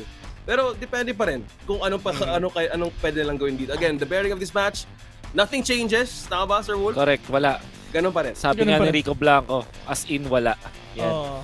Sinabi niya yun. Sinabi natin kanina, great man once said, dubi-dubi-dab-dab. Gaming. Tama. Alam ko, gaming is not a dead end eh. Pwede rin. Yung thing with for RRQ, kailangan na nilang pakitaan tayo ng graceful na exit kung sakali. Kung hindi nagkamali, Mr. Ville, eto na, huling match na rin nila. Kumbaga, because they don't have a chance at all to getting into the playoffs. Yeah. Wala na rin mangyayari. So ito na lang. Kailangan na lang nilang ipakita kung sino talaga sila. Ipakita mo kung sino ka. Yan ang message dapat ng coach ng RQ. Tagalog dapat. Pero ito I mean, ito may isang thought nga pwede natin i-consider. Wala ng games ang RRQ, yes. Pero ang Gen.G meron pa. So sa lahat ng teams na natitira ngayon sa papuntang playoffs, nanonood sila kung ano ba yung mga pwede pang ipakita nga ng mga players nga ng Gen.G dito. So ang Gen.G, it's really up to them. Or mag-go all in ba sila sa mga games na papakita nila sa susunod nga nilang Ascent? Or probably mag-hold back sila ng konti para lang syempre matago nila yung mga pwede pa nilang ipakita pagdating ng playoffs. That's a good point, Sir Vil. Dahil syempre, di ba kung playoffs, gusto mo itago mo yung mga big guns mo kahit makabilis sila ng Vandal or kung ano man dyan. Yeah. Syempre, kung gusto mo yung tactic yung tatago mo. Doon pa. I think that's a good point also to check. Kasi again, konting recap yung Gen.G, yung pinaka-nightmare ng RRQ noong 2023 Pacific. So, tama din sinabi ni Wolf dito na kung gusto mo lumabas, exit beautifully. Kumbaga sa GOT, you need to have that beautiful death kahit anong mangyari. How about the agent picks now?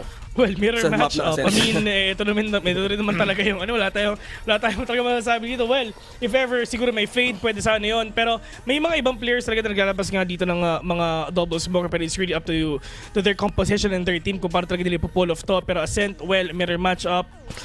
I mean, literal, napagalingan nila mag-VALORANT to, boss. Oo. Palupitan maging on point at sabi nga natin, kailangan nilang nagbabagang passion para sa VALORANT. Yan ang way para manalo. Keep the fire burning. Ito na nga, second game. Natin mo push ka ng RQ or masweep to ng Gen.G. Casters, painitin na! Ito na nga, ang potential huling laro dito ng Gen.G ng RRQ sa ating season na to. Kung hindi man ito umabot ng season ng Map 3, yun na nga ang katapusan. And as we saw dun sa composition, walang nagbago, Vic. So medyo same comps ang mirror match. Oo, ayun na yung one-way flash para sa A-main. Alam na natin yan, Nico. Pero tama nga yung sinabi din ni Vil, pagalingan na lang to ng VALORANT kasi pare-pareho yung gagawin nila dito. Pero sanay na sanay, or mas okay yung Gen.G dito in general. Na-flash yung teammate niya ng one-way flash. Ewan ko paano yung nangyari, pero at least nakapasok niya yung RQ. Kung ikaw nagbato nun, hindi siya nabulag, diba? Diba? Mas okay, diba? Pero hindi. Sa ngayon, execute muna dito sa may side. Si Jkint na sa may torre, pero tutumba din agad siya. Galing kay Caron na sa may ilalim din dito ng Heaven. Sa may Hell, syempre saan pa ba? Mag-rotate din naman sila dahil si Zephyro parang nakalapit ata dito sa may mid. At baka maka-timing pa nga siya sa isang tumatalon na Lucky na, uy boy, anong ginagawa mo? Huli ka, takbo na. Grabe, di siya na-spot out na ng jump pick. Makakuha pa siya ng dalawa dito bago maka-atras yung mid-control towards RRQ and Gen.G losing 2. Strela, baka makaisa pa nga. Pero nakatawid dahil sa timing potentially kay Caron. Caron very low pero siya na rin. Tig-isang bala na lang sila bago tutumba.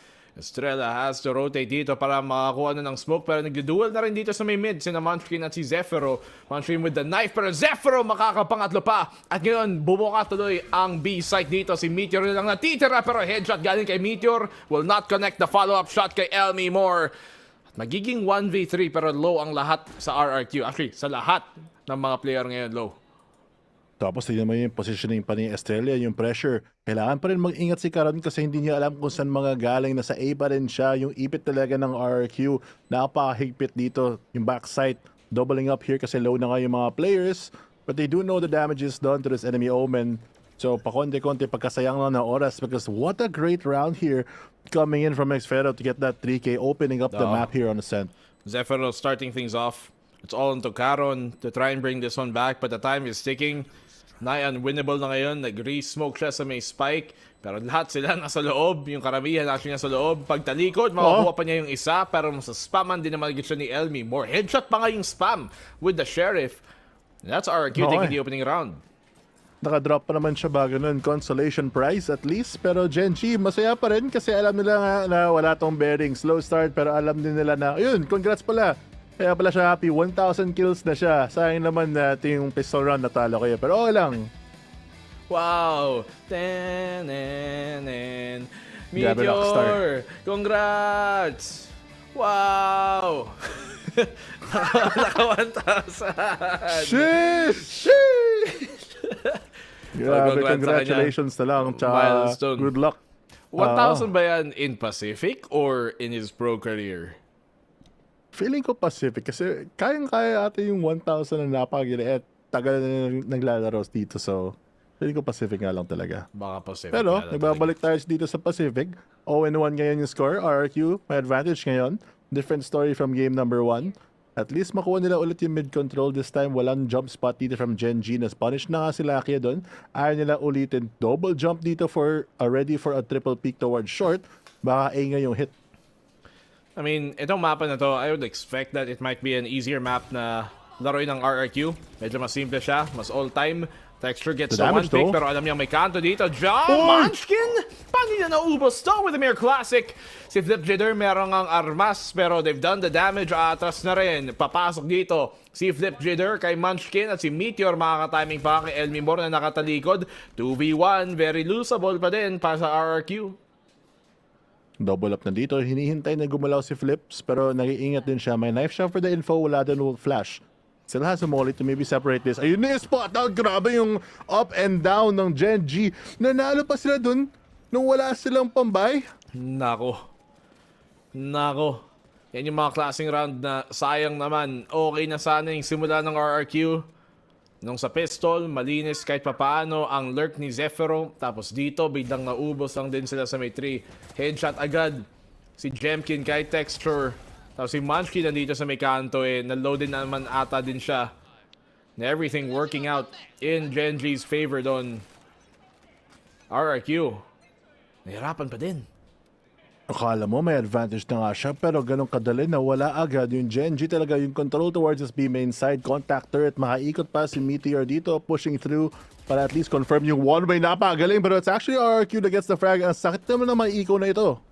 Grabe yung mga ego talaga. Talagang nakakasaw-saw sa mga sitwasyon na ganito. Karon falling back after the smoke.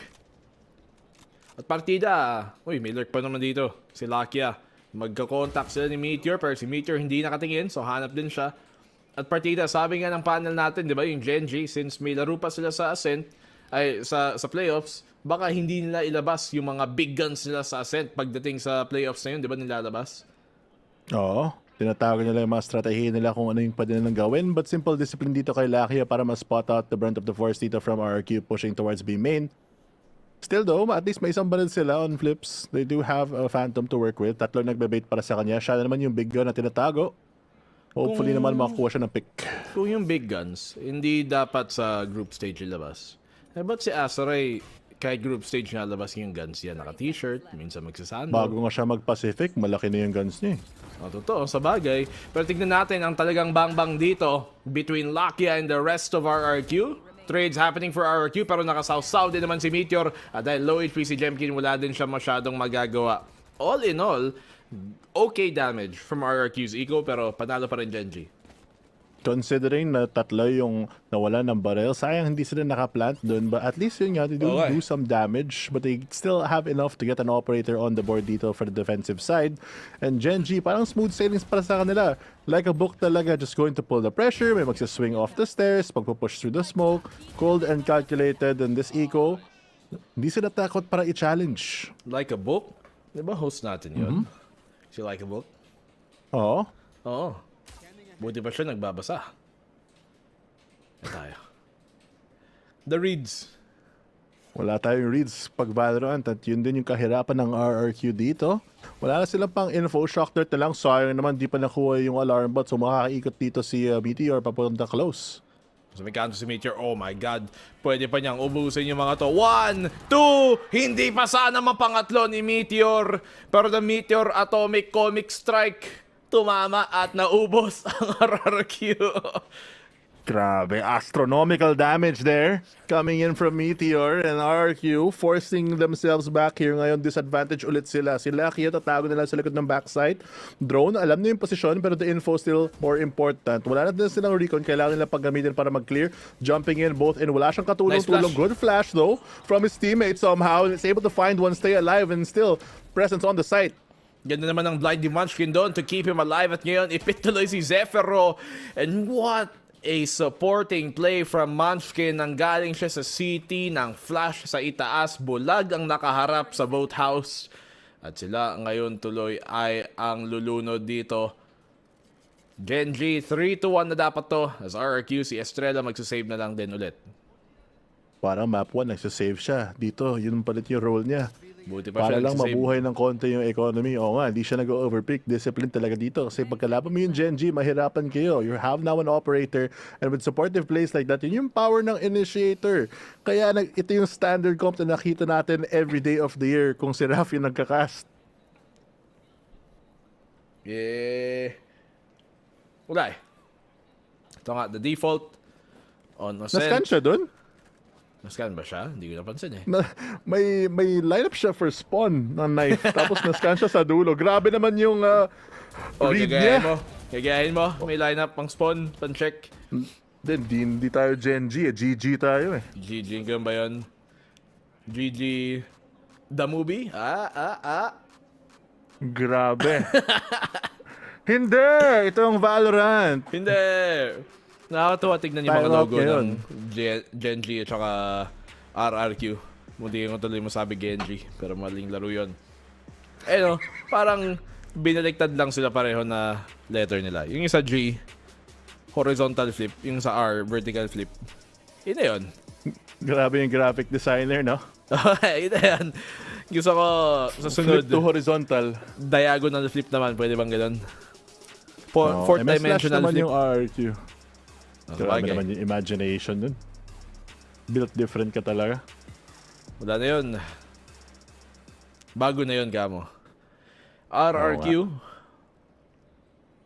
What is this by? Goodbye. Tawag dito. Ang sama naman. Kaya pa naman nila. Nakita namin yung last ng Gen.G sa Ego. So kung kaya din yun ng RRQ, edi mas lalo pa. May baril pa nga silang dalawa. 2 rifles on the board. But using util so early dito para lang maklear ata yung 3. Oh. One way muna. Babato idol. One way sa main. Dine-delay nila eh. I think they wanna pull attention dito sa may 3 sana para doon mag-focus yung defense sa Percy Texture. Susugod dito sa may A-main. Buti lang may Cloudburst. Makaka-atras pa siya kahit paano pero sinusugod sila. Hindi nga siya na-punish. And Texture still finds one sa pag-atras niya. How are they kept at the gate? Hindi pa sila nakapasok doon sa A-main. Wala din naman masyadong utility na binato ah. Grabe, may supportive flash pa sa taas. Ngayon, may molly pang delay. Ipit na ipit yung RQ dito. The rest of Gen.G nakaikot. Oo. Nabulag ata sila sa A-main eh. Kaya sila umatras. Pero wala din eh. Si Munchkin nasa B siya eh, nanggaling eh. Paano yun? Baka may paranoia. Mga flash nila, tapos nagkamali ng konti. Pero bawal sila na magkamali ngayon. 3v5, kailangan na kumuha ng value. At least buhay pa rin yung dalawang Vandals. So if they play this very slow, it could be really good for them. Nasira ang alarm bot. Pulling pressure towards the mid-side, pero nakaabang na dyan si Lakia. Split muna dito for RRQ. Gapang. Bael me more. 30 seconds left. Texture, syempre nakamahika lang din ng A-main. Yung 3, binabantayan dito ni Lakia. If mapatay nila si Lakia, they have a chance. But Lakia is aware now. Alam na nila. He is on the way. And Texture, will he save the day? Karon on the swing. Tumatakbo. Pero tumba pa din. Oh, Meteor. Baka may makuha siyang isa. Last player, kitang-kita. Easy shot there and 4-1 ngayon ang Gen.G. Grabe talaga yung galaw nila sa mapa. They recognize yung pressure agad. Naghihila sila ng rotations. Buti nga naka-atras si Texture after whiffing such a close shot there. Not expecting him to get not punished. And dahil dun, nakapitas pa siya ng isa sa my Gen side. But I feel like that utility usage was really good for RRQ, to be fair. It's just that walang rason talaga yung Gen.G na gumalaw. Therefore, yung hold pa rin nila pare-pareho yung setup. At kung tumuloy-tuloy ito, katulad ng map number 1, edi medyo malangkot para sa RRQ. Makapon nating tag-SEA, mga Indonesian brothers natin.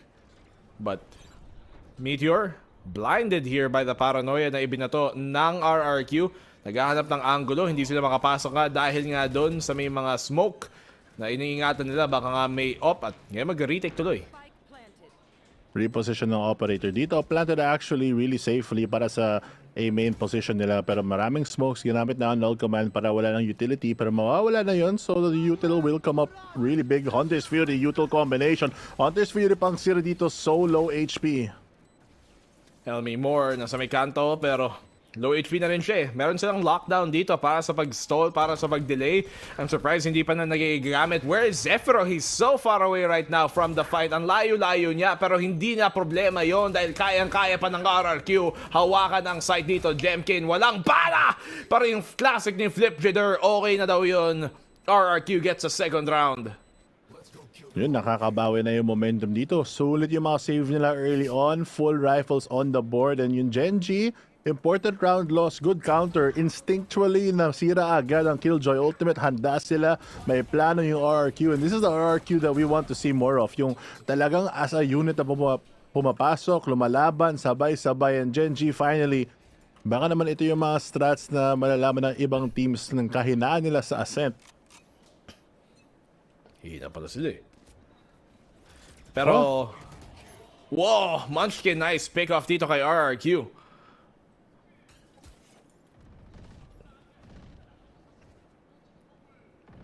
Oh, operator nag-aabang. May dash pa nga pala siyang lumaban. The pressure is there pero umaatras na yung isa. Xfero is very worried about this position.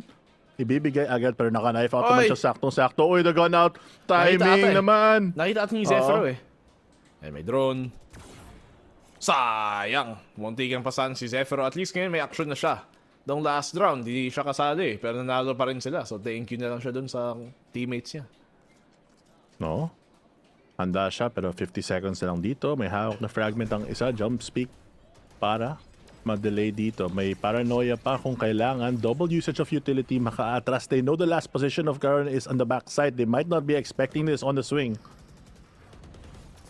TP sa tawid. Nako, nabulag pa si Idol dito. Pero muntigan pa. Ubusin ni Munchkin. 4K for Munchkin. Zephyro na lang natitira. Parang nung kanina lang. And can he find an opening dito? Yung alarm bot patay dahil nga wala na rin si Meteor. Wala din ang spike kay Zephyro. So tamang save na lang ulit. And Gen.G, what a clean hole. Talagang naipit doon sa funnel ang RRQ sa pagpasok sa A-main. Kahit hindi niya nakuha yung kill na hinahanap niya, yung TP ng Karon pulled so much attention na naka 4K bigla si Munchkin off the counter flash. Nakabagaling yung positioning nila to use each other para makasawsaw yung iba, get another round on the board. And that 4K gets that null command in control for them for the next hit. Kawawa naman ng RRQ. Hindi pa rin makabawi dito. Could have been moments dito sana na may magagawang bago ang Gen.G. Rather, ang RRQ kalaban ng Gen.G. But RRQ still struggling katulad nung kanina sa Breeze. At least ngayon, may 2 rounds na sila, di ba? Simula pa lang. Pero mahirap pa rin ang push. May nagkaka-momentum sila kahit kailan, pero grabe naman yung hold dito. Shots left and right here. Just jiggling behind that Gen.G. Yes? Alam mo ba't nakuha niya yun? Bakit? Kasi naka-recon Phantom siya. Yun pala yung sikreto eh. Oh, pang malakas yung recon Phantom. Grabe, reconnaissance na. Kaya siya initiator, bagay na bagay dito. Nag-knife pa siya naman sa A main to get some bit more info. RQ, kailangan na umatras. give the pressure away, and Lakia just spamming through this para walang makalurk mo, walang makapasok. May alarm bot pa naman siya in case nalampasan yung mid side. Has the scan available if need be. Meron din siyang drone. Yung yak dart. Yung yak dart. Wala na isa. Hindi tumama. Pang execute pa naman dito ang RRQ. They have the lockdown. Estrella pwede ring mag-backside kung sakaling kailangan i-check kung sapat ba yung nakuha ang space ng lockdown, kung may tapo ba doon. Shock dart pang ibabato dito. Kakainin ni Zefiro buong buo. Ayun, wala na yung lockdown ngayon. Problema ay tanggal. Jkint natamaan pa ng spam. 3 HP. The Odin play double Tatlong sila sa backside. Tatlo! Oh Hindi lang my. dalawa. Naku, makakapasok ba yung mga idolo dito? Meteor finds the one. Pagpasok na sa may kanto si Caron. Ang ganda ng reposition. Ipit na ipit si Estrella. Nakaisaban na naman. He's gonna have to find another angle para lumaban dito. Meron pa siyang isang smoke, meron pa siyang ulti, pero wala na ring oras. Kumukuha yung spike ngayon, di baka pwede pa. Pero sa may lane, hindi na rin siya aabot. Meteor takes him down. And what a defensive side from Gen.G ngayon. Ang hirap naman ng B main attack na yun. Nakuha na nila yung pressure towards A, but the early 0 point coming in from Munchkin just stopping that pressure entirely, forcing them to go on B. And what happened? Yung chip damage ng spam nila, kaya kasama ng shock dart. Sayang, dalawa pa naman yung natamaan, no? Wala na yung lockdown nila, but to be fair, feeling ko kung nag-lockdown sila, masaspam din siya.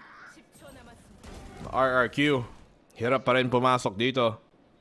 And the problem right now for RRQ is hindi sila makakuha ng space early on. We haven't really been seeing yung parang A main control na, rather yung mid control na gusto nilang sanang kunin. Diretso lang dito sa may B site, may lockdown na sila. Sabi nila, sige Zefiro, kanina napitas ko. Pero ngayon, okay lang. Hindi naman ito masisira nung ano. Hindi pa rin. Tibay. Tibay talaga kung ano yung gawa nun, pero hindi ganun katibay si Phillips kasi yung robot na ito natumba agad ng Odin, the spam coming through. Ayan na nga, ang power ng null command, wala nang blades ulit. Okay, at least nakapag-plant dito ang RRQ. Have an anti-retake for them to hold against yung operator. Hindi tatama. Si Estrella ang unang contact doon. Si Jkint nasa may kanto, but with the shorty finds a kill. RRQ holding off on the site ngayon. Pinipigilan nila makapasok ngayon ang Gen.G sa pag-retake. Dahil Odin na lang at saka op ang gamit nila. Mahirap talaga. Jkint finds a one. Lakia spray down. Alam niyang meron sa kanto. Winnable pa to actually. May konting oras pa, but he has to find the pick soon or at least makuha ang half. Nasa may kanto din dito ang isa, pero si Jkint ang magpapatumba sa kanya. And RRQ find the third round. Buti na lang, di nag-over-aggress si Jkint dun. Ang ganda ng posisyon niya gamit ng shorty. Kahit wala siyang live zone, he does kill out that KO, giving it back. Nakuha pa siya ng dalawa after. Just a good hold here from RRQ. Textbook, by the book. Lahat ng ginawa nila para makuha itong side, and this time it looks like a lot better of a game for RRQ, pero malayo pa rin yung score nila kay Gen.G. Kailangan pa nila humabol sa half na ito. Well, Gen.G still have the advantage right now. 3 rounds pa rin ang nasa kanila. It makes it so that they have a bit of a cushion to work with here to get maybe a bit risky. And Gen.G finding at least some sort of an engagement dito papunta sa may B main. Huli pa naman si Zefiro. Flip jitter on the trade there. That's very good on the trade by Zefiro, ay by Flip jitter para hindi pabayaang makaisa ang Gen.G. Tas bounce RRQ find another pick here off of Elmi Moore. And now they have the advantage. Wall bang lang sila. Timo yung position ni Flips. Alam nila kung nasaan, pero mauna si Munchkin. Kukunin niya yung control towards that CT side. Nakaipit na sila. Handang-handa, operator pa nga, but Jkint goes for the trade here. That'll stabilize the situation quite a bit. Texture, kailangan niya na mag-ingat. Hindi siya masaspatan ng recon guard. Could be a free kill for him. Gets one, hindi siya maka-out. Quick trade coming from Caron as well. 1v1 now, Elmi Moore. 1 versus 1. Caron versus Elmi Moore. Meron siyang Hunter's Fury, pero hindi yung papasok dahil papatayin na lang niya si Caron ng dire-diretso sa swing. RRQ, a 4th round. And medyong bumabawi ng RRQ dito. I think at the 5th especially. Okay na yun para sa attacking side dito sa Sin. Mukhang kayang-kaya ng RRQ. Nagkamali sila early on, but what a wallbang. Dalawa yung bumabaril doon. The chip damage stacking up. And Elmi Moore doing so much work to power through this. Brute force na yung B site na mag-isa. What a play galing doon kay Elmi Moore na medyo nagkakaroon ng buhay dito sa ating labanan. Pinarel ang recon. So, alam nilang posibleng may lumapit dito sa A main. Atras muna ang RRQ. Gen.G pwede pang makalason na naman sa eco nila. Right here. Ano yun po pwede nilang gawin? May information pa naman si Lakia. Naka-atras pero the off-angle hold handa din sa support flash si Flips. Ina-expect nila na baka mag-push out nito. Alam nila na si Lakia kanina pa kumukuha ng space pero instead mag-drone na lang siya. Safety first dito. Nasa low buy naman sila. Spots out one player. Will he expect more? RRQ. Let's see how they decide to adjust Good dito call. sa kanilang attacking side. Nag-rotate pa B site ang buong team ng Gen.G. Ang buong depensa habang yung RRQ magdagbabalak ng mag-A.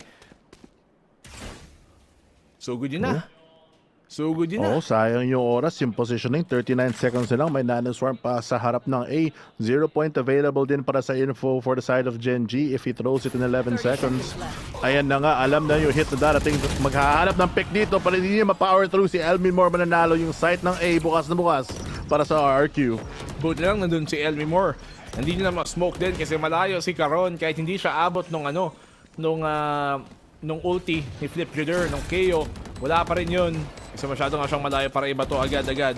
Medyo tatagal pa. Scan dito, kailangan nilang iwasan kasi baka mas-spaman pa nga ng retake. Pero 5v4 at lamang pa rin ang RRQ. Nice one-way na inilabag dito ni Estrella. Grabe, narinig mo na yung mga sheriff shots. Naghahanap sila na chip damage bago sila kailangan mag-commit dito sa side. But eventually, they have to waterfall down onto hell. Scanning ahead. Pagpasok dito, may scan pero sisira din naman agad. Nasa may kanto din si Lakia na biglang tutumba at lahat ng RRQ ay mabubuhay pa din sa dulo dahil Gen.G mauubos lang din naman. RRQ, this is looking a lot more stable kumpara dun sa Breeze. Ang ganda naman ng adjustment nila. This time they realize na nagpo-push talaga out yung B main. So may supportive flash sila na handa para sa contact. They spot out one player for the side of Gen.G and due to that, they pull all the rotations kasi alam nila low buy na magsastack sila. So dahil nakakuha din ng space on the A side, yung Jet nila is just able to get that for free. This time around though, na may baril na yung Gen.G, baka naman mahirapan sila with a lot of these plays. Gen.G, Nowhere to run. paunti-unting nabubura ang kanilang lamang. Pero ngayon, now on the defensive side, they have to step up. Grabe naman yun yung anti-flash dash ni Idol. Pasok agad sa side. Ngayon, RRQ, nakakuha ng site, makukuha na yung plant at magiging full 5v5 retake dito para sa huling round ng ating half. Kita naman natin yung lakas ng RRQ in the previous half. Si Jkint playing the same position here. Still a lot of info for him to gain. The drone silang dalawa. Si Texture, nakahanap pa si Flips. Nako, na naiwan pang bukas si Flips. Hindi ata nila ina-expect na may op dito ang Gen.G. Sa retake na naman nila. Have a dart. Kailangan iwasan. Na-scan si Jkint. Kailangan niya mag-ingat. Pwede siyang mas-spaman. But Elmi Moore giving his position away there off the recon. Dapat sausaw na lang sa ganun. Lakia finding another pick. Nauubos pa isa-isa dito ang RRQ. But Jkint holding on. Phantom sa may kanto. Siya ang babantay dito sa kanto na to. Gets another. A fourth and the 50 ace for Jkint. What was that, Jkint? 6-6 RRQ. Tie up the game. Grabe naman yung heroics ng Jet na to, yung anti-flash dash sa simula. Alam mo na feel niya na kayang-kayang buhatin ang B-site na ito. Positioning, ang saya tuloy ng RRQ. Nakabawi sila, may chance sila sa series na ito. Baka naman tama si Vil na mag-3 maps to kasi yung RRQ umiinit na. Grabe naman yon. Jkint, crazy play galing kay Jkint.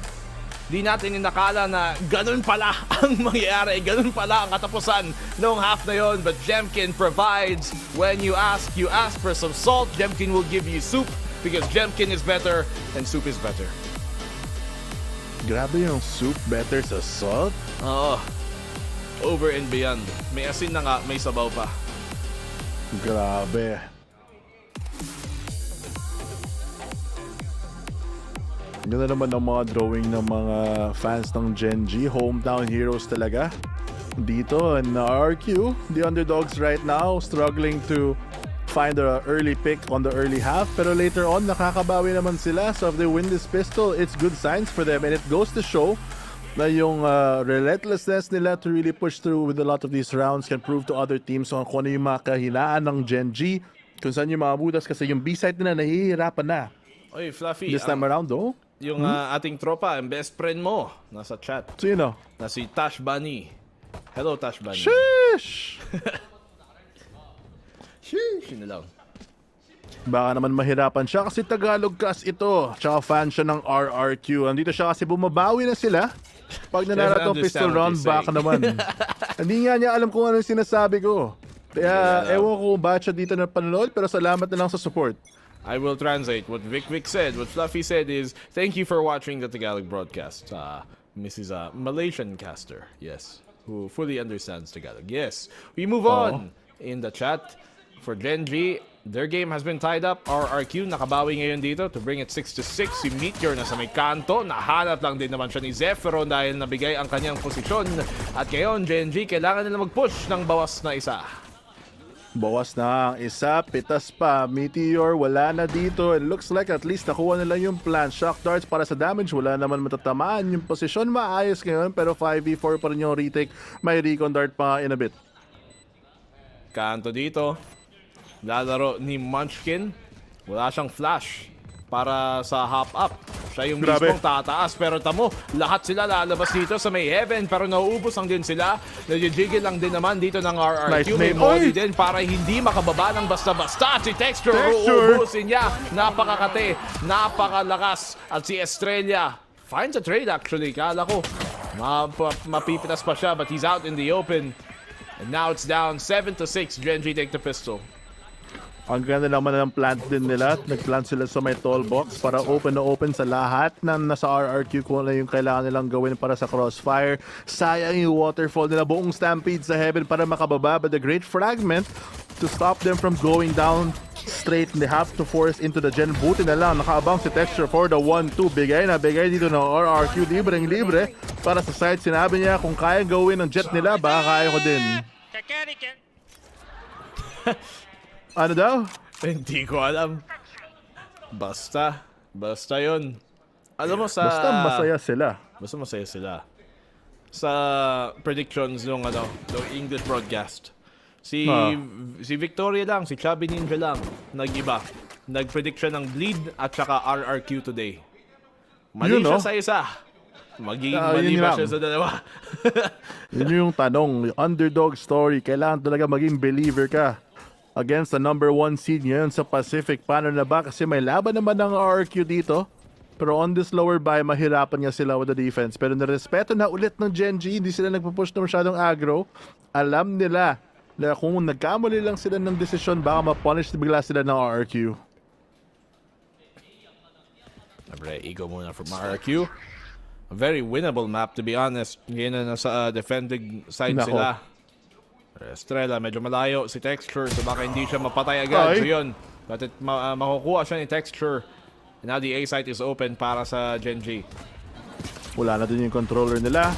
But it looks like that wasn't the purpose of this round anyway. Gusto na lang kumuha ng frags, kumuha ng exit dito. Baka mamatay nga na lang sa spike kasi napakahirap yung retake na ito. Open plant here, default. Para kay Munchkin, isa pang orb para sa kanya sa susunod na mga rounds. Kalahati na siya bago mag-null command. And looks like sila kaya handa na. Good recon dart to spot out the 3 players. Pero actually hindi masuscan si Flips. 4v5 rather nga. And he's gonna have to retake dito ng wala masyadong oras. So I assume yung RIQ exits na lang at mamatay sa spike ang kanilang binabalak. Nakabang din dito sa may anti-flank si Zephyro kung sakaling may manggaling sa mid. Doon nga si Meteor, naka-ghost lang din naman. Sumahanap ni Zephyro. Swing din kay Texture at kahit naka-pistol, uubusin niya sila. Grabe naman yun si Idol. Grabe, inubos talaga. Hinanting, naka-ghost lang siya nun ha. Oo. Honestly, good call from them kasi before this, 2 away siya sa ultimate niya. So kung namatay siya doon, tsaka nakakuha siya ng orb, sulit pa rin yung Gen.G. Makuha nila yung blades niya activated imbis na mag-buy, ayos yung economy. But if he's able to get these frags, bawas na din para sa kanila. Binigay niya yung Phantom doon sa sa tropa niya. Diba? Nag-first pick siya. Siya nalalaban. Siya nalalaban. Na first pick niya si Estrella. Naka-shorty, tapos siya naka-phantom. Tapos binigay na lang niya kay Munchkin ata para siya nang kumapit. Kaya ngayon, pagpatuloy natin ang Gen.G versus RRQ. May armas ng dala ang RRQ. They go for early A main control, pero bibitawan din naman agad. Grabe naman yung control nila dito. Hindi na talaga nag-respond yung RRQ. Atras na sila, 3 players. Nakatago sa 3. Narinig na yung pagkuha ng orb dito kay Lucky. Nag-iingat na lang ang Gen.G para makuha ng konting impormasyon bago sila makagalaw dito. Quick flash here from Flips. Take more control. Aggressive naman masyado dito pero wala naman tao. Yeah, not a good read. Not the right read at least from RRQ dito. Kala nilang baka mas marami pang lumapit sa Gen.G. Gen.G, handang ibigay yon in the first place.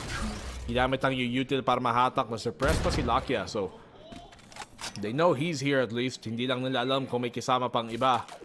At mid-control ang pinaparayo dito ng Gen.G.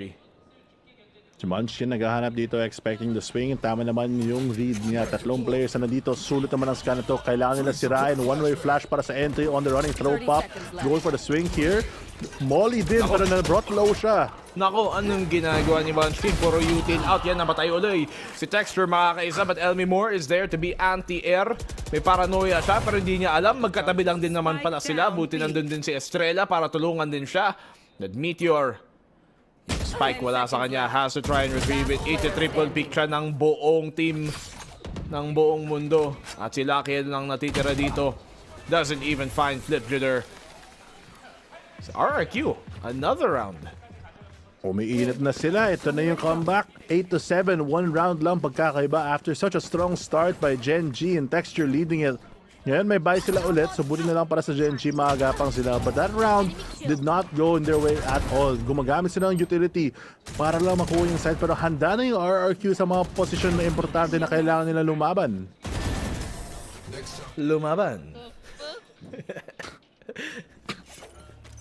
Totoong tattoo ba yun? O parang sleeve lang siya? Gusto mo lang kasi may tattoo sleeve ka eh. Hindi, gusto ko malaman kung totoo or fake. Kasi mukha siyang yung mga, alam mo yung sinusuot ng ano, ng mga kaya nagbabasketball tapos yung sleeve nila kunyari tattoo. Parang gano'n eh. Ano? Oo na lang, sumuha na lang. Sorry, di ako athlete, mathlete lang, taga-VALORANT lang. Sabay updraft, sabay cloudburst, sabay napatukan pa niya yung isa. Elmi Moore gets taken down. Hindi nila alam, nandito pa si Zephyr sa may kanto. Makakadalawa din siya. He's done his damage, pero they still have the man advantage dito. Flip Jitter, tingin ka sa kaliwa mo, idol. Nakatawid pa nga. Free kill para kay Flip Jitter. But Texture is there for the trade. And now it's down to Estrella na may paranoia pa. Kaya pa naman niya ito. May utility going for the one swing here, but a double up with the dash. Just enough to get priority on the angle, and Estrella falls. 9-7 ngayon yung lead ng Gen.G na hinahanap nila. Bumabalik ng pakonte-konte. RRQ lumalaban. May operator pa din. Pwedeng ilabas dito. Gagamitin nila. Texture, sabi niya, kaya mo yung Jkint ha. So yung kay Jkint kanina, pa-backwards. Ngayon sa kanya, forward naman.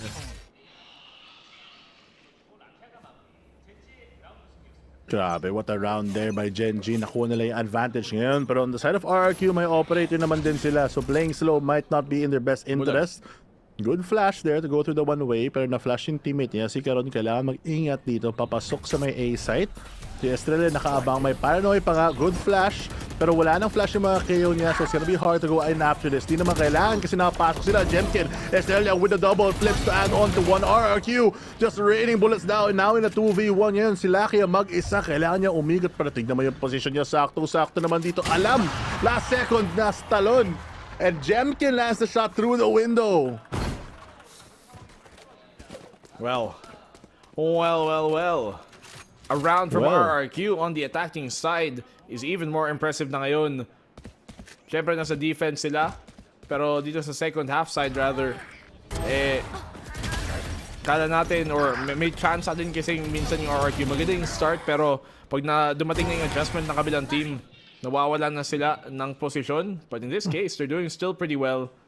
And RRQ have tied, rather closed up the game between one round na lang, 9-8. Wall bang pala yung spot na yun, sa may window. Kala ko isang bala nagatank ng glass mismo. Pero I guess kung operator yung hawak mo, dire-diretso lang ang bawa. Maybe it's a high penetration thing, pero dito naman may tech pause. Ewan ko kung alang team. Baka yun yung problema. Ewan ko kung ano yung problem niya, pero may natapon na atang tubig. Legit ba? Tech pause tubig? Nagpupunas kasi sila eh, tapos ano eh. Oo. Nangyari na ba sa'yo yun, boss? Na-tech pause Natapon tubig yung ka na? tubig. Ako? Ayun o. Baka nag-peace bump or baka natapunan. Baka overexcited dun, tapos pananalo sila, nag-comeback bigla, nabunggo lang. Baka masyado malakas yung flick. What if na-hatching siya? Tapos yung lumabas pumunta sa table. Ano yung typhoon? Madami. Grabe naman. Look at the drawing. Hindi ko gets. Hindi ako marunong magbasa nun, boss. Kaya drawing na lang. Pero ito may heart, so good yun para Grabe sa... naman to, parang printed. Okay, penmanship. Uy, ito Grabe naman yung art, oh. Grabe naman yun. Ang talented naman ng mga Gen.G fans. Saan naman ang art ng RRQ? Art? Kaartehan. Yun na lang. Wala eh. Parang home crowd to eh. So, syempre, Gen.G fans ang mas makikita talaga natin.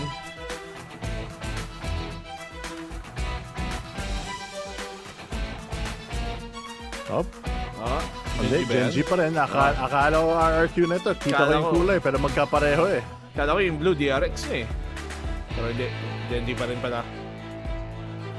Ayun nga, RRQ, I mean, ang dami naman silang fans. Tayo na lang yung fans nila. Wala lang sila sa Korea. Dito tayo mga Southeast Asians. Tayo yung magbabantay kasi nag-comeback na yung RRQ dito. Mukhang tapos na ang tech issue nila. Sana makabalik tayo sa pagkaka-VALORANT natin sa Ascent where Gen.G slightly taking up the lead here. 9-8 ngayon ang scoreline. Looks like the setup from RRQ a bit different this time around. Gonna put more presence towards mid. Pero other than that, pare-pareho pa rin yung plano nila sa attack. Expect the B push. Kung wala, ikot tayo. Baka try natin gumapang papunta sa A side. Pero this operator could prove to be their doom. Buti na spot. Uy. Tapos na-pick pa ni Flipjitter. So, okay okay dito yung laro ng RRQ. Napabounce tuloy si Texture. Siyempre, eco din naman ng Gen.G. So, not necessarily a round na ina-expect nating manalo sila. And RRQ have a real chance para itay yung game na to dito.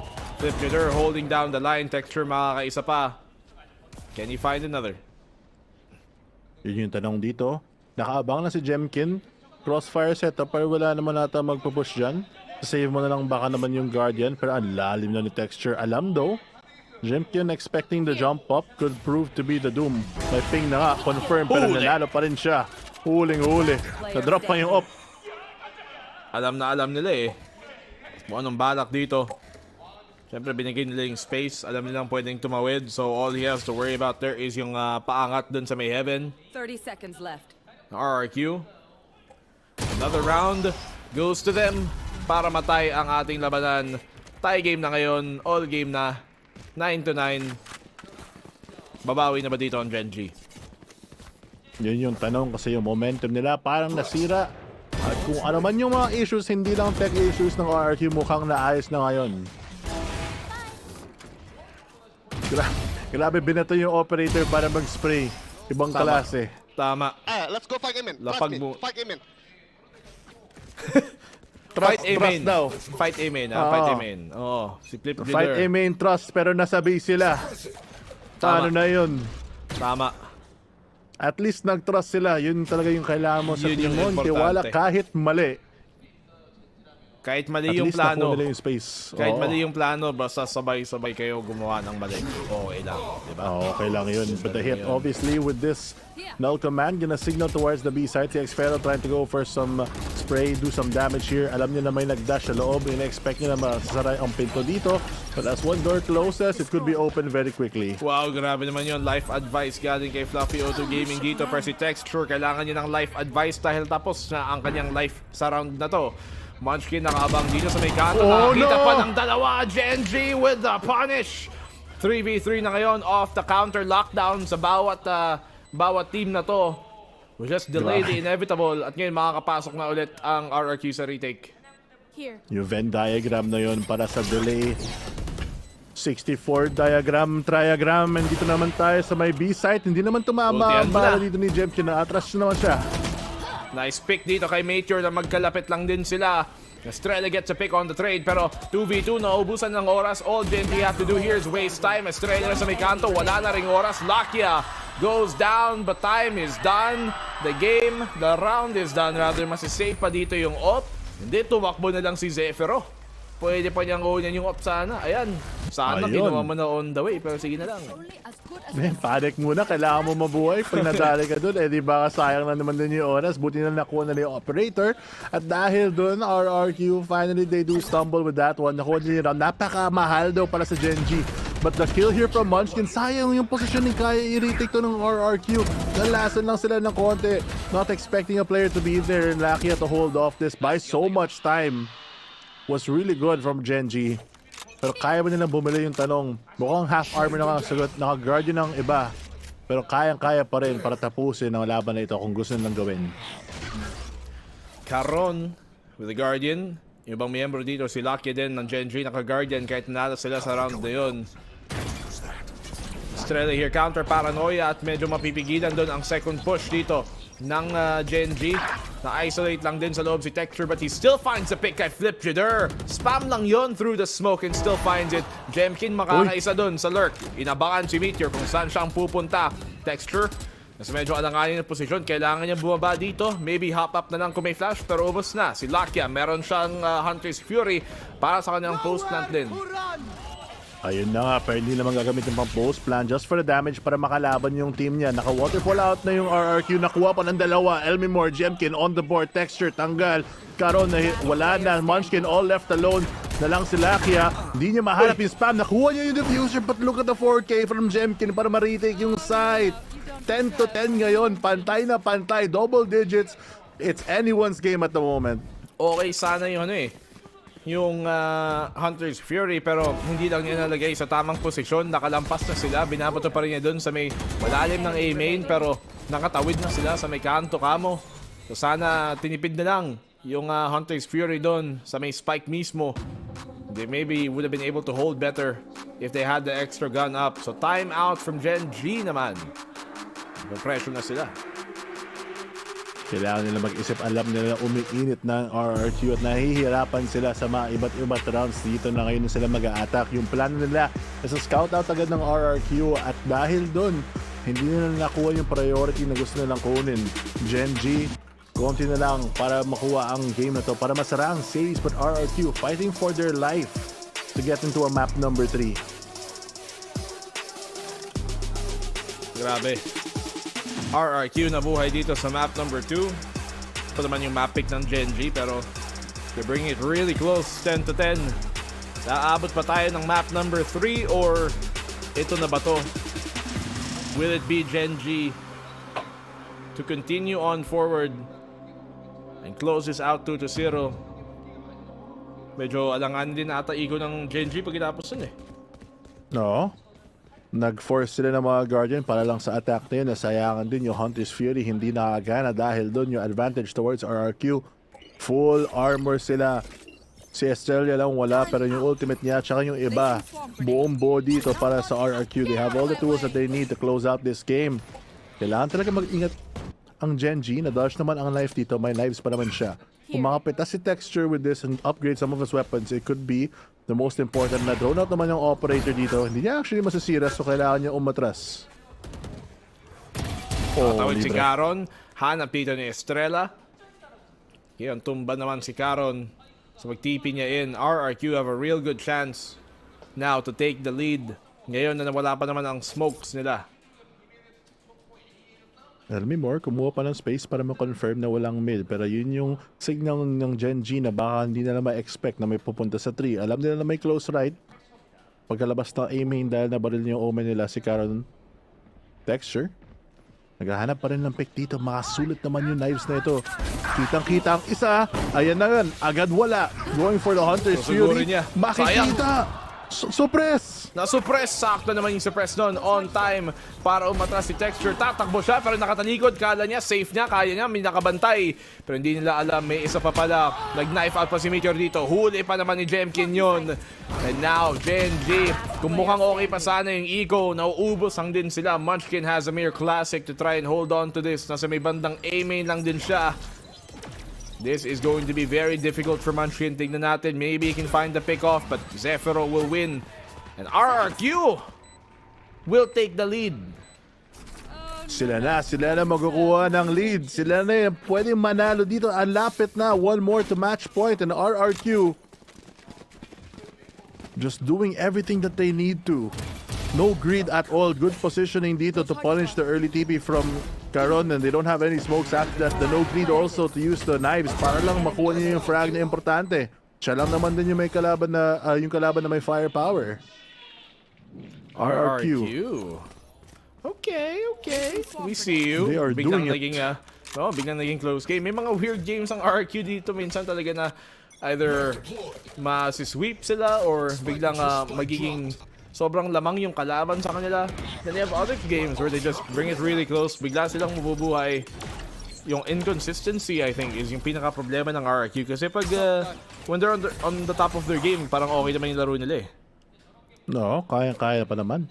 Baka naman dahil yung medyo matagal na din yung ascent, so sanay sila sa mapang ito kumpara sa mga iba. Pero dapat sanay sila sa lahat at this level. But it looks like yung read nila tamang-tama. Considering na I think na-mention ng panel na yung Gen.G di pa natalo dito.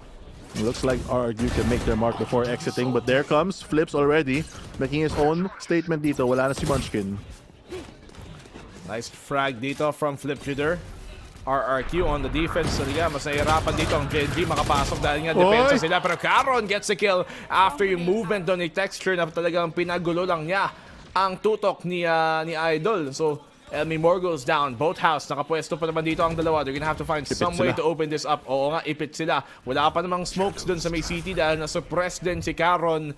Now na the suppress is about to go away, he can re-smoke it. Tas tsaka sila mag-execute. May paranoia pa naman siya dito para sa site. Ibig na to sa may bandang kaliwa. Natamaan si Zephyro, but Lakia takes him down. Si Estrella nasa backside pa din. Alam ba nila? They do take him down as well. Napakalinis. And now Gen.G will have the plant and advantage. Yun yung kailangan nila para maklear. Pumili ng fight, pinili ang backside. Agad-agad util combo to flush them out. Si Phillips nagbigay ng impormasyon kung saan yung position niya. Yung teammate niya, hindi ata sila magsasave dito. Baka mag-iingat lang sila. Go for it. Ang daming angulo na kailangan na tignan. I-go nila to para may chance pa saan ng may panalo to. Jkint, ano pwede niyang gawin? Pwede siyang tumalon para hindi kita agad yung paa. Pero medyo alanganan yung ganon. Grabe posisyon na to. Ang dami nila. Sayang, nakadalawa pa si Jkint. Yung triangle D. Oo, kung sabay-sabay lang. Hindi yung triangle napisat. Pero Gen.G tie up the game 11-11 ulit. Ayun na naman tayo. One of these teams after this goes to match point. Who will it be? Kasi with these proper buys, mukhang both of them have a good stride so far. Buti na clear ni Lakia yung backside. Expecting na baka dalawa yung hold. If that didn't happen, RRQ have a really good chance to hold that site. But this time around, Gen.G bumabalik ng konti-konti. 11-11. RRQ. May operator pa din si Jkint dito. They have to be careful about that kasi pwede siyang makapitas ulit ng maaga. Partida, nawala si Munchkin doon kanina. Suppressed si Idol, dalawa. Good scan. Kuha pa ng impormasyon sa dalawa. Pero hindi sila aalis. Dito lang sa titingin. Ayaw nila pumunta sa operator ni Jkint na nakaabang sa may mid-side. Fragment nga para lang mag-ingat. Pero nag-iingay din yun. 4 players na. Bandang A-side. Isa, mabilisan mag-rotate sa mid.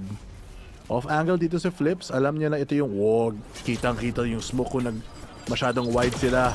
Nice Pero molly you though. need. Napaganda ng molly. Alam nila nga angulo yun na pwedeng bumukas pag ganun yung smoke. So, magandang utility dito binabaton ni Jkint, but Flip Shooter gets a double pa rin kahit nasa likod ng smoke. Makaka-double din naman ang Gen.G dito para bawian. Pag si Flip Shooter makakapangatlo. He has the heaven position now. Trying to go for the plant spike pero hindi pa nila makomit. Iniiwasan pa sana doon. Pero commit naman sa may B-side. Takbo si Idol. Alam ba nila kung saan talaga yung plant dito? Lakia has to find one. Kung naiwan mag-isa si Caron, baka ma-defusean lang siya kung namatay. Hindi nila alam. Ni Hunter's Fury pa. Sakto yung gapang niya. Yung shift hindi narinig. Yung sound circle. Abot na abot. Ayun na nga yung signal. Pero wala pa siyang mahanap. Sobrang aga naman nakuha ang isa. Yung updraft to dodge. Naiwasan lang din. Medyo maaga-aga nga. So alam nila, malayo pa. Alam nila, so A-side tong si Idol. Caron using the smoke dito to try and buy him some space. Pwede siyang mag-spam. Kailangan niyang spaman to. Iingatan niya kasi papasok dito si Jkint. The timing, it's gonna get defused in front of him! Caron, what are you doing? Flip Shooter gets the ace in the end. And RRQ, match point para sa kanila. What a misplay from Gen.G. Sayang naman yun. Unlucky kasi na angle na plant kasi sa open left or right. Hindi pinili ang gitna. Ang ano din, medyo bitin yung smoke eh. Kung medyo mas malalim pa yung smoke niya, eh makikita sana niya kung saan yung spike banda. So, mas makikita niya kung saan merong mas malapit na tao. Yun talaga yung pro stone fake dito. Kitang-kita natin. Ngayon, timeout ulit ang Gen.G. Ito yung huling-huli. Magpupush ba sila sa overtime or ito na ba ang balikan ng RRQ sa map 2? Medyo na i-smoke off niya sarili niya. Dapat medyo mas malalim pa onte para kahit papaano medyo nakikita niya yung paa ng diffuser ng spike ng de-defuse. Kaya ayun tuloy, naanggilan. RRQ. Map 3 ba to? Ang tanong. Posibilidad ngayon dahil sa lakas ng laban nila kung paano nila nakabalik dito once they did swap sides. The fact na naka-equalize nga sila sa first half, buti na lang. Kasi grabe, both of these teams just trying to trade blow for blow. Parang kahit anong round, either team can really win. So Gen.G have to change up the pace here or mag-execute lang sila ng mas maayos. Nakakuha na lang mali yung site eh.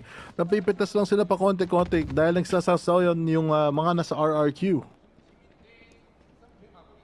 Wala sila masyadong pera though. Kaya naka-Ares lang. Si Meteor Spectre pa nga. Odin tsaka Operator para sa RRQ at may null command pa naman sila.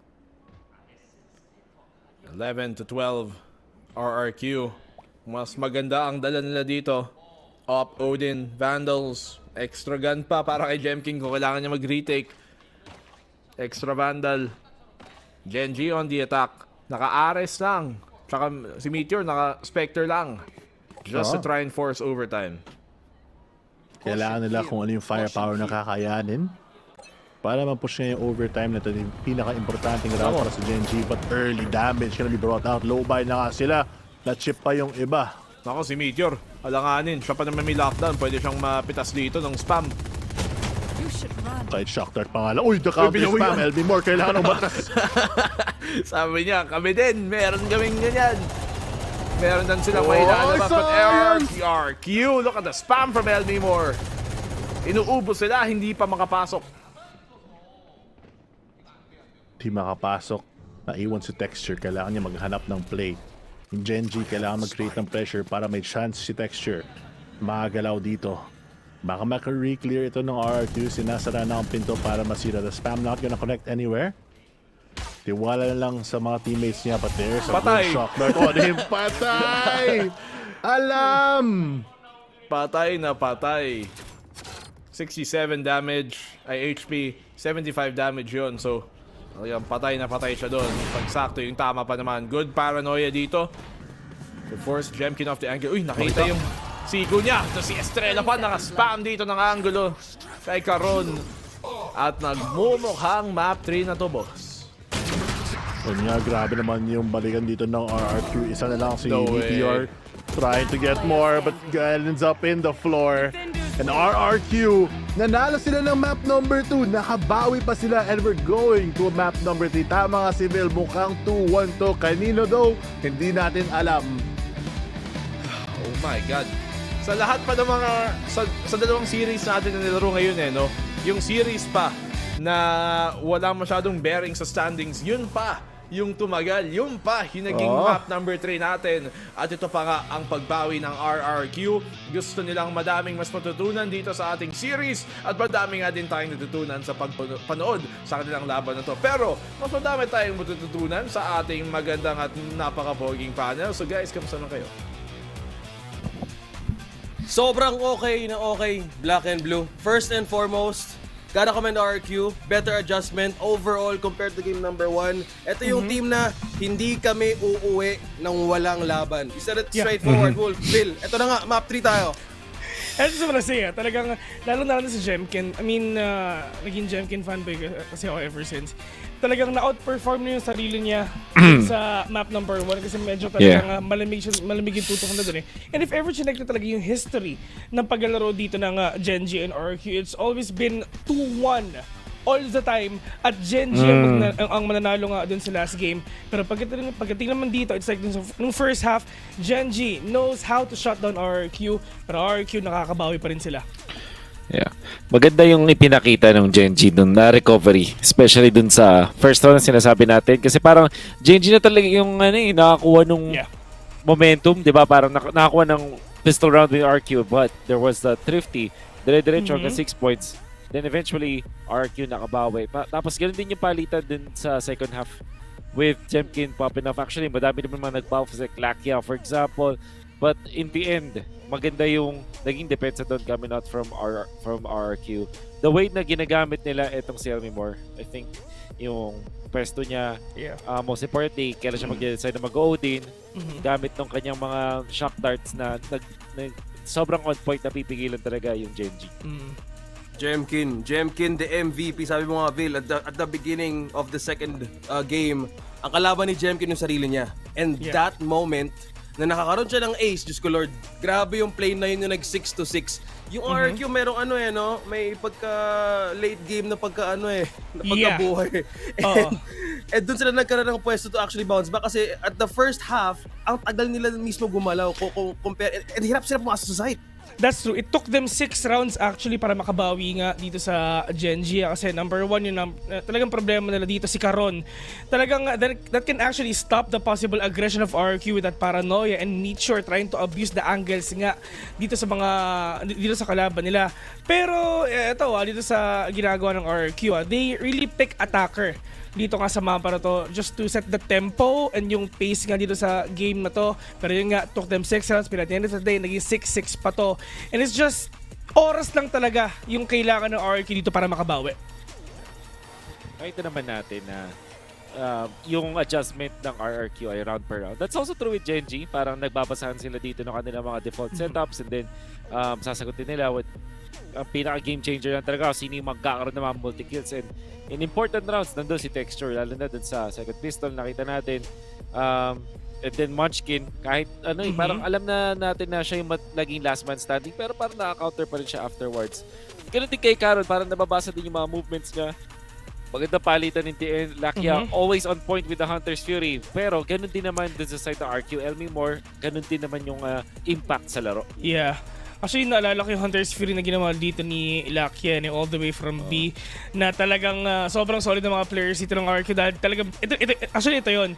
Yung amount of trust na binigay niya kay Flips para ma-stick lang next Pharaoh yung pag-defuse, nakuha pa ni Flips dun yung ace. Well, it's gonna be really hard for you to do that Ang layo din ni dun ni Lakia dun, isipin mo, nasa mid pa siya, tapos yung mga players ng RRQ nasa loob na. So, at least nakabawi pa rin talaga dito yung mga players ng RRQ. It takes time. 6 rounds. And all the way nga papunta nga dito sa muntik na nga tayo mag-OT. Tuloy lang sinabi natin nung una. Talagang if ever gusto mong bumawi, if ever gusto mong long games, Ascent is the place to be. Iba din talaga yung pagbabawi nila. And na-mention na RRQ to OSX, pasensya ka na. Kasi yung RRQ pumili ng mapa na to. Sinabi natin parang dapat Lotus kasi doon yung pinaka kilala sila. Sobrang handa sila doon and sila pa yung nag-ban. So now, napanish sila dito sa kanila napili and kailangan nating i-comment talaga yung ginawa ng RRQ versus Gen.G. commendable. Sobra. Like, kung gusto patagalan kanina, there were some points kanina. That was, I think, what round was that? Yung nag-10-9, nung save by the spike yung nangyari doon. Yung misplay ni Caron, that was like, man, konting angulo na lang, pero that was the most difficult thing na I think pwede nang basahin, and that was just the rush na binigay for them para ma-push yung mismong defuse na yun. That was just completely RQ. Just because of the misplay, munti ka tayong mag-OT, pero well, this is just a RQ. Better adjustment overall from game number 1. And hindi ka natuloy yung 7:30 na prediction ni Will. Alas 8 na nga po, 8:04. So, kala ko 7:30 talaga eh. Pero it was a really great advantage over. Pero kanina, ang Gen.G din, we saw great potentials of a comeback. Yung round advantage, yung chip damage, yung wall bangs. Pero once nagkulong sila sa control, doon na nagkakaroon ng angle yung RQ makabounce back eh. Ito I mean, if ever kinumperma si Jkint tsaka si Texture din sa game na yon, yung amount din ng control na meron si Jkint na hindi mag-overheat, na hindi mag-overextend is nandun eh. Talagang napapansin mo, dumidikit lang talaga siya sa team niya na naghahanap lang siya ng mga trade-offs if ever. Like kunyari, alam niya na medyo delikado si Flips, bigla siyang mag-dash in, bigla ilalabas yung Blade Storm niya, bigla siyang makakapatay ng isa, catching these players off guard, na talagang alam niya kung kailan mag-strike, alam niya kung kailan i-take yung fights. And it's these players talaga na really trying to get 1 point, or probably ito na ata ang pagkatapos ng streak ng Gen.G sa RRQ na lagi silang panalo dito. Pero yun nga, the more maps na mailalaro ng Gen.G is the more information na makukuha ng mga kalaban ng Gen.G sa playoffs. That's right. Tingin ko kasi dito, di ba, parang nandun nga sa mentality yung RRQ na parang it's just end it with a bang. At itong split 1 natin sa 2024, na-prove natin na hindi talaga untouchable itong Gen.G dito sa Pacific. Di ba parang matagal silang mga kings ng VCT Pacific or lagi nandun sa taas. Pero in this particular split, may mga teams na nakakatalo na sa kanila, and then RRQ now showing this kind of performance. Malay natin, sila yung makapagtapos ng magandang kwento dun sa kanilang huling series. Ang ganda naman nun. I think that's the perfect way to put it. Kasi if you wanna leave, better make your mark up against Gen.G. Sabi mo nga, this is a continuous rivalry na para ito ngayon for to say na ito yung kryptonite ng RQ, pero this time around alam namin wala na. Okay? So parang manggugulo na lang kami sa pwede namin kayang gawin. You mentioned about the trades kanina. There was some point, I want to also commend Elmi more. Nung it was just, what round ba yun? Nung 4 to 6, when they knew na umikot yung Gen.G quickly to site B, umikot sila agad. That was a great spot or great hit from Elmi Moore na talagang nakapagbigay ng fuel to the team overall. It's all about the talaga mga moral boost ng plays talaga na makukuha mo nga dito sa RQ and Gen.G. Well, nung game number 1 talaga medyo nahirapan nga rin tayo makakita ng mga ganong klaseng plays in order for you guys parang to get that momentum away from your enemy, para ma-convert nga pupunta sa inyo, for you na makakuha naman and to build up yung snowball ng momentum nga in order for you to win every single round that you can do. Well, hopefully, para sa akin, utang na loob, RRQ, napunta tayo sa game number 3. Panalo nila kung gusto nyo. Oo. Andun na rin eh. Dito na tayo, di ba? Panalo nyo namin. Dito na tayo. Makaka-score din kayo ng Grab's lowest prices ever with up to 15% cheaper fares on Grab Car Saver. Delivery fees as low as 15 pesos with Grab Food Saver Delivery, and thousands of budget-friendly meals as low as 99 pesos with Grab Food Saver Meals. Salamat sa Grab Food. Nakakuha ko ng dinner sa bilis. Kinuha ko na lang sa baba kanina. And kanina, Vil, nakita ko yung post mo. So kung manalo RQ, pan-tropiko ka. Tama ba? Sim. Pero makikita nga natin if ever gano'n nakalagay sa salamin, kasi kung ano nakikita mo sa salamin, yun ka. Tama. Yes. Tama nga naman. Sana all may salamin. Ano ba yung suot mo? Salamin. Exactly. Tama. Wow. Kala mo Isang song naman dyan, Wolf. Last time nagkas ka dito, may magbalik ka eh. Hindi ko lakabang sa lakabang one song. Ako mag-drums. Panis. Ako na lang yung beat. Ako na lang yung parang second voice.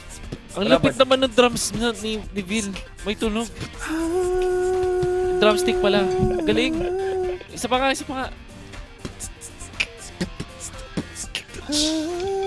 Ayan. Ang lupit naman. Kala ko tutuloy na tayo sa Anyway. Hindi pa naka-setup yung gitara ko dito eh. Pwede ba? Pwede ba? Hindi pa na-setup. Ano lang, actually display lang yan eh. Sa totoo lang, ginagaya ko lang si Bill. Ano lang to, green screen lang to. Guys. Talaga? Hindi green screen to. Consider ko lang yung likod ko kasi ang kalat.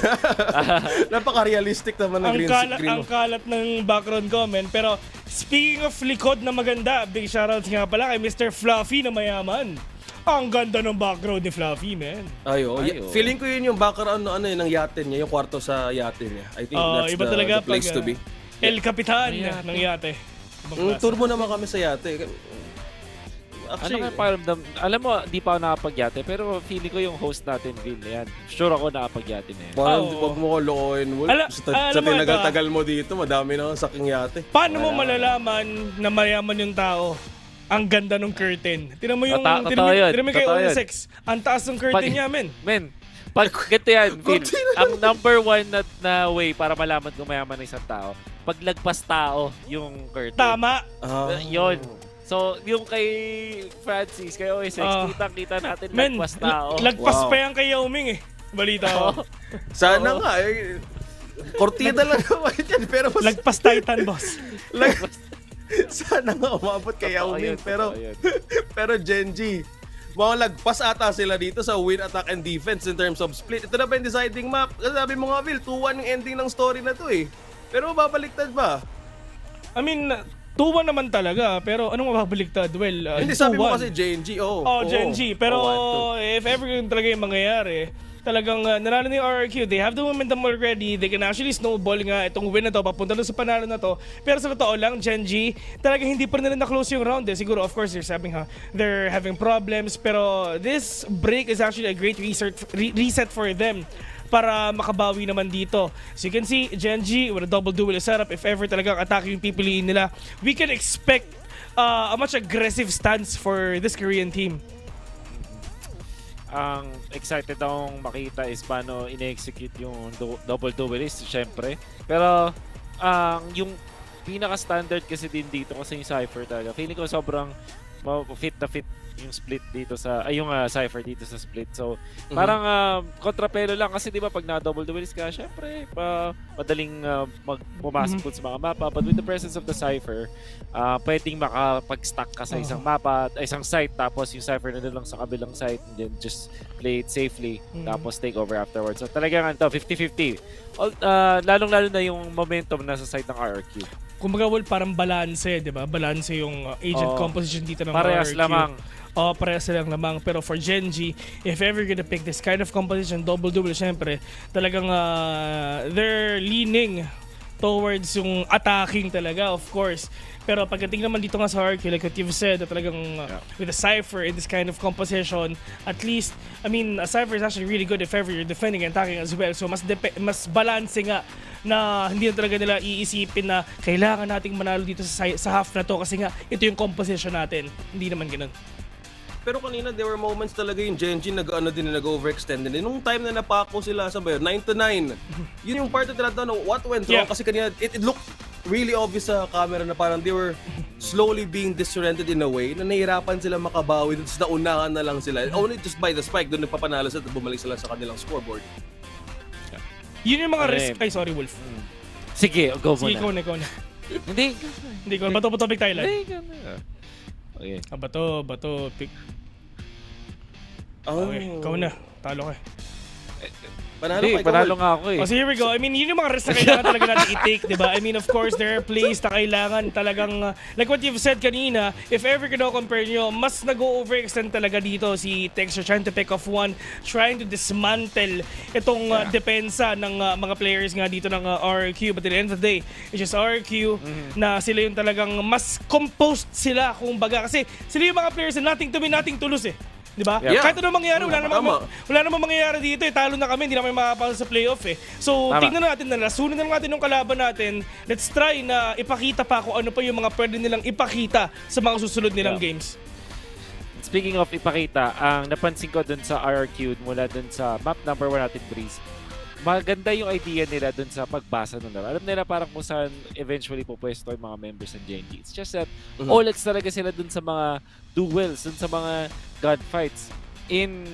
sa Ascent, parang doon na sila nagising. Kumbaga, inon na nila yung kanilang monitor. Nung game 1 kasi parang naka-off pa yung monitor nila kaya hindi pa nakakabit yung keyboard. Naka-power saver ganun. Tinawag na, kuya, ito na, ikaw na, maglaro ka na. Ayun, tapos yun yung nakita natin na doon na apply nung RRQ yung pagbasa nila sa movement sa Gen.G. Talaga ba? Yung monitor? Ganun yan. Kwento mo yan. Sige. Ikaw yun, bida ko sin. Kwento mo yan ibang klase. pero yung game number 1 in terms of, di ba, you mentioned about the duelist. Aggressive, in a way, ang G1, kahit wala silang Gen.G rather, sa game 1. Wala silang sentinel, but they got away with good duels and they're really aggressive. So, yung Cypher overall, I think, in a way, ito yung makapagbalanse sa RRQ. Kanina nga, kahit ano pag-usapan natin dito, still RRQ, I'm looking forward how to kind of develop. If ever, kung yung team na to is gonna leave like with complete 2-1 in their favor, pili ko masaya pa rin naalis ako sa VCT Pacific na natalo ko yung Gen.G. I think that's the most important thing. If ever, yun yung magiging scenario. Actually, oo. I mean, ever since last year, hindi pa na nanalo ang RRQ sa Gen.G, di ba?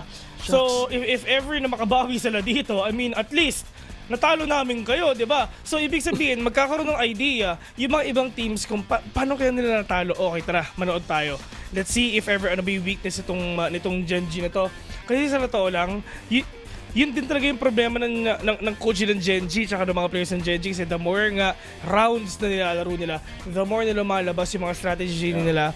And the more na mabasa nga sila ng mga kalaban nila towards the playoffs nga, di ba? Pero for the side naman ng RRQ, I mean, it's just, itong laron to, they really want to break ang Gen.G talaga para mas maganda yung pag-alis nila talaga dito nga dito sa VCT Pacific Stage 1. But, for me, RRQ, I mean, pinilit na ng game number 2, ulitin ko, ipanalo nila to, sayang eh. Offside. Dito na rin tayo eh. Dito na tayo eh, di ba? I mean, sayang. Magdadrive ka na nga, Phil eh. Oo nga, Lapit ka na nga mag-drive eh. Ayan o. Beep. O, di ba? Tinanggal na yung manubela niya sa sakyan, di ba? Yan ba yung napanalo naman sa raffle, boss? Ito yung original. Original. Talagay mo na yun. Yung modded, boss. Ito yung modded sa gilid, boss. Ito, boss. Pati nga. Ito, boss. Di kita eh. Pero, bakit na? pero medyo Honda yan, boss. Medyo Honda. Please. Ayun na. Congrats, Bill, sa bagong manobela. Salamat, tol. Salamat. So, yung pinakakwento ng RQ, hashtag, tapusin yung storya. Pinilit na itong game 3 eh. Yun lang talaga. Ayun na yun. Yun yung story nila eh. Kumbaga, parang lahat sila masisigaw na ng wow! Kasi nga, finish the story RQ. Ito na. Parang extra na yun. Parang throw na yun sa game. Hindi ko ba alam. Akala. Inaantay lang natin si Derek eh. Pero big shoutout nga pala sa mga nanonood dyan ha. Kung wala kayo, wala kami. Pero feeling ko ito talaga OS6. Ito. Ayan, merong so mirror choices as well with the composition. Same sa nakita natin dito. So, RQ Gen.G, ito na nga. We're heading into the map 3. Split! Ito na yung pinakatanong. Bill, any thoughts in Wolf para sa ating match? Well, I'm not actually surprised na ito yung gagawin nga ng Gen.G. Well, double duelist, being an attacking, expect the unexpected for them. Ang kailangan gawin dito is go hot. Sobrang aggressive sila dito for sure. Mainit. Will RQ complete the story? Will Gen.G still prevail? Casters, kayo na! Kami na! Ito na nga mga kaibigan ang huling mapa ng series na to dito sa ating huling mapa ng buong group stage na may gaganap. Map number 3 between Gen.G and RRQ. And Fluffy, I think okay lang sabihin na na-surprise tayo na nakanalo pa sila ng second map and we are here for a third. Andito naman tayo sa split. Mukhang magbabawi na ang RRQ dito since yung momentum nila from map number 2 napakalakas. Pero yung Gen.G hindi yan papayag kung ano yung gagawin. Yung Viper Wall nila, X marks the spot. Kasi anti-lurk wall to. Medyo matagal na hindi ko nakita tong defensive wall. I think this was an M3C wall back in the day. Pero yun nga, great trip, kinain agad. Shots fired, wala pa naman na punish. Buti lang may taga-sira doon. Nandun si Meteor, but Jkint's able to get the frag off of those paint shells galing sa kanya. Dexter ng Gen.G ay tutumba. Pero look at the angle here by Jkint. Magko-contest pa rin pangalawa na for Jkint. At ngayon naipit tuloy ang Gen.G dito banda sa may mid. At RRQ, what a defensive hold. But karon, buhay na buhay. Nagkaroon ng pag-asa pa ang Gen.G galing kay karon. Nasa kanya pa naman yung spike. Alam niya na medyo late galing sa A. He can go for the plant. May paranoia pa siya para sa support dito. Pero may timing si Flips kung dumidiretso sa site. Flip Jitter may timing nga sa may itaas. Dito banda sa may rafter. Caron, does he know where Flip Jitter is? Meron pa siyang paranoia. Kung makita niya yung information, hindi okay pa, pero it's not planted for him. Kailangan niya mag-ingat sa kanyang posisyon kasi medyo malayo nga kanya tatakbuhin. Paranoia, ibabato dito sa kanya. Pwede na siyang lumapit. Flip Jitter off of the spike. Nag-swing din naman, but Flip Jitter confirms it. And Caron, medyo overthink. At yun nga, nakaisa pa si RRQ. Sayang naman. Ayan, overcooked, naluto tuloy. And dito naman, Gen.G nahulog dito. Yung effort pa naman niya sa mid para ma-stabilize, bringing it back to a 1v1. What a 4K to open things up. But at the end of the day, si Flips talaga tinapos para sa RRQ. And round number 1 going the way of the team that won map 2. Well, muntik ang pang mabawian dito ng Gen.G. Especially coming in there from Caron specifically, but RRQ hold on to the opening pistol, and this is a map na pareho silang 50-50 win percentage for the past few months. But RRQ have only played this twice is the difference kumpara dun sa 4 or 5 times na nakita natin yung Gen.G dito. And yung huling laban nila ng RRQ was against Team Secret. It was like 6-13. Talo sila. They did play against Gen.G dito. Natalo na yung Gen.G sa mapa na to ng huli. So, may chance ang RRQ talaga. Kayang-kaya nila to. They have the better buy here. Cycling of utility to sa may mid-side para walang makapasok. Estrella going for a full smoke. Wala na siyang one-way. Para siya na yung magbabantay dito sa B. Alam niya nagsispray down. Hindi niya madikit ng konti. Konti na lang. 6 HP. Nakalabas pa sa texture dito. Nakuha niya yung ore value for his side. Pero medyo malayo pa ang showstopper dito. Ikot na lang sila papunta sa A. Walk to the A. Kung may nakabantay. Edi ay si Zefiro may tripwire na pwede lang banggain. Kung magtugmaman, edi makakaubos pa siya sana ng push ng Gen.G. We're taking it slow. May camera dito sa taas. Ngiti na lang. Picture sa iyong Kodak. Pagpasok dito, flash. Uy, hindi siya na confirm na may tao sa site. Alam na lang ngayon, wala siyang cage pantawid pero wala din siyang problema ang kailangan alanganin. Triple now for Zefiro. Pwede pa siyang makaisa but Meteor takes him down. 1 HP na rin si Meteor. Low HP. They have the spike. Pwede pa silang makaplant actually. 10 seconds left. May oras pa naman. Kayang-kayang gawin. Still in safety. Pero yung retake na pakabilis. Sayang naman how the angle pero doesn't matter. Nakuha niya pa rin. Still a quick trade here. Alam nila last is the planter. Can go for the double swing here. But it's not gonna be enough. Kahit may Spectre siya. Closing it out. 2-0 ngayon ang RRQ. Gen.G ngayon may buy. Pwede pa sana siyang lumaban dun sa yung 2v1. Pero yun nga, nahanap agad. RRQ. Dalawang round na ngayon ang kanilang naikuha. Si Zefiro, a big part of holding down yung itong A site nila. I mean, historically speaking, pag nakita natin yung stats nila, yung RRQ tsaka itong Gen.G palagi nagka-3 maps and nananalo pa rin ang Gen.G pero sa ngayon, advantage towards RRQ. Buti nilang para sa kanila, yung short range weaponry magagamit dahil nga they can close that gap with this Sky as well as this Omen Paranoia. Pero yung Gen.G, nag-iingat na sila. Off-angle hold, expecting some aggression from the lower buy from RRQ. This time around, iniiwan nila yung mid para magapang towards A. No cipher setup there for the defense. It's pretty clear. Only Jkint on site. Nakabang sa may ramps. 3-stack ngayon ng RRQ. Or ng Gen.G rather. Paikot ng pakonte-konte. Hindi siya pa na-spot out. Bukas ang A site. So matakot sila. But that spray's gonna confirm at least some. Kita naman ang paa. Tries to get a double. Nahulog nga man lang. Texture gets control here as they get a free A pick. Free A pick as you said. But still a 4v4.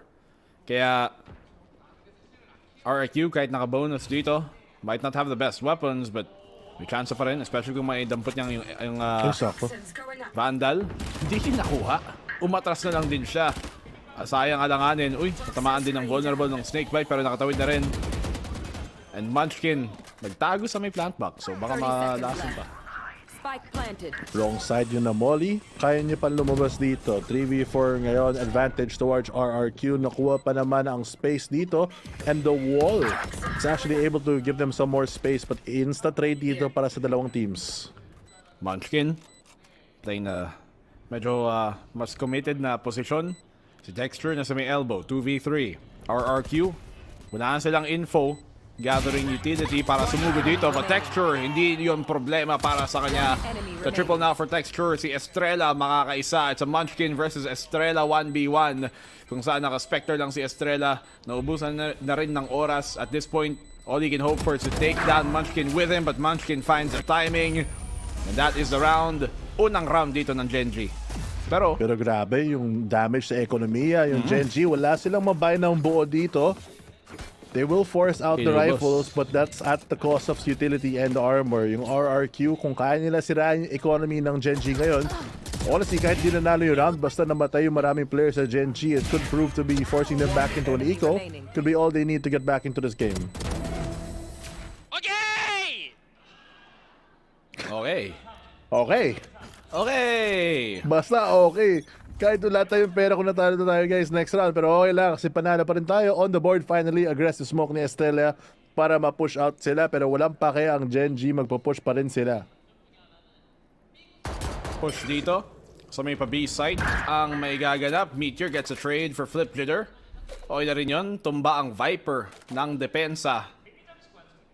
Malaking bagay yun para sa Gen.G dito. Si Munchkin naka-guardian man lang. They do have the showstopper para i-entry tong B site. Pero yun nga, si Zephyro nasa may A site. He's gonna all have to rely on Estrella para makahap ng mga pitas dito. Muntikan pa.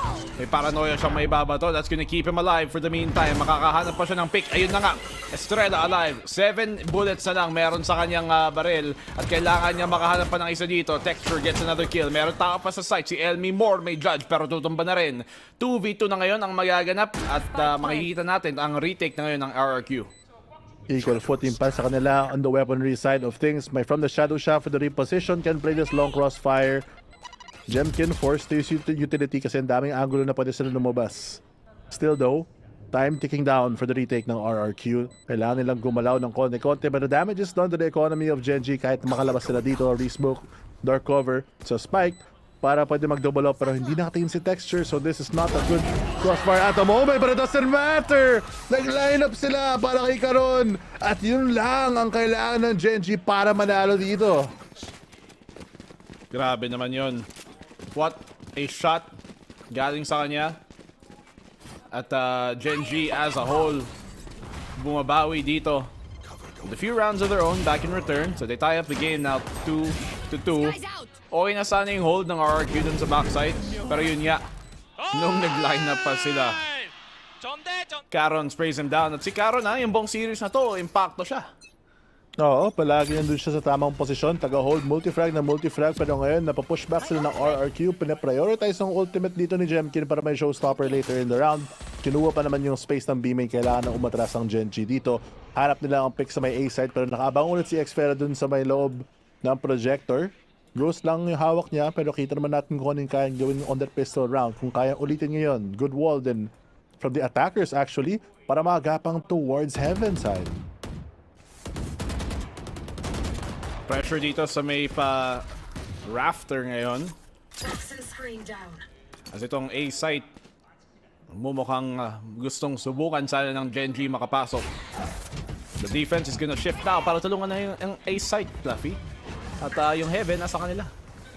Nakaipit sila dito kasi wala pa lang sila napitas. Nakapasok pa naman si Jkint, nakuha ang isa. Showstopper, buhay pa rin. Good for the ego dito. Could stop them from going for a plant. May crossfire nila sa side. Ang daming tao na nakaipit dito. Even with this Vandal, masisira ng 3 kills na from RQ on the side of things. And Munchkin, siya na lang mag-iisa na flash pa nga. Open na open para makuha pa rin si LB Moore. Ang ganda naman ng pincer dito ng RRQ. Pagpasok nila sa heaven, nakaabang na agad yung depensa. Nakapag-rotate din ng saktong-sakto para matulungan doon ang mag-a-anchor sa site mismo. At si Munchkin dito ay tutumba. Zephyro, makakahanap sa kanya. 3-2. Vic, sasabihin natin ulit. RRQ with the lead. Oo nga eh.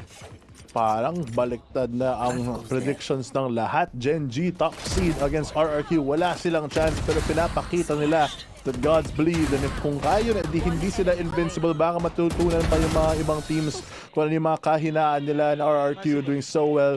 Considering the fact na eco pa naman yun, nasira nila yung economy ng Gen.G. Babalik sila sa pistol ngayon na may full rifles ng RRQ. So everything that they need, just there. Interesting wall pa rin yung Gen.G. Ginagamit nila to para makuha lang yung orb control. Pero kailangan nila i-push towards A ramps if they choose to. Ngayon, fighting for mid gonna be a bit pointless here kasi may mollies. Tapos i-re-smoke lang siya na Omen.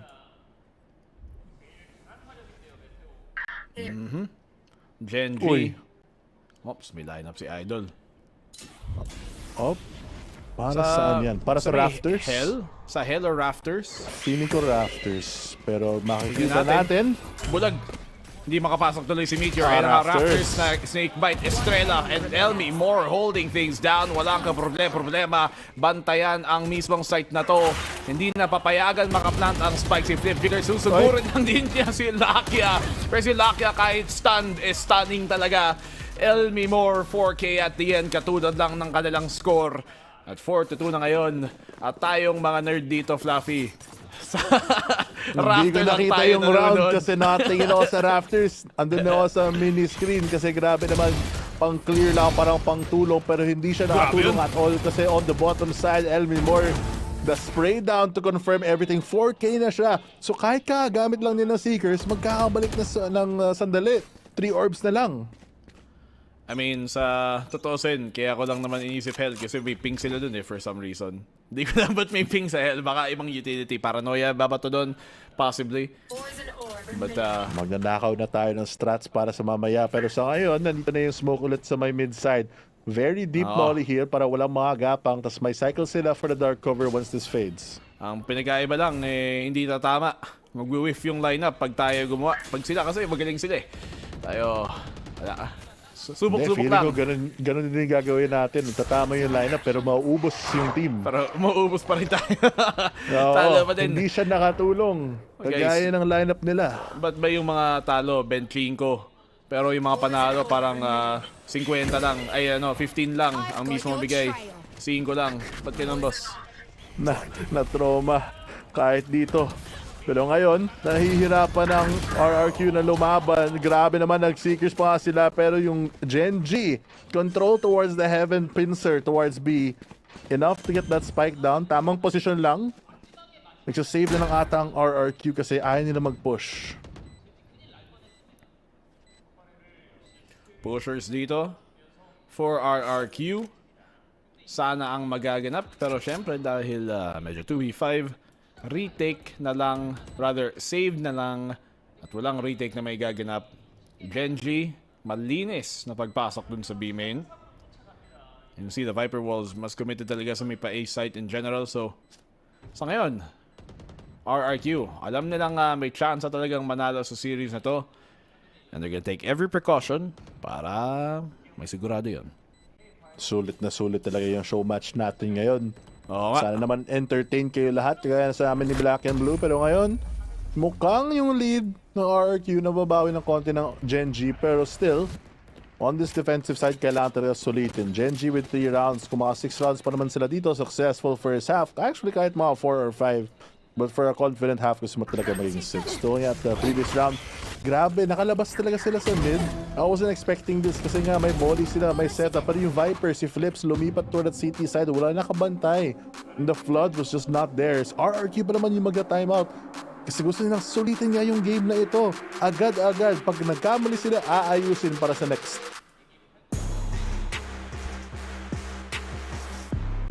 Alam mo, those hand warmers are very satisfying. Oo, warm, malamang. Hindi, nakakalamig siya, tol. Bakit? Bakit siya satisfying? Kasi parang squishy siya, tapos warm siya, tapos masaya siyang pagdaraan. Yun lang. Grabe. Hindi ka ba nagamit ang hand warmers? Ayaw nga pala, hindi na pala kasi may ka-holding hands ka na pala. Kaya hindi ka na nag-hand warmer nga pala. Sa amin dito, sa Yung mga iba dyan, pag nilalamigan, wala. Sa kili-kili na lang, singit na lang. Si Fluffy holding hands. Grabe. Oo, nag-hold talaga yung hands ko kasi nagdadasal ako. Na sana manalo dito ng RRQ. Sayang naman yung pagkabawi nila ng map 2, no? Sayang nga naman. Sabi nga ng panel kanina, diba? Sabi ni Phil, total, pinamap 3 nyo na rin. Uy, ito yung lineup mo sa Brimstone. Hindi, mas maganda yung akin.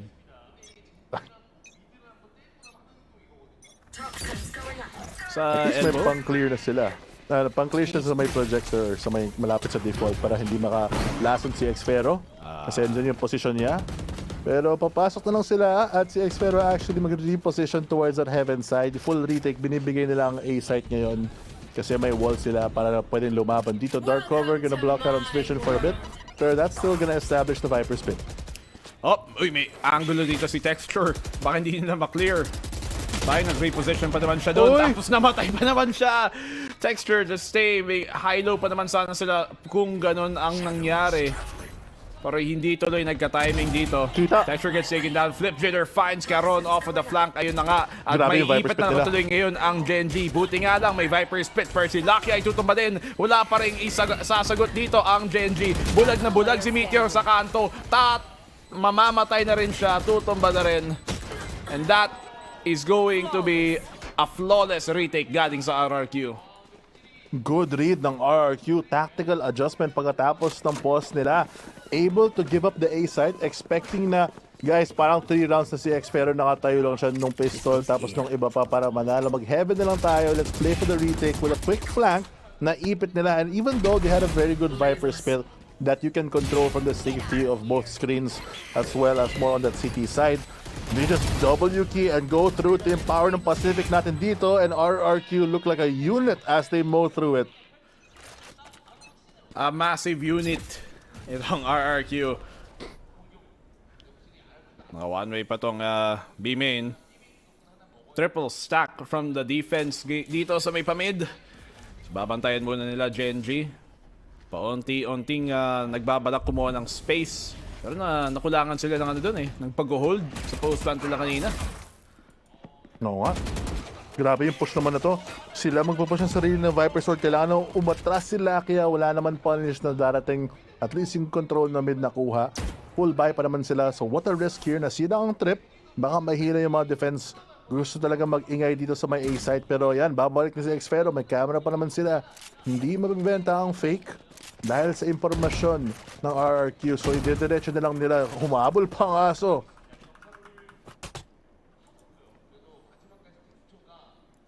Lapit muna dito. Meteor, naghahanap ng timing but matras muna sa may kanto. Nakita niya si Jkint. Kala ko magte-tradean din sila pero wala. Tumakbo lang din naman si Jkint doon. He gets tagged by the dart. At ngayon nagbabalak ng mag-push dito si Zefiro na makaka-out din sana. Will he find the one? Sees the foot of Meteor at yun ang kailangan niya to find the pick. Sayang naman yun, yung angulo. Ang ganda naman ng Keisha. Xfero holding down this A site so cleanly. Jkint nakuha pa si Texture off the side. The trace coming in from Caron. Not gonna be enough. Mawawala din siya. And Jkint securing a lot of this elbow. Nakamoli na. They're funneled into the backside of A. Mawawala din ng gas. Kailangan nila lumaban. Lucky hits a great shot there. The Paranoia gonna push them back though. May isa silang flash para makalabas dito sa may elbow side but it's not gonna be enough. At least they get the positioning correct. Wall up na ulit. Half gas. Ano yung kaya nilang gawin dito kasi yung RRQ palapit ng palapit. And dyan na si Lakia. Yung guard ng elbow. Nag-jump spot pa dito. 8 bullets. Walang oras para mag-reload. Kailangan nila maghanap ng pick dito. Alam na ang isa. Yung pangalawa nag-swing. Quick trade coming in from Xfero. Goes for more. But a triple to end everything. What a retake. Ang galing talaga nila on these retakes for RRQ. Grabe yung retake ng RRQ. Sana kung sa pakaliwa ang swing ni Munchkin doon, edi napatay pa niya si Estrella na nagbabalak pumunta sa may spike. Even better from Zefiro. Siya ang isa sa mga pinaka-consistent players we've seen dito sa series na to for RRQ. At talagang nabuhay siya. Gimme. Gimme. Binibigyan ng chance ang RRQ at pinapamigay na lang ata ng Gen.G. Alin? RRQ? Paborito mong kanta? Hindi, paborito mong kanta. Yung Britney Spears. Gimme more. Give me. Ha?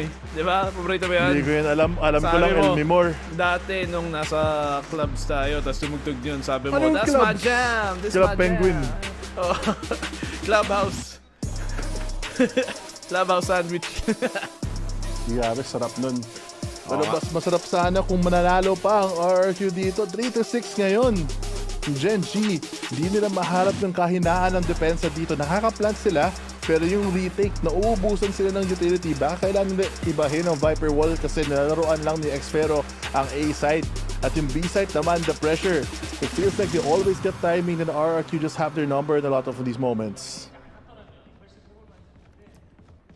Diba? Black and blue, ang aking kasama. Yun. Totoo. Hindi. Elmi Moore. Grabe naman, more is more. May secrets pa siyang pwedeng gamitin. Malaki din yung naitutulong ng kanyang util so far. For direct assists. Nakita natin, which have all directly led to a kill. Flash out, ayan na nga, yung sakto pa namang flash na Elmi Moore dito. Inubos pa naman niya. A 4K for Elmi Moore! Give him everything! Nagbabalak sumugod. Will he get the ace? Hindi yon muna mangyayari. Sayang naman yon. Munchkin, okay. Biglang sumagot lang din. Hindi pa tapos ang labanan. Kalma muna. Nagbato siya ng bagong poison orb. Pulling the rotate here from RRQ. Pwede sila mag-double up kung wala silang oras. Wala na din smoke at gas si Munchkin. Kailangan niya maghanap ng pick dito kasi kahit nasa kanya yung spike, medyo alam yung general position niya. Kaya niya umakyat, maybe even find something here. Pero tignan mo yung disiplina ng RRQ. Aatras nilang sila. Hindi nila ibibigay. Hintay na magka-problema sila sa pagka-plant. Tapos bahala na yung retake kasi sa retake naman sila malakas. Abang muna dito. Munchkin looking for the pick pero walang oportunidad na ibinibigay. Ito na nga, baka mag-timing but flip jitter. Mas matulis ang kanyang tutok, mas matalas ang kanyang mata. Mas malakas siya sa pag-duel doon. 7-3, RRQ taking advantage of that. Good start here pero grabe naman yung play nito. Asim galing kay LB Moore na push niya yung Viper's Molly. Kahit vulnerable siya, wala siyang bake because that's gonna be so unexpected. Such a risky play. You might lose your life but instead, Gen.G lose 4 for it. Ano na, Gen.G? Ano nga yung plan? Hindi ko nga alam eh.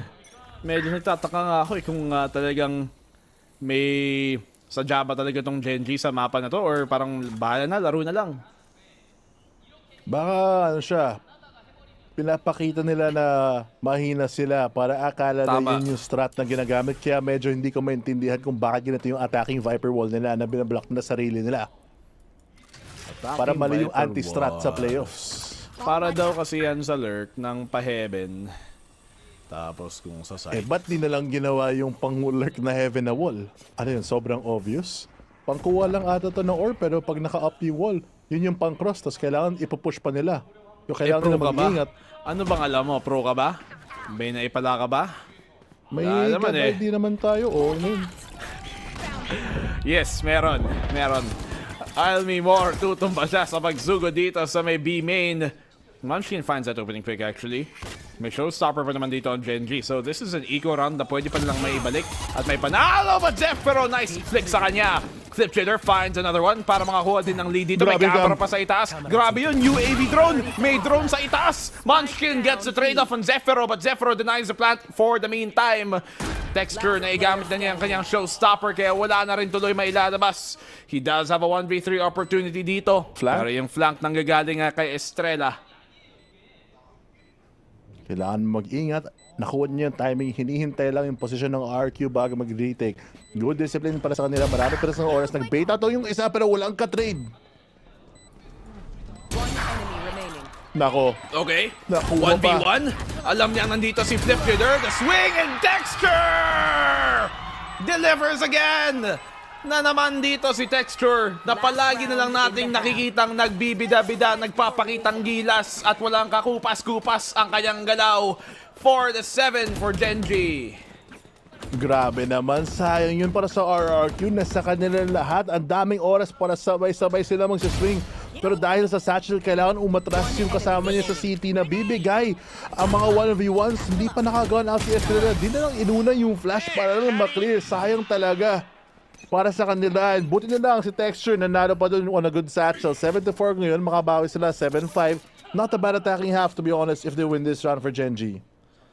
7-5. That would be a good scoreline dito para sa Gen.G. Mas lalo na't sa defending side ang usually mas pabor dito sa split. But ngayon, baka may bawi pa ng RRQ. May mga ulti pa naman sila. Neural Theft, malaking bagay yon. Kung makaisa dito si Zephyro, makahalf siya ng isang orb, or rather isang katawan.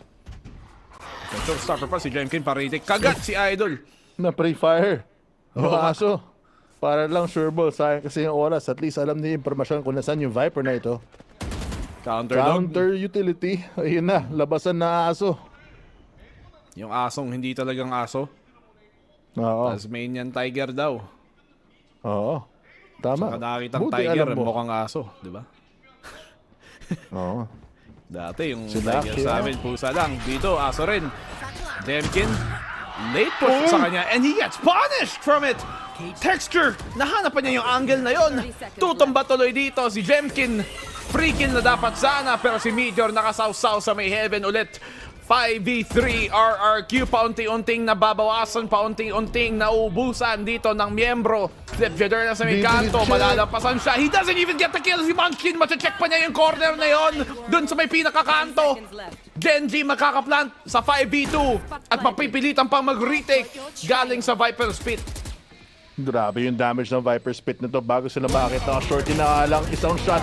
Wala na siyang bala para dyan si Meteor para sa support. Great play from Gen.G, 5-7. Honestly, kahit ang galing ng RRQ sa mga retake, sa mapang split, gusto mo talaga na dominant half. So going to 7-5 is not that bad for Gen.G. Mga hometown ni hero natin. Medyo bias yung crowd, pero tayo, tignan natin objectively. Kung nanalo sila ng pistol round, makakabawi sila and equalize that score. Baka nga makuha yung lead. RRQ right now, kailangan nila pigilin lahat yun at ayusin ang attack nila. RRQ. Isipin mo yun, na 2-0 sila sa ibang mga team, na 2-0 sila sa GE, na 2-0 sila sa T1. Pero sa Gen.G pa silang may chansang manalo. Sa Gen.G pa, kung kailan tapos na, kung kailan hindi na ganun ka-importante yung standing, doon pa nabuhay yung RRQ. So maybe yung momentum na to, sana may dala nila sa sunod na season sa Split 2. Go down with their heads high. At least ngayon masaya ang kain nila, di ba? Oo. Sorry, natawa ako dun kasi yung isang sinulat ng fan, buong Riot ID, pahingi daw ng gun body. Bigyan mo naman. Dami ka namang pumunta array na dyan, siya di sa ba? Pacific, oh. Bigyan mo naman. Dami ka namang array dyan, di ba? Dami ka namang mabibigay. Grabe. Ay, Sana nang mapabigyan ang RRQ dito. Kasi ang dami nilang effort na ginawa para pumunta lang sa half na ito. Technically, naka-advantage pa rin sila, pero kaya pa ba ang defense dito ng Gen.G? Position ngayon ng Viper Wall, medyo iba. Medyo normal. Medyo lang. Pero sana naman magamit nila na maayos ngayon. Ito na nga. Viper Wall para sa pagtawid dito. And what's good about RRQ dito, kung ginamit nila yung wall na to early on, tapos pinupush nila ng tahimik, and then later, mako-condition din ang Gen.G yung depensa na isipin na baka nga lumalapit dito ang RRQ at umaangat sa may paramps kahit wala pala. And that could be a factor later in the half. Nagsaspam na sila galing sa A site, which would signal na walang player for the info towards that heaven position. Aakit na dyan ang attackers. Hinahawang pa rin ng flash for a late possible flash, pero I don't think he has a good angle on this unless pumasok sila pababa sa may vents. Tignan natin dito. Try and fake out the defense, pero alam na nilang may mga tao dito sa ramp. At kaya yung depensa ngayon ng Gen.G nag-a-adjust para sa pagsalubong doon sa push. Nakita mo ngayon dito sa may mid, si Munchkin nakaabang kung sakaling may pupunta sa kanya galing dito sa vents. Ayan, makikita na niya. May snake bite pa para hindi sila makasunod.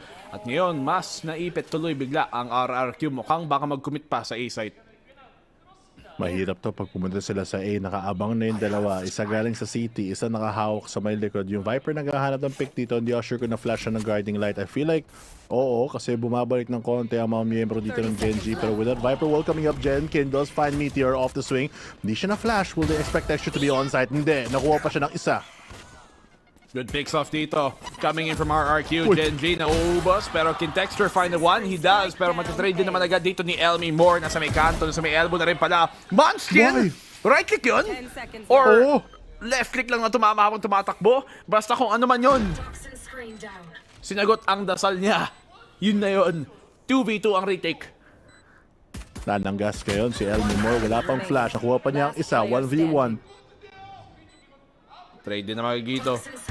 Lucky versus Flipjitter. Pero si Flipjitter pa may angulo. And RRQ take the second pistol para umangat ng 8-5. 8-5, better by pushing this to a 9-5. Possibly naka-phantom na si Jkint. They are feeling it, the confidence. Naka-rifle din si Elmi Moore para lang sure ball ang round. Sana hindi lang sila malaso ng mga aggressive plays ng Gen.G if they decide to change things up a bit. Yung number 1 team natin looking to struggle against RRQ ngayon na may nothing to lose mentality sila.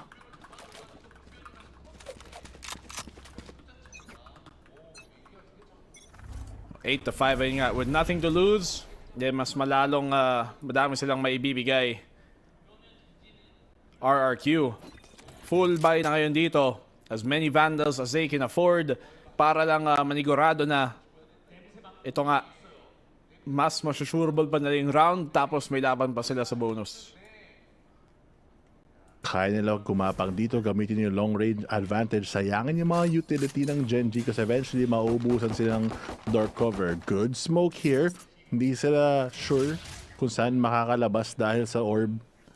It's a good way to pull pressure here. Dalawa lang yun nasa mid tsaka sa A site, or tiga side rather. Texture trying to spot out more players pero wala silang panggamit dito. Viper rotating, expecting a hit towards mid.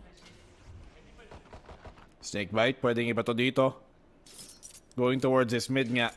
Pero medyo atras muna ang RRQ towards the A site. Gen.G abangers din. Kung may pagkakataong makasugod sana. Pero walang oportunidad binibigay ang RRQ dito playing that default. Ngayon, puntang A ang lahat, ang karamihan ng RRQ. And dito nakaabang din ang Gen.G. So pag ito, pag stuck, kailangan nang papasukin para maipit. Good cage. Good cage niya para makalabas dito. Zephyro gets the one. RRQ, basic lang sa kanila. Pero okay, sumasagot din naman dito si Caron. Wala pa lang bala yung kanyang dilampot. Si Meteor meron na rin. Try nilang subukan lang pigilin dito para hindi makapag-plant din agad. And Meteor in the 1v2. Hindi niya stop yung defuse na to. Nagsiswing lang din and RRQ secures the round. Muntikan pa pero at least nakuha pa rin. Sayang yung dark cover. Akala ko yun na yun para mapigilan ng push pero yung Gen.G hindi nakabawi. They do some damage but sobrang healthy pa yung economy ng RRQ dahil sa plant na yun. Makakabay pa rin sila ng kahit konti-konti. May dalawang rifles naman. And what a hit here. The great Cypher Cage to open things up para mas malaki yung pwede yung malabasan sa angle na ito. Di sila nagpa-funnel masyado. Good 2v1 as well from RRQ to secure it. Makakabawi sila kahit pa konti-konti. Round per round and this time around, kailangan sulitin to with these rifles. Okay na okay talaga dito. Oy! Paano kaya to? Sayang. Munchkin gets a kill dito. Shutting down Jkint. 5v4 as RRQ nagbabalak mag-B split nga. Mag-isa lang doon si Flipjitter galing sa B main but Elmi Moore is able to find the one. Flipjitter on the swipe! Nakuha pa niya si Caron doon na kahit si Caron may advantage sa angulo. It's gonna be a 3v3 now. Yung spike manggagaling dito sa may mid. Estrella, nakakuha ba siya? Elmi Moore holding on to things. Elmi Moore doing everything dito sa may heaven. At ngayon, makakatawid tuloy si Estrella. Oh, may dog pa nga for the swing. Clean kill dito. Isa pang 4K para kay Elmi Moore. Ang galing niya dito sa mapa sa split. On the sky, doing so much work. Hindi lang siya yung taga-info, siya yung taga-aggress. Siya yung follow-up. 20 kills na siya. At dito pa tayo, 15 rounds pa lang. So if you look at Gen.G, 13 kills lang sila. This is a nice one. Grabe naman si Elmi Moore. Napakalakas. Ever since, kahit nung noon pa malakas na tong batang to. Matagal na rin siyang nagko-compete. Naalala natin dati, kinakas pa natin siya sa may, nakita pa natin siya sa may Onyx. Tsaka bago nun, yung alter ego pa. Yung alter ego ni Boss Idol Sleepy Studio. Shoutout sa kanya. Na coach nun dati, nung alter ego. Tapos hanggang ngayon, malakas pa din siyang player itong si Elmi Morg, taga-Indonesia. Na, yun nga, isa talaga siya sa mga isang standout player galing sa region na yun na madami talagang malalakas. Totoo. Pero these RRQ members, ngayon, sila yung may mas malakas na buy. Ayaw nila magbigay ng libreng baril na walang ka-trade, walang kalaban-laban. Si Karon nag-aabang dito sa likod ng one-way niya pero hindi yan pipigil ng kahit anong pressure kasi hihintay nilang mawala.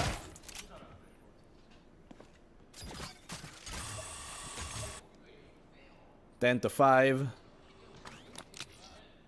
Gen.G. May mga chance ang damage pa dito ng ekonomiya ng RRQ with their buy, especially na malapit lang sila. Pop out after the flash. Madami nga ang kalaban, but the stinger only good for the one. Muntikan pang makapangalawa doon dahil natamaan si Zefiro. As a cage, meron siyang ulti na pwedeng iba to. Meteor, anong gagawin? Tatakbo na lang siya. Alam niyang medyo alanganin kung masyado siyang malapit doon sa may neural theft. Makakatawid ba dito? Si Munchkin, hindi. Nakita tuloy ang position niya. Meteor on the backside has made his presence known, but Texture landing a big shot. Kailangan niya makapatay ng sa Meteor. Nice kill sa kanya. Ngayon, 1v1 na tuloy. Pupush ba siya ni Idol? At Zefiro tutumba. Meteor with the eco. And Gen.G, ito na nga sinasabi ko, alanganin. Dahil nga sa eco, malakas pa rin ang Gen.G. Finally, on this defensive side, nakabawi pa naman ng Gen.G. Not the start that they were hoping for, but this Thrifty is gonna be appreciated a lot. He tried to go for a play there, pero grabe talaga yung hold. Marshall not expected to go around here, and the shot to end it all. Wala siyang choice kundi man mag-peek doon sa 1v1. Napakalapit kasi. 10 to 6 as RRQ prevailed to prove na kaya nilang talunin dito ang Gen.G. Showstopper inilabas. Nakita niya kung nasan si Lucky dun sa may kanto. Counter Showstopper galing kay Texture. And Jkint goes down. Nice pick galing kay Munchkin para bantayan dun ang may rafter, na may ramp rather. Atras muna, doesn't have to hold that anymore. Basta nakabantay siya sa mid. Flash out sa vent. At ngayon RRQ. Mid-rounding, anong decision nila? Spotting out Texture. Alam nila na may umiikat papunta sa city. Pero yung spike sa heaven pa rin. Inaabang yung labas nila. Pushing to the Viper wall. Nakuha ng isa si Estrella. Kala niya tumawid bababa. Pero Munchkin will be here. Mako-confirm yan. Dito nga yung Omen. Good for the one. Sumabit pa siya dun sa rope. Nakaangat pa. Nakatakbo pa si Munchkin. Hinahabol pa niya. Pero huli ka galing sa vulnerable ng Snake Bite. Munchkin. What a play sa kanya. Talagang hawak na hawak niya doon yung bandang ramps at vents. Kontroladong kontrolado para sa Viper na ito. The Vipers Molly just to slow them down. Yung Showstopper, sayang hindi sila nakapasok na maayos sa site, forcing this rotator off to RRQ. Yung mga buy-downs ng RRQ so far, nababasa na ng Gen.G yung disiplina nila para umatras, keep that man advantage alive. But this time around, Gen.G, ngayon may operator sila. Baka naman matanggal yung mga ibang mga baril dito ng RRQ.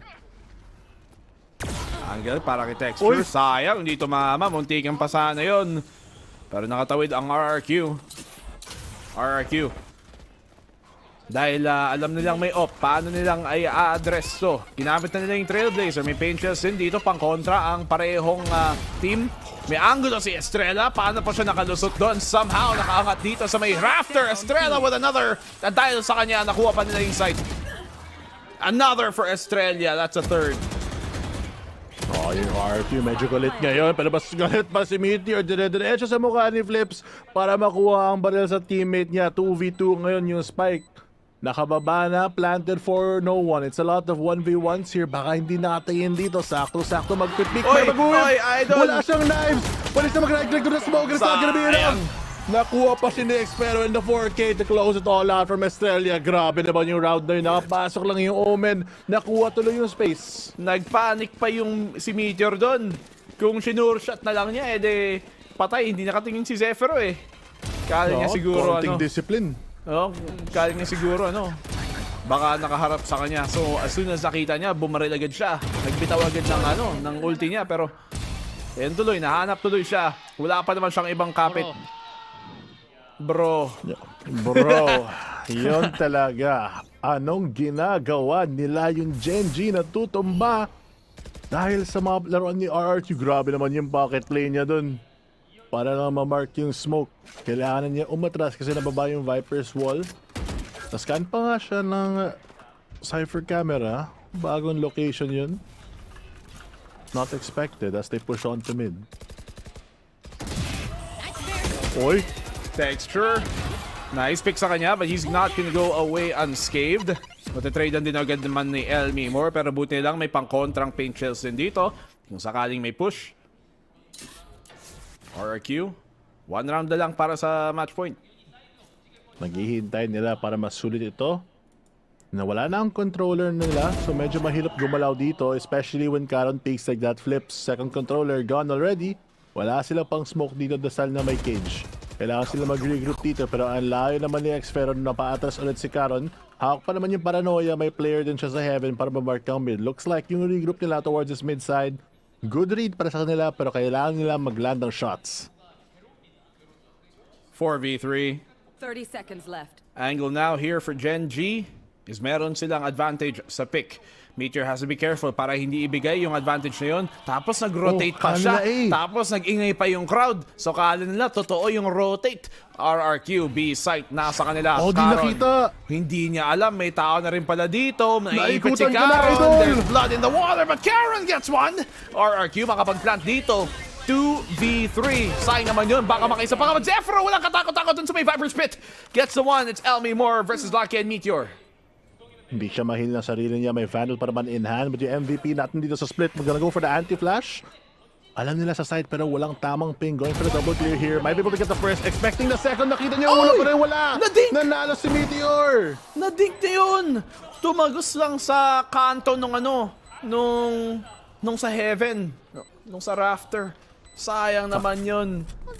Nadink pa niya si Meteor. 11-8. Kala ko baka mag-match point na. RRQ, sayang nakapasok sa may B side, pero Karon talaga, nakaisa pa rin. He has been super reliable dito para sa Gen.G. Oo, total, dalawa yung nakuha niya this round. And speaking of reliable players, Elmi Moore doing so much work for RRQ, pero napakahirap yung positionin. Buti nilang nag-push si X, pero walang katakot-takot kaya ng sinabi mo para matanggal yung Viper na agad-agad. Ngayon, 11-8. May ultimate naman si Elmi Moore pang kuha ng info. And speaking of info, may neural theft din sila. Kumapit na sila ng isang player. Baka yun na yun para sa Gen.G makuha yung position nila. 11-8. Angle dito ng pag-wide swing. Walang nakatama din sa Gen.G. RRQ medyo, syempre alanganin yung buy. Jkint only a Phantom. Actually, Jkint and Zephyro yung meron ng kapit. The Spike naka-atros pa. So, pwede pa namang kunin ng ulti ni Estrella. Oh. Pero masuspam siya. At least na-heal ng konti, so buhay pa naman siya. Lahat ng spam mukhang nawala. Pero yun, sakto pagka-TP, yun naubos na. Ang Gen.G lumalabag dito sa RRQ, nakuha ng dalawa.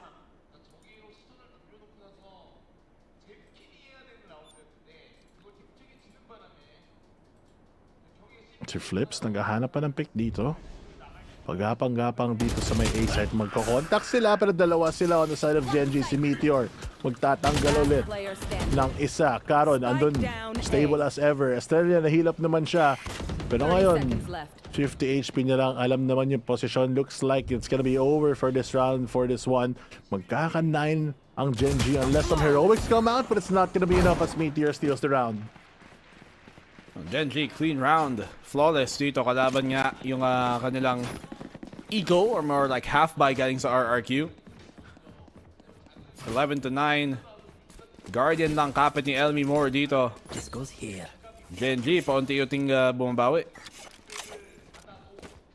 Round per round, step by step, umabalik dito ang Gen.G. One round na lang para andun din sila sa double digits. They are losing out quite a bit. But so far, Miss Ecos, hindi na susulit talaga ng RRQ. Namamatay lang sila dito and this A-push not successful for them. Bulit nila ang may buy sila ngayon. baka naman ibang kwento to, pero sa una pa lang nawala si Meteor at may Seeker sila at Neural Theft para lahat ng posisyon nilang mawawala agad-agad. But naglason pa si Texture, nakuha pa yung isa. Nakaisa pa nga dito. Estrella goes down, pero Munchkin rin ay susunod doon. B-site will be theirs. Free plant dito para kay Jkint. Yan yung sa may wall na yon. And now, post-plant now for RRQ. May dalawang snakebite pa naman si Flip Trader na pwedeng gamitin dito para i-delay yung defuse. Have to go fast here. Alam na may CT isa. Flash, I don't believe is gonna connect. The Viper's Spit, or Viper's Orb rather. Baka naman, pwede siya mag-play sa loob nito, create an off angle. Hinihintay na lang ang Sky para sa flank. Yung regroup ng RRQ, nandito na. Naku! Texture pa nakaisa dito pero si Jkint nasa may backside, makakatatlo. Garon gets a trade-off pero one tap na kay Flip Leader. Match point now for RRQ. And RRQ napakalinis naman dun pagkatapos ng lahat. Paunti-unting lumalakas dito habang tumatagal yung laban. Grabe naman yung streak ng Gen.G, mukhang mawawala. At sa lahat ng teams kay RRQ pa, napakalakas fighting nila. Kung ito pala yung form ng RRQ, edi mamaya or sa susunod na split sa stage 2, baka naman iba yung standings natin kasi kayang-kaya nila talunin ang number 1. They just need 1 round left. They do have half armors pero at least naka-rifle pa rin sila. Dalawang flash ni Elmimore. Full utility para sa kanya. Nag-glow na yung Vandal niya for the confidence. Vandal dito ni Gen.G. Baki na nga. Father ng RRQ is having himself a field game. Ngayon si Jkint may showstopper na pwede nilang gamitin para i-confirm yung round na to. Isa na lang kailangan ni Texture para makuha ang kanyang ulti. Dito na ba sila mag-commit sa B? Handa na yung flash dito. Paranoia ready for the execute. Pabablind siya on the spot. Ayun na nga. Nag-front the shadows for the information. Alam na isa sa backside. May TP pa siya. Gonna dodge it with a TP actually. Might be able to get the frag but no, they're too quick on the trigger. Andiyan naman si Munchkin para sa trade. Elmimore wala na. Utility gone and still they have backside control pero wala pang plant. 4v4. 40 seconds left. Mag-rotate ngayon ang RRQ habang iniwan nila dito ang isa pero sumusunod lang din si Meteor. Hinahabol niya sila. May angle si Zephyro. Sayang hindi nakapik pa. Meron siyang tripwire doon. Hindi niya makukuha yung spam dahil inunahan na nga ni Munchkin bago pa yun mag-activate. Ngayon, RRQ on the rotate. Medyo alanganin na. 3v3, Lockye on site. Alam na tuloy nila. They can't go to B. Actually, may oras pa atang tumakbo. Pero kailangan nilang dire-diretso. Jkint nakabantay. Jkint gets the one. Will they have enough time for the plant? I don't think so. Wala nang oras. 3, wala. Wala nang oras. Kulang. Oh? Uy, na-plant! Hindi! Tapos. Wala nang oras. Wala nang oras. Gen.G take the round. Kulang sila ng mga 0.35, mga ganon. The math is not mathing for us ngayon sa game na ito. Lahat ng logic nawawala. RRQ 12 ngayon. Stuck sila sa match point. Hindi talaga nila makuha. At least may buy sila on this one. But they try to go for the double fake here. Yun lang. Yung heaven push nila hindi successful. Sayang naman yun. Buntikan pa pero natakot sila nung nalaman nila yung si Lockye nandun sa may A site. Kasi baka kung namatay yung isa, hindi pa niya mapatay si Lockye in time. So running around towards B, wala na ring oras. Gen.G. One more round for them to try and win. Bawal na sila magkamali dito for either team. RRQ trying to close things out already. Full utility still for them. Yung ultimate ni Texture online this time around. Para sa mga ibang stall dito, yung mid. Binabantay na ni Munchkin. May crossfire siya kasama ni si Texture. At least walang silang re-smoke dito. Gonna use both the mollies actually para lang matanggal. But that's a lot of utility na nasayangan na ng Gen.G para mahirapan sila sa retake kung nakuha yung site ng RRQ. RRQ? No committing here yet. Naghahanap ng site na pwede lang i-take. Mid ang kanilang ipinipiling sugurin. Pero paunti-unti lang ang pagkuha ng space. Babagalan muna nila. Texture. May angulo siya. Meron din siyang showstopper. So maglalaro siya dito sa pwesto na alam niyang pwede niyang gamitin pang pigil lang push. Kung sakaling B nga ang commit.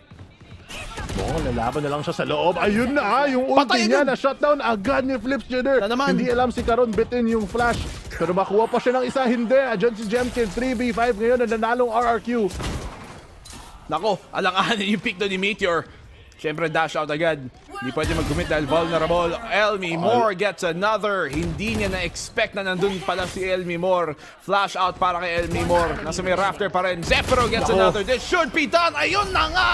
RRQ come back to take down Gen.G 2-1. What a comeback dito galing sa RRQ. Grabe, slow and steady talaga yung growth. Natambakan sila doon map number 113-3, pero map after map, yung first half talaga pumapantay. And dito, they finally close it out on map 3. Yung split, they make gods bleed at napapakita yung kahinaan ng konti ng Gen.G. Kahit sila yung first seed, tao pa rin yan. Nagkakamali yan, and all those mistakes add up to an RRQ win. They played so well, Elmi Moore especially. Grabe siya on the sky. Multiple 4Ks this time around. Oo, maganda yung performance si Elmi Moore, si Zephyro din. May mga moment dito na maayos galing sa kanya at hindi lang din nila na-secure dito. Gen.G ang mga rounds na dapat nilang maipanalo ay yung tuloy na hanapan pa sila ng mga opening dito ng RRQ. And for Gen.G, yun nga, nasira yung streak nila. Papalala lang namin sa inyo mga kaibigan na yung may isang beses na yung tatlong sunod-sunod na kalaban ng RRQ puro Gen.G lang. Yung Pacific LCQ, Gen.G nagtanggal sila. Next tournament, kick-off ng kalaban nila, Gen.G yung kalaro nila. Tapos nung nag-lower bracket, Gen.G pa rin yung naging decider nila sa group stage. So puro Gen.G yung nakakalaban nila ng 3 games in a row. Tapos ngayon lang nila nakita ulit after mga 2 months. At pagdating nga dito, finally nakabawi na rin sila. At revenge is sweet ngayon para sa RRQ. Oo, sulit na sulit yung showmatch nga natin at grabe talaga yung laban ng RRQ. Kung ito yung form pala nila pagka sa dulo ng stage 1, eh, paano pa sa stage 2? Pero paano pa nga ang stage 2? Yan ang pag-uusapan ng ating panel, guys. Ito ang huling mapa ng ating buong group stage. Maraming salamat sa iyo. Pero guys, kamusta nga na naman dyan sa panel? Anong masasabi natin? Thank you so much, Black and Blue and Fluffy. Revenge is served and sweet. Yeah. Tinapos na nga ang storya. RRQ has beaten the top seed, Gen.G. Grabe yan. Okay, yes. O, tama ka dyan. Tama ka dyan, always extra. Pero kitang-kita nga natin, talaga nakuha nung first half ng RRQ, yung value ni Zephyro dito. With that cyber cage already giving a hard time nga sa Gen.G with the isolation pacing nga na ginagawa niya. And actually, sa totoo lang, yung RRQ sobrang safe play. Just waiting for that perfect edit na gagawin dito ng Gen.G. Right after that, counter play na lang yung nasa isip nila at nakukuha pa nila ending the first half with the 7-5.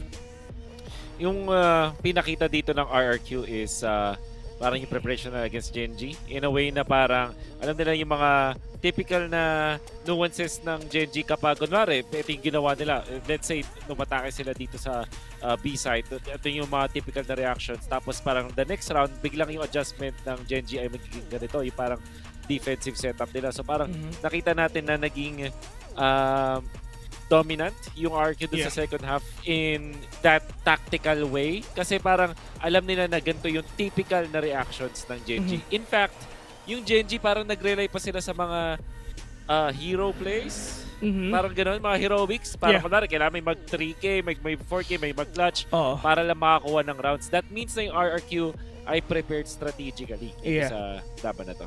Yeah, it's like, yun nga, nasabi nga natin kanina na parang talagang RRQ giving a hard time nga sa Gen.G para nga makuha yung mga objectives nila. I really like how Karon and Lakia do their combos talaga a while ago. It's just that Trailblazer then Paranoia in order for them to go in. Yung mga ganun mga simpleng stuff talaga, yung mga sobrang utility heavy na compositions talaga na talaga nakukuha nga nila dito in order for them to get their objectives, to get their win dun sa mga rounds nga na ginagawa nila. Pero ito, in terms of value na ginawa talaga ng RRQ dito, well, you have that Cypher. Alam nila na defender sila. So, for me, it's just the Zephyro on a Cypher, on a defending, kuhang-kuha talaga nila yung value na yun. Yes, and struggling to find the weakness was the first half of Gen.G. I think they waited to trade 2 rounds para makakuha sila ng first point nila. At some point, we were pati nga yung mga kaso na question about the Viper Wall, kung saan napupunta Gen.G, how they wanted to place it. Kaso, they're like it's their own, ano ba to? Own play na pwede nila bawa against RRQ. Kasi ano nangyari doon, Elmi Moore, how to commend this player? Nakailang 4K siya, I think dalawa ata yung buong split ata, binili na ata niya na he knows how to make every play count, and as Wolf said, the nuances was completed, and I think naramdaman natin to during the 5-3 pause nung nagkaroon sila ng tactical shift sa adjustment nila. Notable dito sa side ng Gen.G ay parang nag-relax lang din sila dito. No, nothing really too fancy. Super default on their attack. Kaya naman, dun sa first half natin, yung mga post-plan scenarios, 5 lang nakuha nila out of the 9 times. Tapos yung RRQ, yung same approach nila sa asset, parang in-implement din nila dito on the defense na parang, sige, hayaan muna natin sila mag-plant, retake tayo. Successful sila sa retake. I mean, 5 out of the 9 times lang yung nagawa dito ng Gen.G.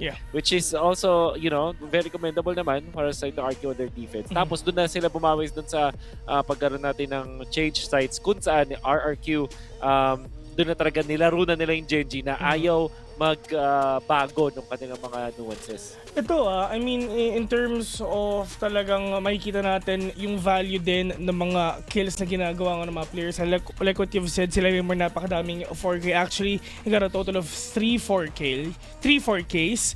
Meron siyang 3 2K. Siyang merong isang 3K. At lalo na kayo flips na 2 beses pag nanalo dito ng 1v1. Yung impact na binibigay na itong mga players na to in order for them na talagang masarado itong win na to. Talagang kita-kita mo kung sino yung may ambag talaga na matindi. Pero it's not about the ambag talaga na pwede mo mabigay dito. It's all about how na gumalaw yung isang team talaga para makuha yung objectives nila in order for you na talagang siguro na ma-stump na rin ang Gen.G dito kahit sa isang round nga na ginagawa nila. Pero in terms naman sa ating groupings, in terms naman sa ating leaderboards, Gen.G, di sila immortal, boss. They bleed. Shoutout Bleed Esports. Pero they bleed. Pero yun nga lang. Ouch. yung nothing to lose mindset prevails. I think napaka-importante na even on the last day, it was so serious din na tinake din ng Gen.G na shocks yung team na makakatalo sa atin. Parang ito lang pala yung makapagpakita ng parang sa lahat ng teams natin na well, playoffs, for sure ako merong VODs lalabas sa YouTube how to beat Gen.G in a best of 3 situation. Tapos na ang streak ng Gen.G sa RRQ. Tama. Wala na yan, man. Yung 4 games na tinalo ng Gen.G ang RRQ. Burado na. Burado na yan, boss. Gumawa na sila ng sarili ng storya.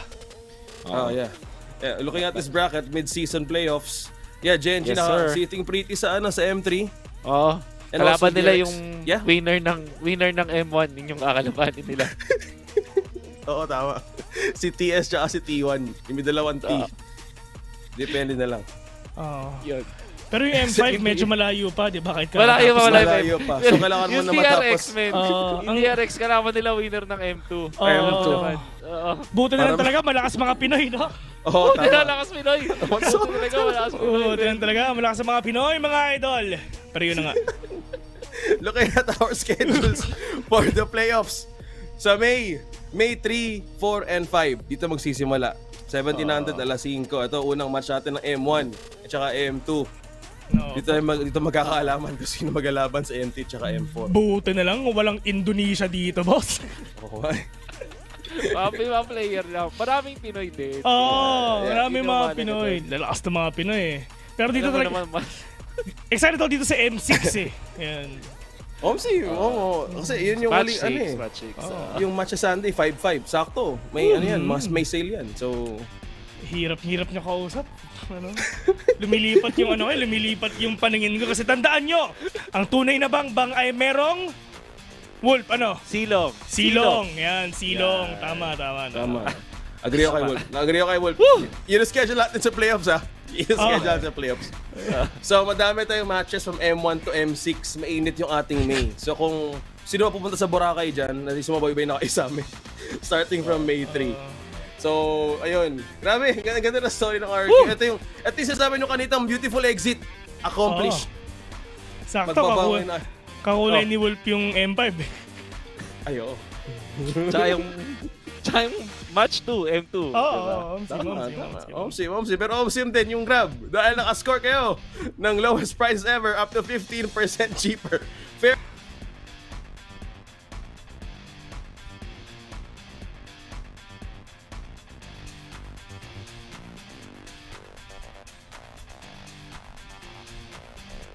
Tama. Amen. Woo!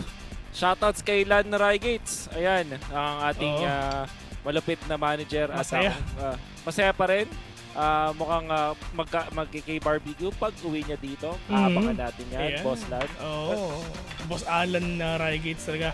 Alan Rygates. Pero yun nga, di ba? I mean, of course, playoffs in just a few days na makikita nga natin yan. And we're really hoping na talagang yung mga mananalo dito, syempre, talagang alam na naman natin, talaga sobrang deserve talaga nilang makuha to. Pero at the end of the day, it's all about kung paano tatalunin ng Team Secret itong mga players na to.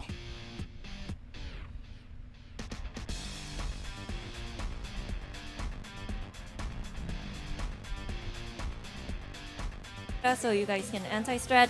Now, what does this mean to you to be able to take them down, especially, you know, looking ahead for stage 2? Do you feel like it's such a big confidence booster, would you say? I mean, for me, it's just okay, even if you didn't win, so. Okay. Now, let's talk about what happened after the first map, because Breeze was just so one-sided that maybe we thought Gen.G was going to take this 2-0 easily, but you guys came back stronger, closed it out with the 2-1 win. So how are you guys able to kind of mentally reset? Because when you usually repeatedly lose to a certain team, you tend to have a mental block, but that wasn't the case for RRQ today. I mean, it's always easier to reset after like a really big losses. Like when you was 13-2, 13-3, it's much harder to reset after like close losses, like close matches. But for us, we just talk behind the stage that we need to wake up, we need to finally hit our shots, and we can win. It's still not there. And now, you guys made changes coming into stage 1 and finally beat Gen.G down. So what would you say would be the biggest takeaway from stage 1 that's going to propel you even further in stage 2? I mean, being always confident in ourselves and think that we can play like a really good team, and yeah, that's all. All right, confidence is the key. Well, lastly, I'm going to give you a chance to talk to the fans. Any message over to them? Thank you for supporting us. We will do our best for the stage 2. All right, good luck and congratulations once again. We'll see you in stage 2. And goodbye, Husky. Well, that was Jkint with the post-match interview, and that's all we have for week 4. We'll see you guys in playoffs.